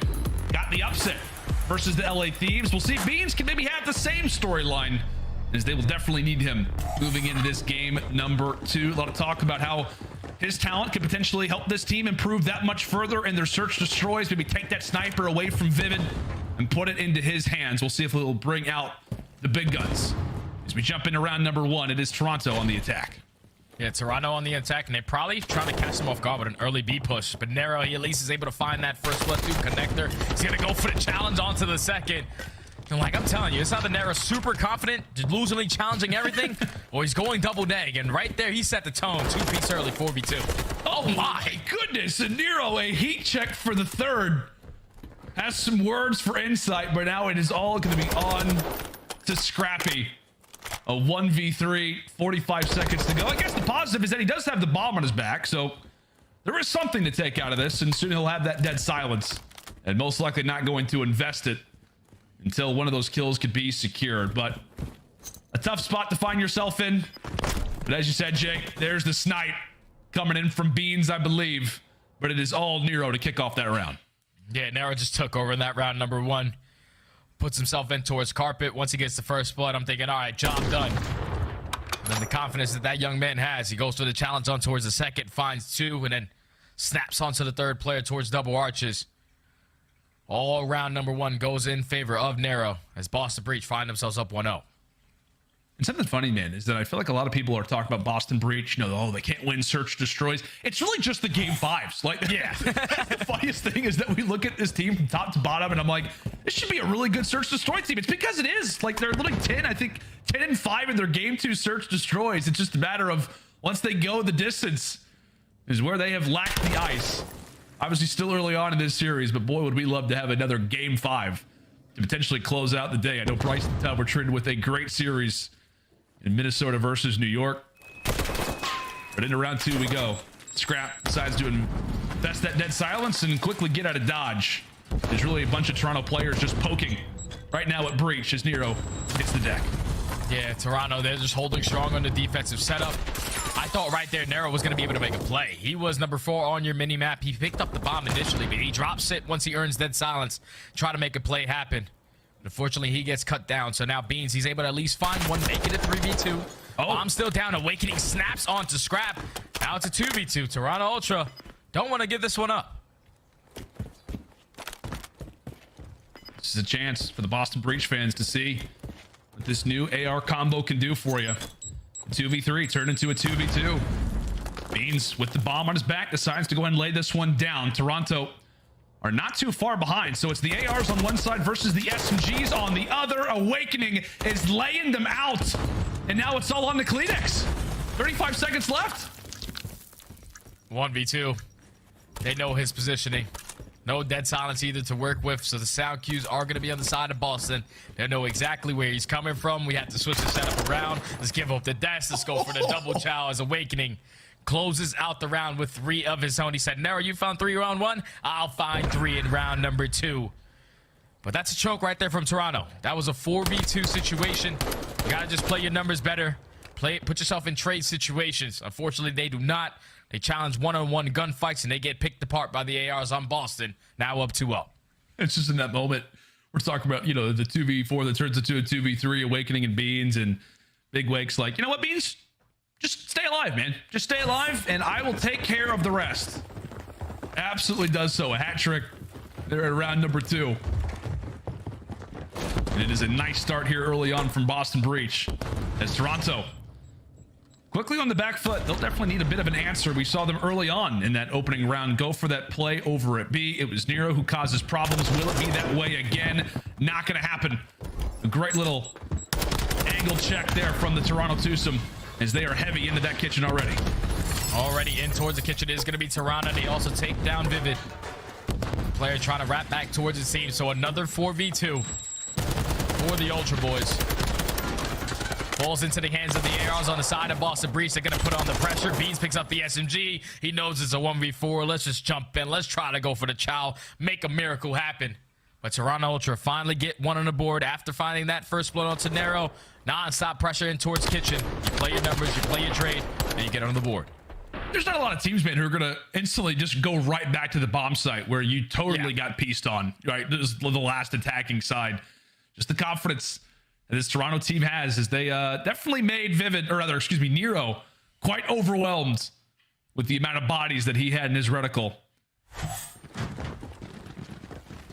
Into the next round we go. Breach now back on the attacking side. We'll see what their look seems to be on the offensive, and it appears that we are going back to that B site. They've got 3 players here. Only man out on the island is going to be Beans, and very likely with that sniper in hand. Yeah, Toronto, they have to read this play quicker because you have everyone watching the crossover towards A. Now one player wrapped back towards B, and Scrap has his hand full as 3 players already in towards kitchen. He's going to get picked off. Now 40 seconds in a 4v3 retake. You're going to have one player in Standy trying to slowly work that pinch, trying to take down Beans, but Beans is already rotated across the map. Standy, you got a lot of ground to cover to get towards your teammates. Hey, at least find the nade, but still the trades are favoring Breach for the moment. On to Insight and Standy. Man count advantage and time at your side. What can we see happen right now here from Toronto as they look to get involved? Standy's at least able to find one. Still trying to stay alive. Again, the time continues to tick, so they've got to get going. They've got to get going quick. Win their gunfights. They both win their gunfights. There was 10 seconds left. There was 3 players alive.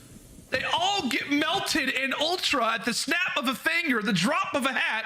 They've just tied the game.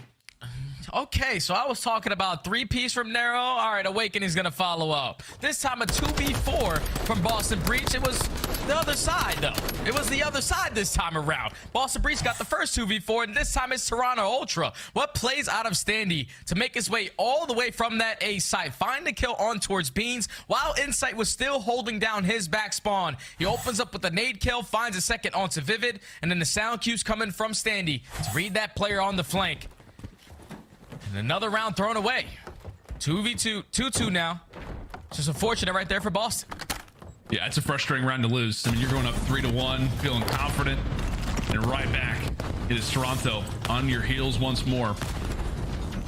As Beans will look to bring out the big guns. He very well could have somebody aggressing quite early. That is Kleenex in the back. However, it's Beans who's able to snap. Cracks the whip onto Insight. And as we said for Tobias, he will give a nice little handshake there to Standy before he meets his ultimate peril. Thankfully for Scrap, trying to make the numbers a little bit better. Jay, we have definitely been accustomed to some clutches. We'll see if we can get another one. Potentially another 2v4 on the cards, as Kleenex is going to find himself in an engagement here pretty soon. He's just waiting.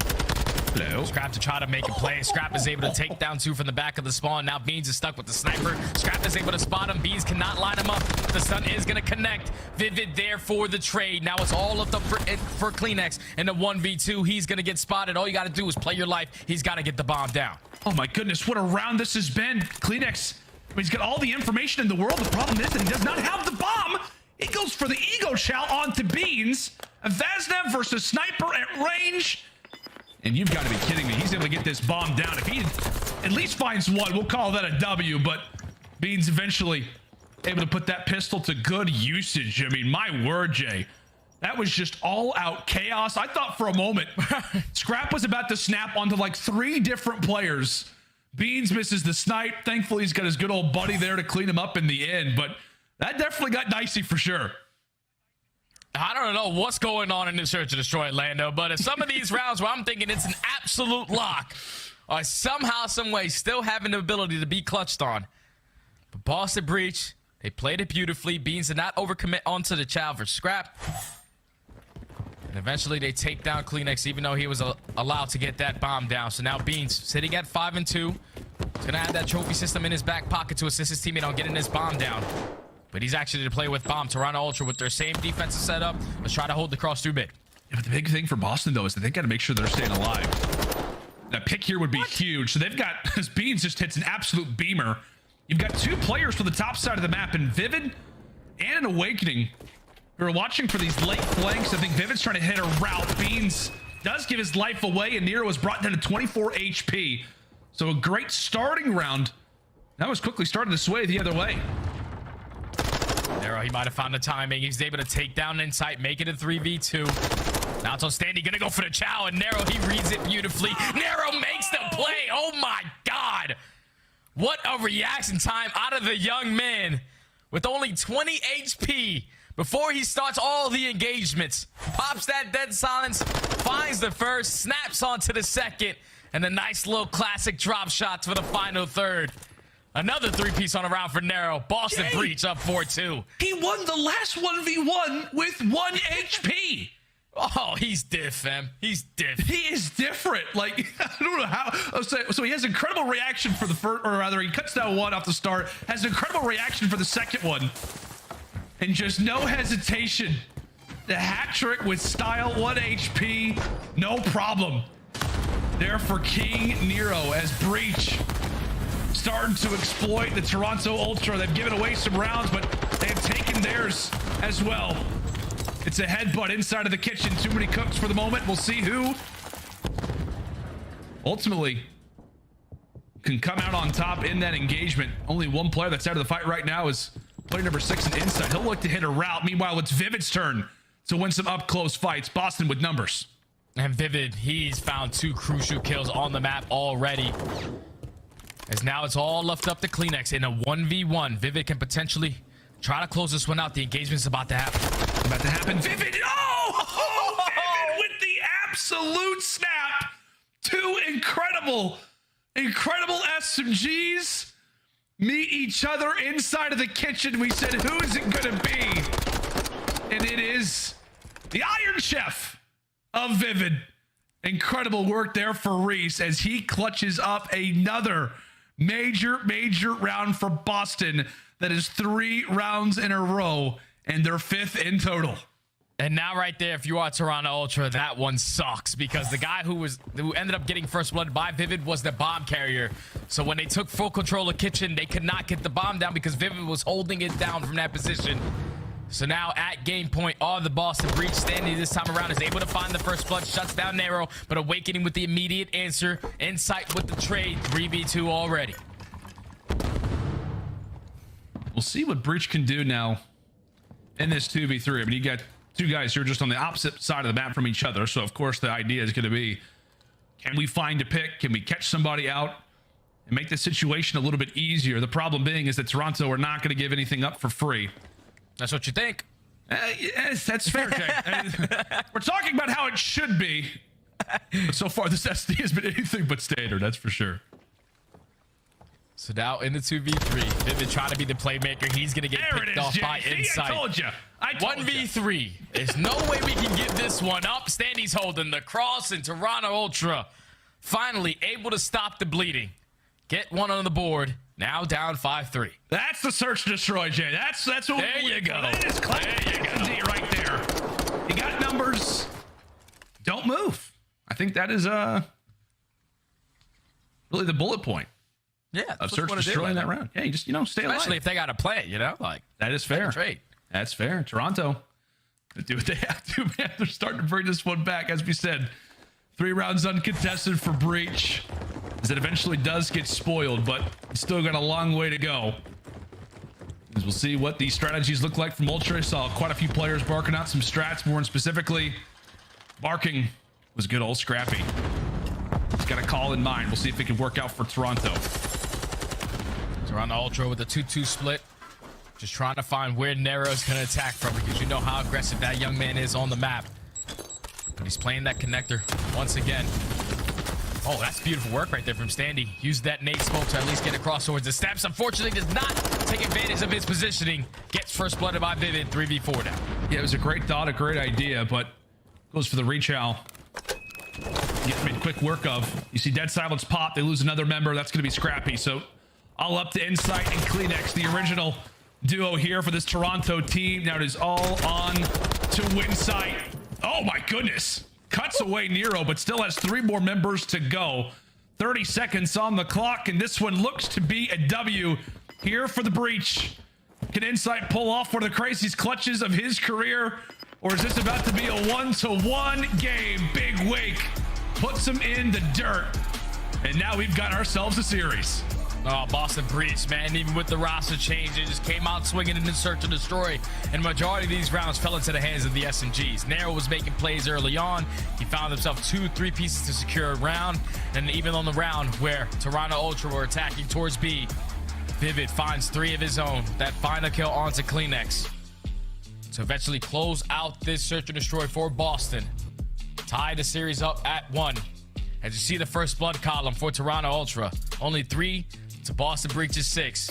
Not going to win search and destroys, especially when you're giving up 2v4 clutches. Like, that's unacceptable on the side of Ultra. Boston Breach making a series now. And I think it makes you excited as well, man. I know that Vivid slowed down just a little bit toward the end. Obviously, he has 3 first blood, so we can see where his impact was coming in from. But I think that makes you very excited, right? If you are a Boston Breach fan, we talked about how, you know, Beans is going to be taking more of that sniper role. It allows for Vivid to not have to be stationary in the backside of the map. It can allow for him to fry, allow for him to move around. Seeing those first blood, seeing those overall numbers of an 8-4. I mean, I feel like Boston Breach is already a sneaky search destroy team, man. But with this new addition, it feels like the pieces are starting to come together for them, at least in this mode. Oh, yeah. So far, at least in that mode, with Beans now being the sniper, you allow Vivid to run that SMG. I think it was the last series where we saw Hydra whip out a sniper for a little bit. The whole desk was like, nah, son, put that out of his hands. We got to get the SMG back in his one. But it's the same situation right there for Vivid. He's able to take over the search and destroy, and the game 8-4. Tie the series up at 1, going into one of their better control maps. This is going to be tough for Toronto. Yeah, it's going to be a fun one. We're heading back to Fortress. We've got quite a few of these in this series. The biggest thing is that can we see the third one, which would be all the way to Game 5? That is going to be up to both of these rosters. But make sure and stay tuned, folks. It is the final matchup of the day. We're kicking off the Major 3 qualifiers the best way possible. Toronto v. Boston. We'll be back right after this.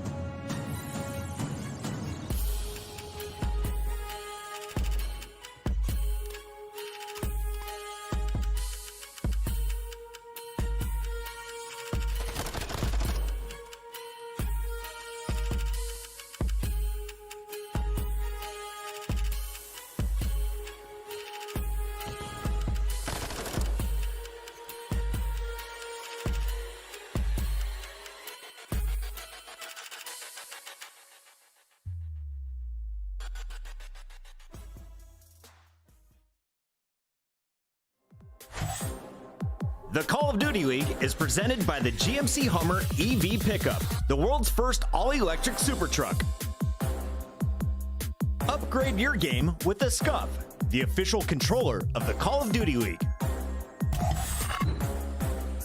Howdy, friends, and welcome back. Got to give a huge shout out there to our good old production team there in Columbus, Ohio, doing an incredible job and currently enjoying what is a fantastic series going down right now between the Toronto Ultra and the Boston Breach. Jay, as we fly in for Fortress Control, we've got ourselves a 1-to-1 series. It's the debut of Beans, technically facing off against the franchise that put him on the map in the first place. I think we all remember him, for Toronto EU Academy last year at the Pro-Am. Great to see him here. Great to see Scrappy now here. I think it's like a year ago today almost that these guys were playing at the Pro-Am for their respective rosters, now battling it out as they both had their moments. What are you expecting to see as we fly in for Fortress Control given the records here? Oh, well, you see the record right there for Toronto Ultra. 2-1. They have won it the last 2 times that they have played it. But for Toronto Ultra, this has been their auto veto all season long. 11 times in all the series they have played, they have gotten rid of this map. One up against a Boston Breach team who do like to enjoy themselves some Fortress Control, but they don't have their best player in Control, which is Methods. He decided to call it quits. So Beans is going to have a nice, comfortable shooter he has to fill, but Awakening, he steps up. He finds all 4 right off the rip. Toronto Ultra already in the trap. All right, man. Big Wake, not a player that oftentimes you'll see a reaction from, but understandably so. He cuts away 4 off the start and is instantly getting hyped. This is a sliver of progress for Toronto. He'll go ahead and be happy to grab that. Now 5-0 for Awakening as Toronto struggling just to even get into really this A zone anywhere near it. Oh. Not a chance. Cruise missile earned already. And if you're Toronto, you just got to take down Awakening. That's all it comes down to, because they've already gotten a bunch of kills on the map, but Awakening, he was able to already earn himself that cruise. Beans with the SMG in hand is going to fill that gap. One player slips through there, able to take care of him. Toronto Ultra, they have to put a step on it. They have to go, man. They have nothing to show on this attacking round. No segments to be done. As now, with only 15 seconds that they're trying to break out towards stables, they're trying everything they possibly can. And with Kleenex finding that 2, this is going to be the opening to at least stop that clock. Maybe, possibly, potentially. Okay, well, Beans gets found out. A 1v1 inside of the point. Who's going to take it? Scrappy? No, not going to happen. However, one player has managed to sneak in through toward that B zone. Can't get up, man. And pause the time for a moment. Insight. He's trying to lock it down. Can they at least accrue a segment? They're investing a lot in this. That's going to be 2. Vivid, he's here on the point. He'll win his fight, and the time continues to dwindle. Now it's Scrappy's turn to try to keep this game alive for as long as possible. 1 segment grab. 1 segment already done. Scrap is going to unfortunately get dropped. So now if you are Boston Breach, you want to take him off of this B point. That's 3 dead. Insight now the last player up. He drops. But at least you got something right there from the Ultra. Wasn't the best start to that round number 1. When you can't take down Awakening, you already earns himself that cruiser missile. But that 1 segment could be so crucial just in case we get to that round number 5. Boston Breach hold strong on the defensive end. They do indeed, man. But more specifically, it was all Big Wake. Big Wake. 6-0 start. Jay, we got to come up with the duo name for Awakening and Beans. You have any ideas? Beans and toast? Nah, it doesn't work. I mean, it's kind of like a beans thing. Yeah, it is. How about waked beans? You like that? Waked beans? I don't want to wake up and think about beans. No, but it's like a play on baked beans. Waked beans, maybe? Okay, all right. That sounds good. Growing on Let's just go with it. It's going to be difficult. It's going to be difficult. Probably. We'll do our best. It's only the joke's first not the series. best. They've got some time.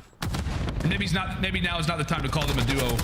Considering that they are not in at a very, very difficult trap right now. Toronto has died 1 time and do not show any signs of slowing down unless, of course, it's Awakening to hopefully open up the floodgates. We'll see what Breach can do with this opportunity.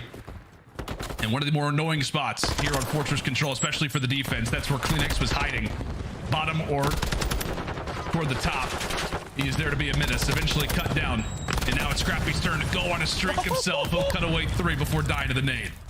That's beautiful plays right there from Scrap. to shut down that pressure going over towards A. And now it's 35 seconds left, and Boston Breach have yet to leave their spawn. Toronto Ultra have been great on the defensive end. Big kill comes in from Narrow to at least get somewhat maps control. You have to at least find a couple kills on the map. Insight and Scrap, they combine for 2 with only 20 seconds left. Boston Breach at least need to complete 1 segment. And unfortunately, a team nade comes in. You take down your player in Vivid, who was that player stopping that clock. And now with only 10 seconds left, you need a miracle to get out. You definitely do. 5 seconds to go. Toronto.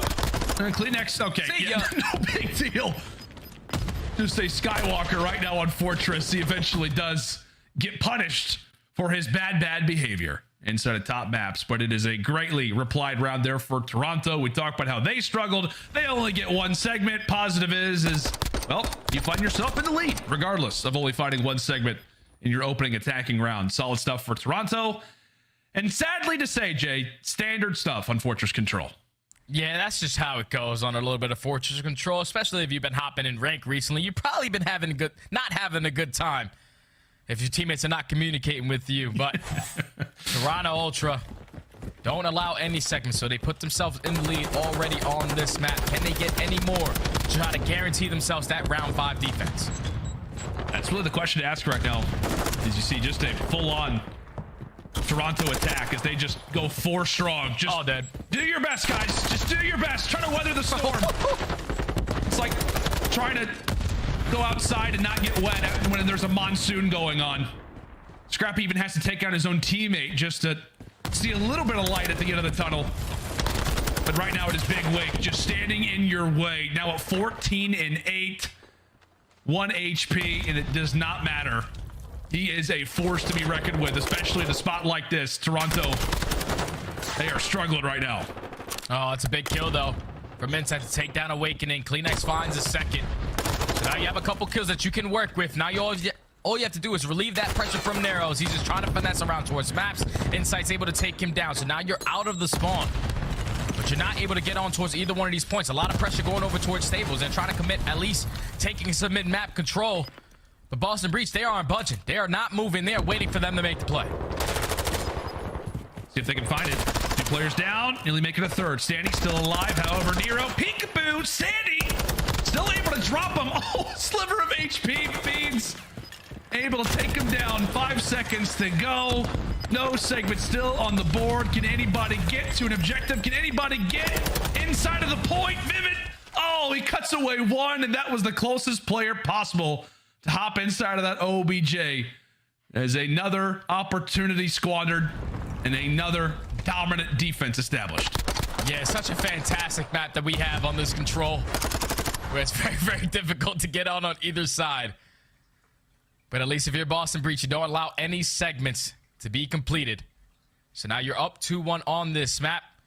Your big focus is just getting 2 segments done so you can guarantee yourself that defense going into this round number 5. But it's all about these initial kills. Toronto Ultra have to have another dominant defensive round. And unfortunately, Scrap Snade isn't going to connect on anything as it bounces back and hits the back of the spawn. Is it still a 1-0 lead? Yeah, still 1-0. Okay, well, fantastic. There it is. Oh, 3 players down. Vivid, please. No, he's so close. Oh. He was so close. Come on, game. He deserves a little bit more progress than that. Come on. So close to getting a segment. And eventually does get found out. Kleenex. What? Somehow does get spotted there for Nero. I think that's just maybe overtime. Oh, no. Constant places like that.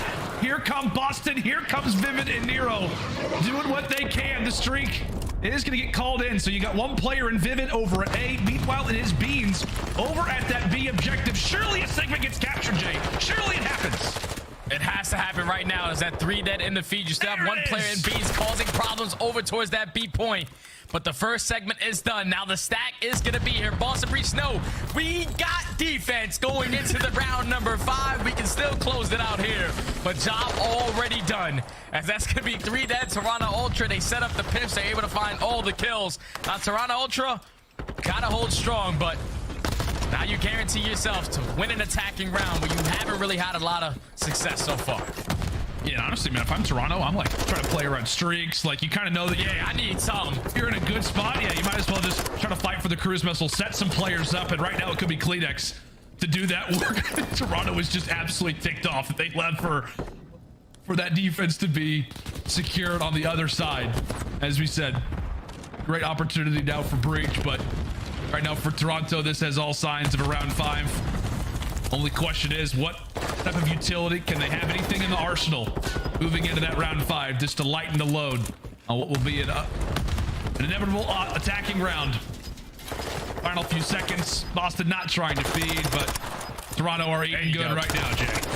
Oh! And Kleenex finally is able to find that final kill to earn himself that cruise missile. No one else on the side of his squad is going to be able to pick up any of their own, as Awakening knew. You invest that cruise missile, you allow the stack to come in.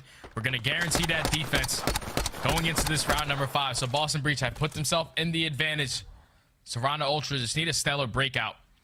And I think what Boston Breach just did to forward push through that double doors, get your trophies down, get the double stack towards A is your best case scenario if you are Toronto. Feels like it's your only option. And that's the scary part, man, is that like you just kind of invest everything into one play. If there's just a sequence, right, where somebody doesn't win their one, or, you know, a few of those gunfights don't go your direction, you could instantly be in the backside of the spawn. Let's see how Toronto does it. Let's see what the strategy is and how these opening engagements will look to play out. Kleenex, understandably so, the first player in. As they'll look to dive right on in toward that B objective. He just wants to get clean and comfortable inside of the base of Boston. However, it's Nero to walk away with that opening engagement. What can the other 3 players do for Ultra right now in this spot? And really, it's not a whole lot, considering that Standy has just fallen. Scrappy, the last player alive, realizing how important that his life is in a spot like this, trying to stay up. He drops as well. A solid job for Toronto, but we'll see if Kleenex can maybe be the difference here. That's a big 2 right there from Kleenex. Now you relieve some of that pressure, try to allow your teammates to get out of the spawn. But now it's on to Vivid. He eventually falls. Standy not thinking about that A point. They're trying to rotate over towards B. It's free lickings. There's no one on that point. You're able to get on it, stop that clock, and this is where potentially Kleenex can invest that cruise as he finds that kill on Tenero. That's a very good point, my friend. Inching their way into that B zone. That Scrappy was able to find 2. Awakening and desperate need to find a kill. He's brought down to 50 HP. He is stunned and somewhat dazed. Has got to wait for the rest of the teammates to come off a spawn. And here they are. Pretty much everybody in the lobby is over at this B zone. Who's going to come out on top of these fights? Can it beat Toronto? And right now it is. Kleenex around the corner is able to find another. And right now it is player 2 in Beans who is here to contest. He loses that 1v1. And Ultra look to be on the right path. If they can win this 1v1, now it's up to Standy. 2 segments accrued and an instant rotation now over at A as Boston have finally awoken. That's just good work right there from Boston to play it super patient, wait for your teammates to get into the play, find the break on towards B. And with 25 seconds left, that's going to force Kleenex. You have to invest that cruise. You have to get the information of where they are playing, what type of angles they're trying to hold, as they're all just going to back up in towards Art. That's going to be 2 dead in the feed, though. All that information works out beautifully. You can potentially get out towards A, stop this clock. And that's exactly what they're going to do. Players already in the truck, trophies down. They are all here. Oh, but it's up to these gunfights. It's up to these gunfights. Oh, is able to stay alive. He's got a teammate on that A objective. And right now it's up to him just to make sure he does not fall. Meanwhile, it's Scrap, who snuck his way over toward B. He will drop as well. Toronto beginning to drop like flies, putting together by far the best attacking effort that we have seen, but it's not going to matter. Defense is what will win you rounds here on Fortress Control, and that is what will get Boston Breach over the finish line here in round number 5. A valiant effort there for Toronto, but it's Boston who now lead our series up 2-1. Boston just came out with great defensive setups, great patience from the young players on that side to find that break over towards that B point. I thought right there for your Ultra, you did everything right. The only thing you didn't do right was have more players over towards that B point to close it out a lot quicker. When they were finding all those kills all throughout Art, they were just consistently thinking about the slaying, leaving that one guy on the point. He had to win 2 crucial one-on-ones. Scrap won the first, but couldn't win the second, while his teammates are trying to transition over towards A to stop that clock even more. Boston Breach are able to take down that player off B. Now time doesn't get extended by a minute. They win the key gunfights and then also take them off of A. And then with that point, Toronto Ultra put in the trap. You invest the crews, you find 2, but then even at that point, looked like their game plan wasn't on sync. When they had a couple players over towards A, the break comes in for Boston as they hold strong on the defensive end. Just great work from Boston to clutch up, find the breaks, and now close out the map to find themselves up 2-1 in the series. That's great work from Boston Breach. Yeah, you'll take it. Obviously, you will take it.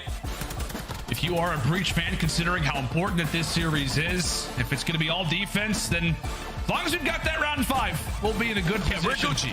We're in a good spot.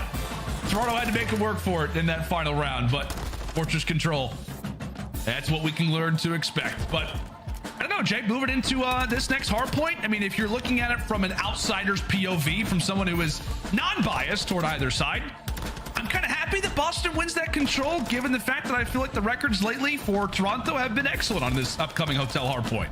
Oh yeah, Hotel Hardpoint is one of their better hardpoints that we have on the seasons. Overall record of 7-4, and what makes them so great at this map is that they are second in breaks. So even when they're losing their rotations, they're finding the kills to execute the break properly. And then once they find the break, their setups are flawless. Third overall on that map.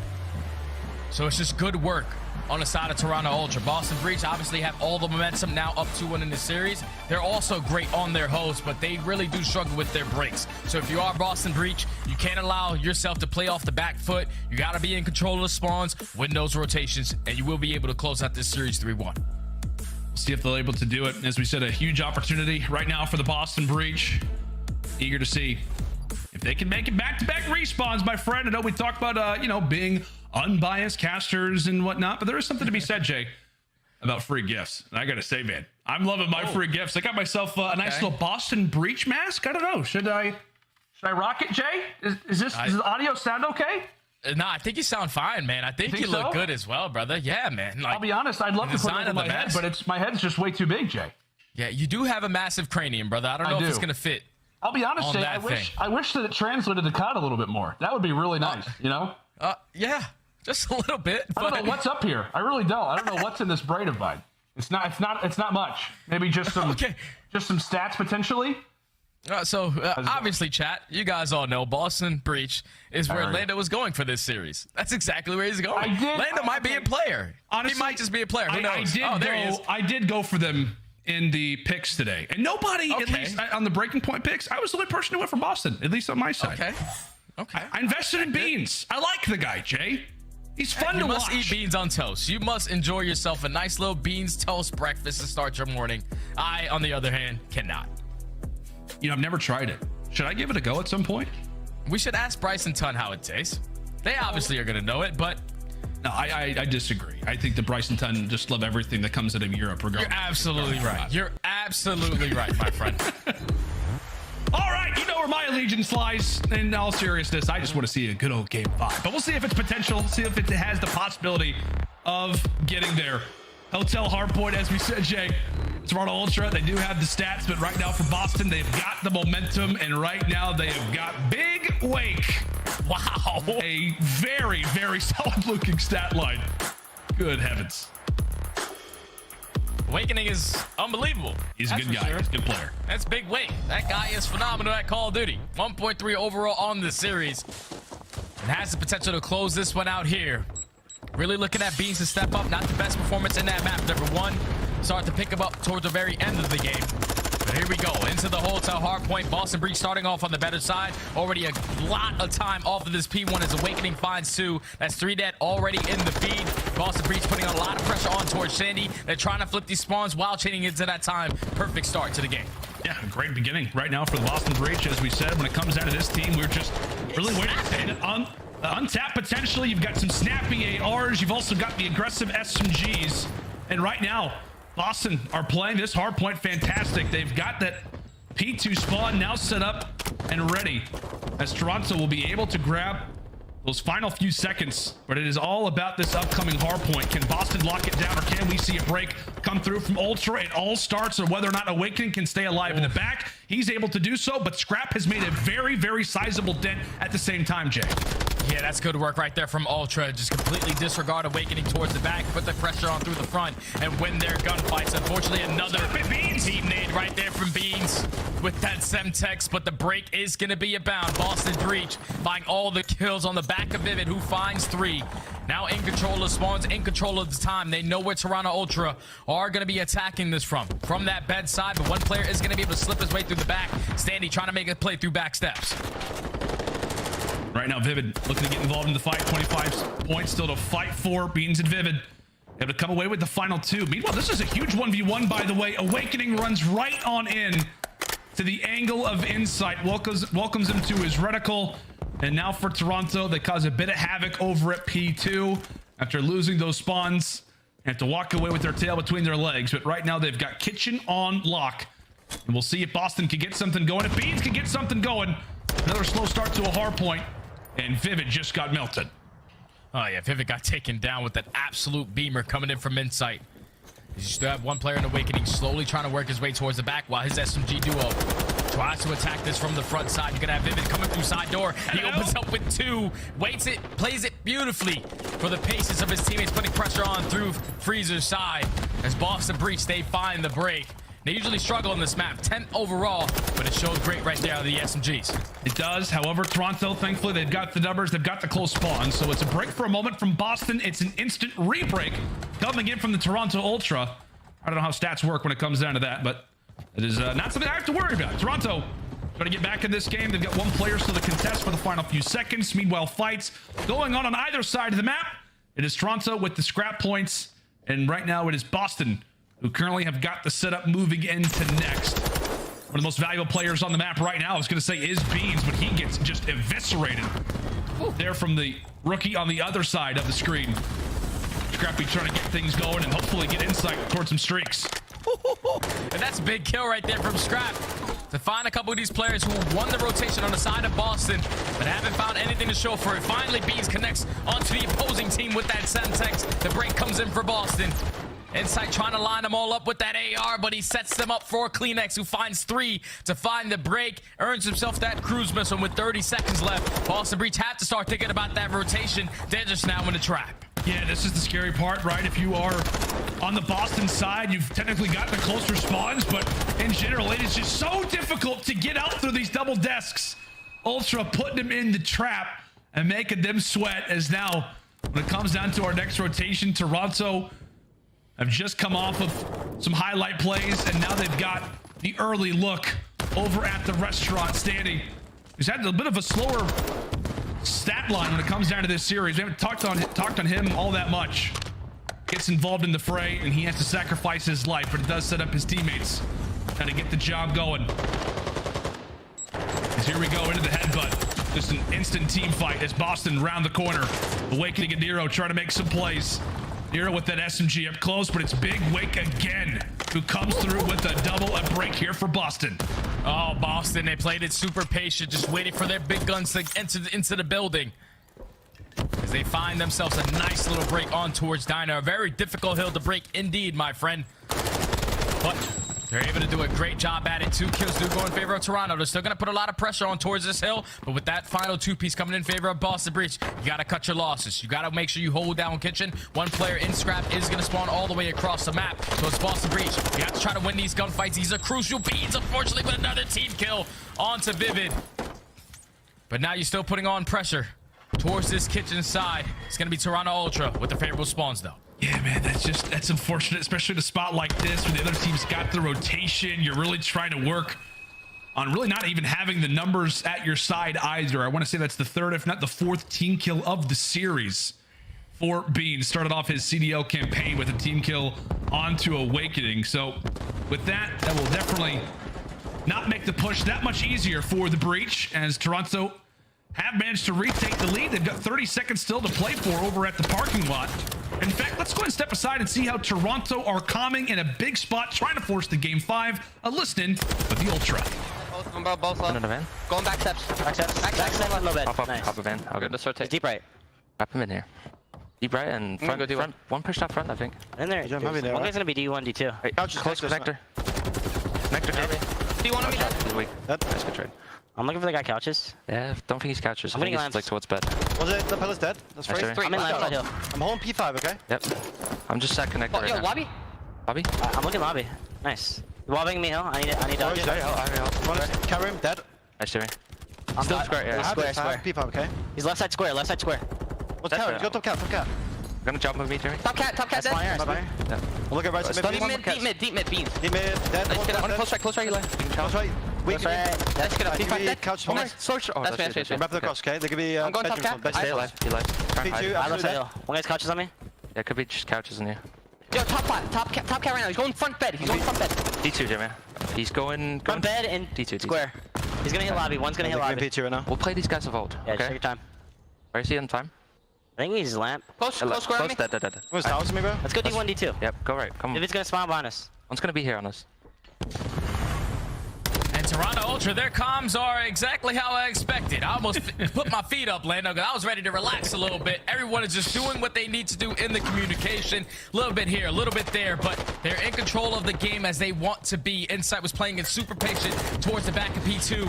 Fortunately, all of his teammates did drop towards P1, and Boston Breach, they're just putting on a lot of pressure. They're finding a break. Even with Toronto Ultra having the favorable spawns, Boston Breach, they are in.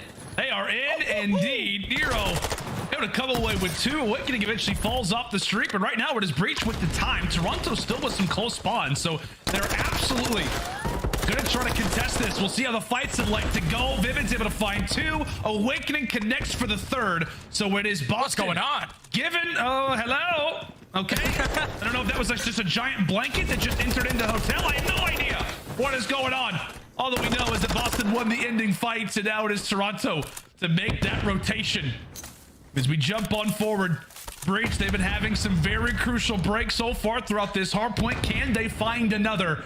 This very well could be the opportunity where they can find themselves a chance to close out the game. Beans able to start things off with the first. Nero still waiting for his chance, waiting for his opportunity to pounce on forward. The Dolphin Dive jumps in, not able to find it. Toronto clear the first wave. Yeah, Toronto, this is the hill that they were able to get themselves right back into this game in a flawless hold. Even when Boston Breach were able to find the first break, first go around, they instantly broke it right on back. But with Vivid, great shots to take down inside towards the back. You shoot down the trophy, but now you have to worry about Standy. That's why you got a Narrow. He's able to fly in, and he's able to take down 3. Great plays from the young man. Gonna go for the challenge onto the 4th. Can't win it onto Insight, but this is where your teammates can fill that gap. Boston Breach, they find the break. And with 20 seconds left, Toronto, they're still gonna put a little bit of pressure on this, but you have to be thinking big picture. You have to rotate over towards next.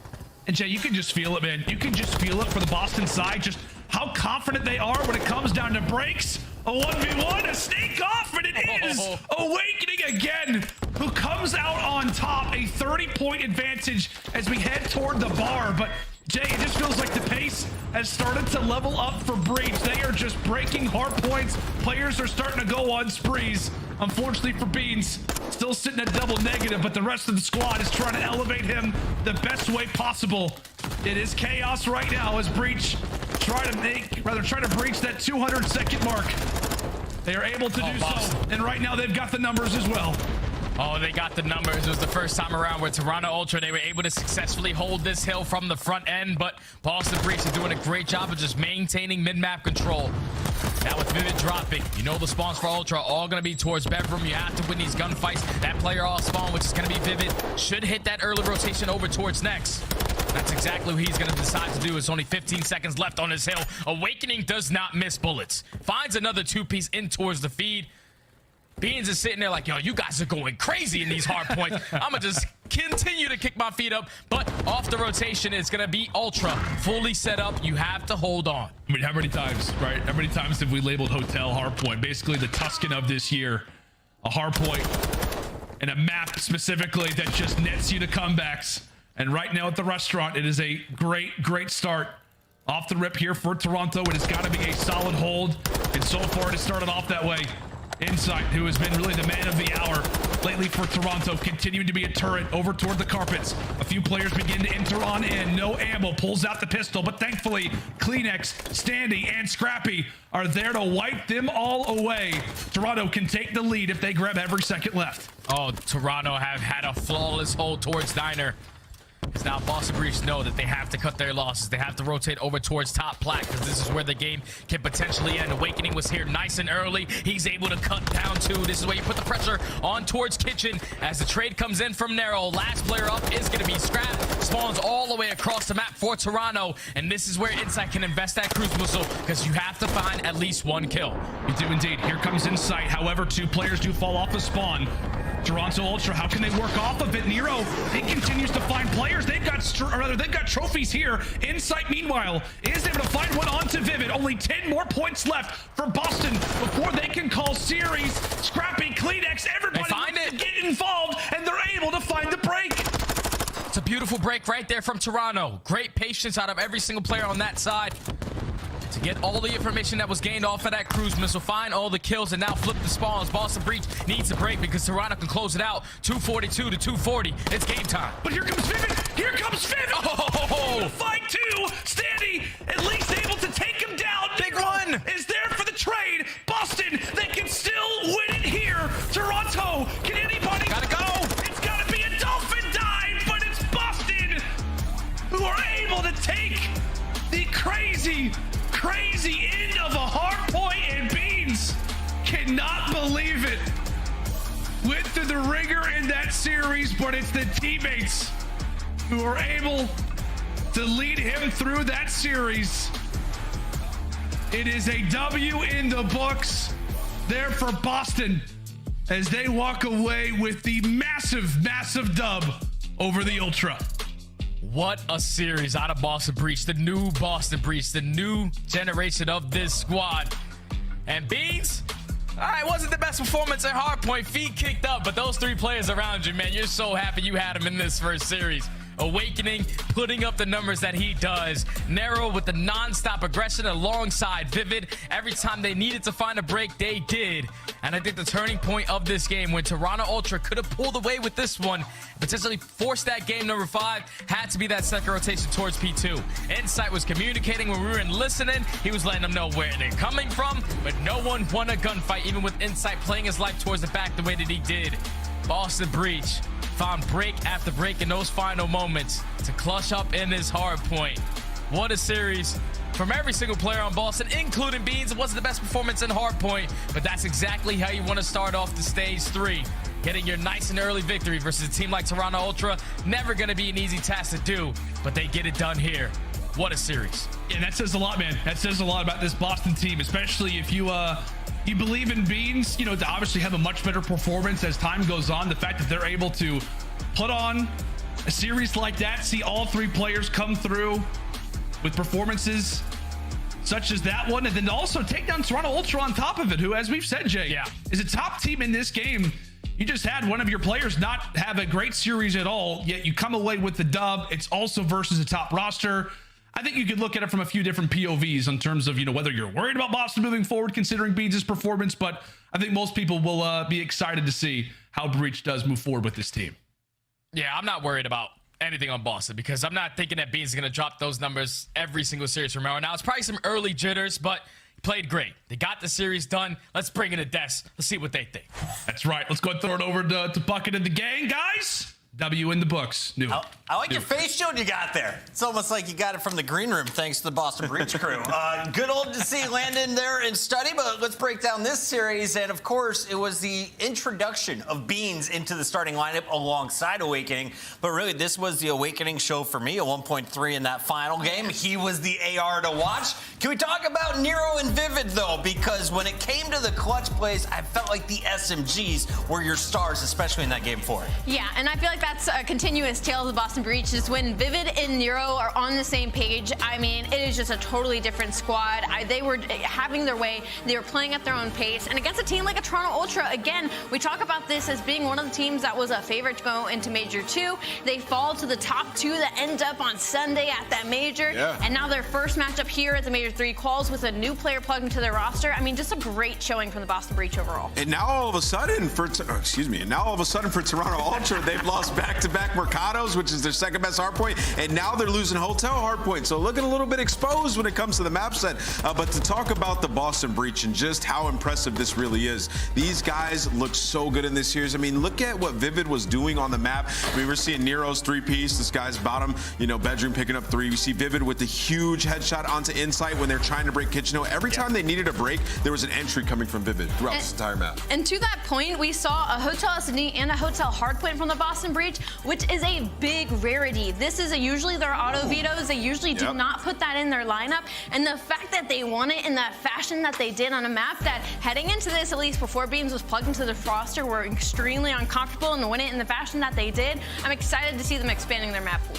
0.54 from Beans on his opening day in hard. My God. Don't worry about that, because Search and Destroy is where championships are earned, and he drops a 1.4. But our skunk play of the game comes from the 0.88. Nero, not dropping big numbers, but when he does, they're in multi-kills. Here he is in a crucial round, and he clutches up with a 3K. Hey, he guns the crap out of these guys, bro. He turns around against the last one here at Couches. Yeah, I mean, he was turned, bro. Yeah, we had a fantastic day of Call of Duty. The first look at the Boston Breach. Can we get some quick grades here on opening day? You went up against Toronto, a top-tier team, right? Yeah, I mean, you got the W. You're talking about Boston Breach, a grade on them? I mean, that's an A plus, honestly, from what I saw. I mean, you beat Toronto Ultra, right? You beat them on one of their best hard points, and then also Beans underperformed, and you still win. That's impressive. Well, we got Beans joining us live. Let's talk about something other than numbers. First of all, Beans, what was it like starring as a chef in your intro video? I think we were all amazed by that cinematic performance. Yeah, it was good. I was cooking up some nice dinner for Zach. He ate the whole lot. He loved it. So that's nice for him. But yeah. What is it like now making your way from challengers? You're on the starting lineup. I know this has been a goal for a while. You finally got your initial spot. I mean, it's great that I've moved up and got to the main team. Obviously, today wasn't a great showing, but we got the job done. I thought, we've been having some really good practice lately. I thought maybe I'll play with my feet for this series, see what happens. Probably won't do that again. Probably actually play with my hands next time, but hey, we got the job done. That's what matters. Exactly. Beans, fantastic search and destroy, fantastic control anyway. I have to ask, what are kind of your goals moving forward as a player? And have you ever played with anybody on this roster before? Is this kind of your first time? So yeah, this is a completely new roster for me, new guys. Obviously, all from the NA side. I'm a European player at heart, so it's new faces, new personalities to get used to. But I mean, they're all great guys, incredible players. Can I just say, Jesus, they are so nasty. But yeah, and obviously my goals as a player, I want to get that ring. I want to be the first European to do it. I think this is a roster that we could just genuinely do it. I think the talent on this roster is just ridiculous. I mean, just showing I'm playing like a buffoon, and we still got the job done. It's a great team, so I mean, not much you can ask for, really. Beans, first of all, I love the energy, man. Just fantastic out there, especially seeing you get hyped. I mean, even after the game, when you're looking at the camera, I love the emotion. I want to ask you, though, you've been on the academy team for this squad, right? And you've obviously been watching them, even watched Pro League matches. What do you want to bring to this team that maybe you thought they had lacked before? Where do you think you can be the biggest asset for the Boston Breach? I mean, Zim was a great player.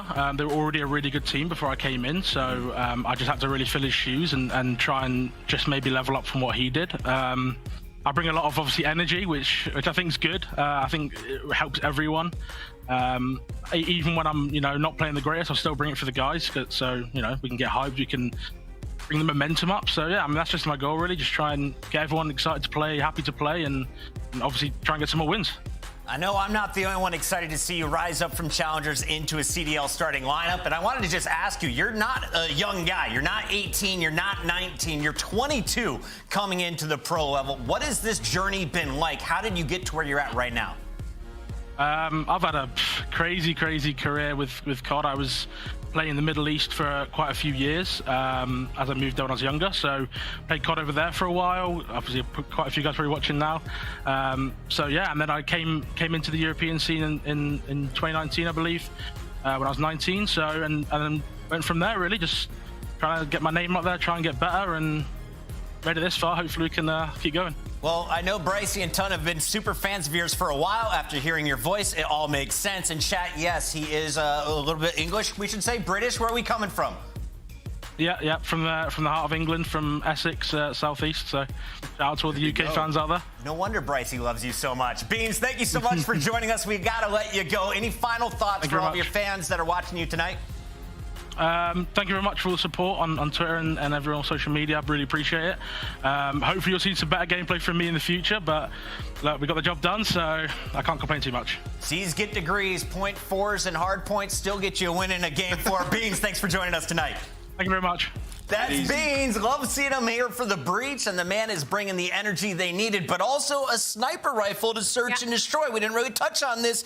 Could that be a factor for this team moving forward? Absolutely. We saw him pull it out in that game, too, and that pixel shot he got on Godheady over by Bar was just stunning. He didn't get to use it too much in the series. Again, it was a hotel search and destroy, but I'm sure we'll see it in his hands throughout the rest of the season. We had some new faces from challengers on the day. You just saw the most recent one in Beans, now playing for the Boston Breach, but let's catch you all up on where we started the day and what went down on the first day of Major 3 qualifiers. It all started with LA Thieves, a team that went to the finals against Atlanta. They were the clear favorites going up against Las Vegas, and we saw the Legion coming in here with only 18% of the fan poll. They proved everyone wrong. Yeah, and they were frying, man. Like, you saw these guys with a control and a hard point, and 2Real was popping off. You know, we talked about a lot in the interview with Clay, sort of what 2Real brought to the team, just a rattier player, but also picking up kills when they needed to, really valuing his life. It just brought a new energy to this squad, and the hard point looked clean, like great rotations on that Embassy, and they went up against probably, I mean, one of the toughest opponents, obviously. They're going up against the LA Thieves, and they come away with the victory. Just super impressive. On the flip side of that, LA Thieves, man, online woes continue, Allie. Yeah, unfortunately for the LA Thieves. I mean, I have to tip my hat to the Vegas Legion because, like, what they did in that series, what 2Real did in that series, I mean, that was absolutely a step up from what we saw from them previously. But LA Thieves, I mean, woes continue in Search and Destroy. That has been a struggle for them, except for, you know, at the Major 2 on land when they have that insane run. I think for me, it was really letting that Embassy slip by. Jeff needs to stay in Atlanta. That's all I'm saying. The man was frying from the ATL headquarters. Let's keep this show moving, though, as Vegas was able to get our first win of the day. We also got to look at a rematch between the ROKKR and the Subliners. If you're tuning in live in Boston, you saw this go to a round 11, game 5. Well, now that we're online, round 11, game 5. Same exact final score. This time, it's the Subliners coming out with a win in the 2-3-5 fashion. Yeah, and the same maps 1-2-3-5 fashion. I mean, it's New York Subliners we all, you know, usually expect to see across the board, and especially the Hydra there in that game 5, 15-6. New York, obviously, a really hot start out of them. The most impressive thing about this series for me had to be the Search and Destroys. New York was on a serious decline when it came to that map and game modes 2 and 5, and in this series it was anything but a clean 6-1 Mercado S&D added to the map pool just to make them that much more scary. Ian. Yeah, I mean, I love what I saw in New York today. Really, I was mainly looking at this team for Search and Destroy improvement, and that's exactly what we got. I wanted to see them expanding their map pool a little bit. You know, we discussed how they had only won a CeeLo. That's a problem. They come in, they don't even play that. It gets vetoed out, and then they win the other 2 Search and Destroys with some couple different stats that we saw that this team playing a little bit slower when they needed to, not always sending one guy out to make the big play. It was great. We saw 2 new rosters, some returning rosters. If you're going to pick one most impressive team on the opening day of Major 3 qualifiers, who do you pick? I have to say Vegas, simply because of the performance out of 2Real. No slacks to Beans again. You know, the hard points didn't happen. They didn't happen. The hard points didn't happen. Is that the most improved or best team on the day? Best team on the day has to be Vegas. Yeah, it has to be Vegas. Best team on the day? I'm going New York is the best team on the day.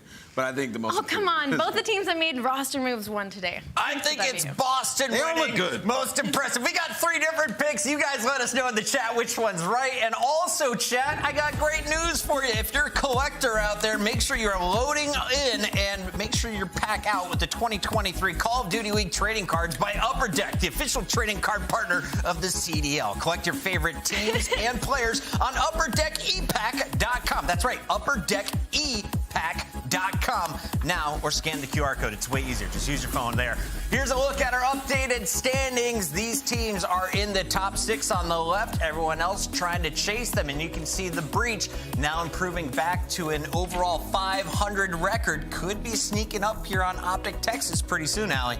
Yeah, absolutely. And that's scary for all those teams on the left because the Boston Breach is looking better. The Vegas Legion is looking better. Florida Mutineers and their roster change should hopefully be looking better when we see them later on. Now, Nameless, of course, you can rack up some big scores at our LAN events. We just saw Atlanta do it, but as the points break down, we've got more shakeup potential here before the weekend ends. What teams are you eyeing to make moves? Man, I really need to see like LAG start to improve. Like, you just don't want to get too much separated from that top 8, man. Like, when you look at champs, like a lot of these teams struggled last year in the middle of the season. It costed them at the end when they were trying to make it into champs. So points online are so important. You have to get these victories now. My eyes are on London Royal Ravens. You've got 30 points. That's 125 behind Atlanta FaZe, and you didn't make a roster move. What do you have in store for us, and what do the rest of the teams above you have in store for us? Because we're going to see a few of them in the mix, including Florida Mutineers. Fellow Capsule now on the lineup. Gorillas are coming back against the new Optic, and we'll close out the night as ROKKR tries to finish 1-1 with a victory over the Seattle Surge. It all kicks off at 3 p.m. Eastern, and remember, you can catch Headquarters every day at 2:45 as we close out the show. Final thoughts, day 1. What are you looking forward to continuing in day 2? Day 2, long, good games. I'm excited to see all the new rosters. And can I just say, when we were talking about the trading cards, accuracy, signature, looked like something when you're in kindergarten and you're practicing your cursive. That's why I started laughing. I'm so sorry, but I had to get that out. There, Lamar. Oh, man, final thoughts. I'm ready for the next day. All right. I'm excited for this. I want to see that. Let's get into it. All right. Thank you all for tuning in. No final thoughts from me, but catch the show tomorrow, 2:45 p.m. Eastern. We'll see you for another round of Headquarters.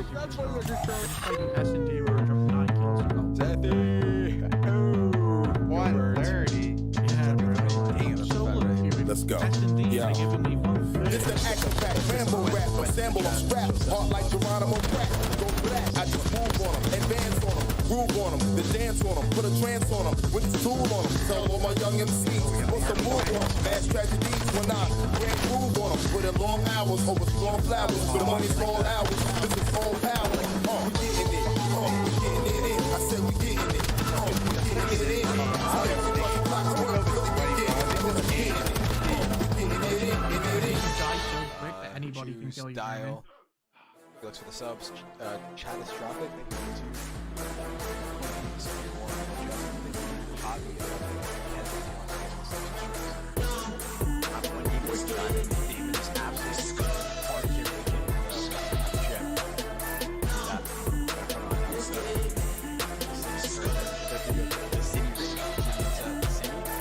Yo, is that look you put on? Predator, thank you for the prime. JR, thank you for the 5. Booty hand, thank you for the 2. Surely I go in the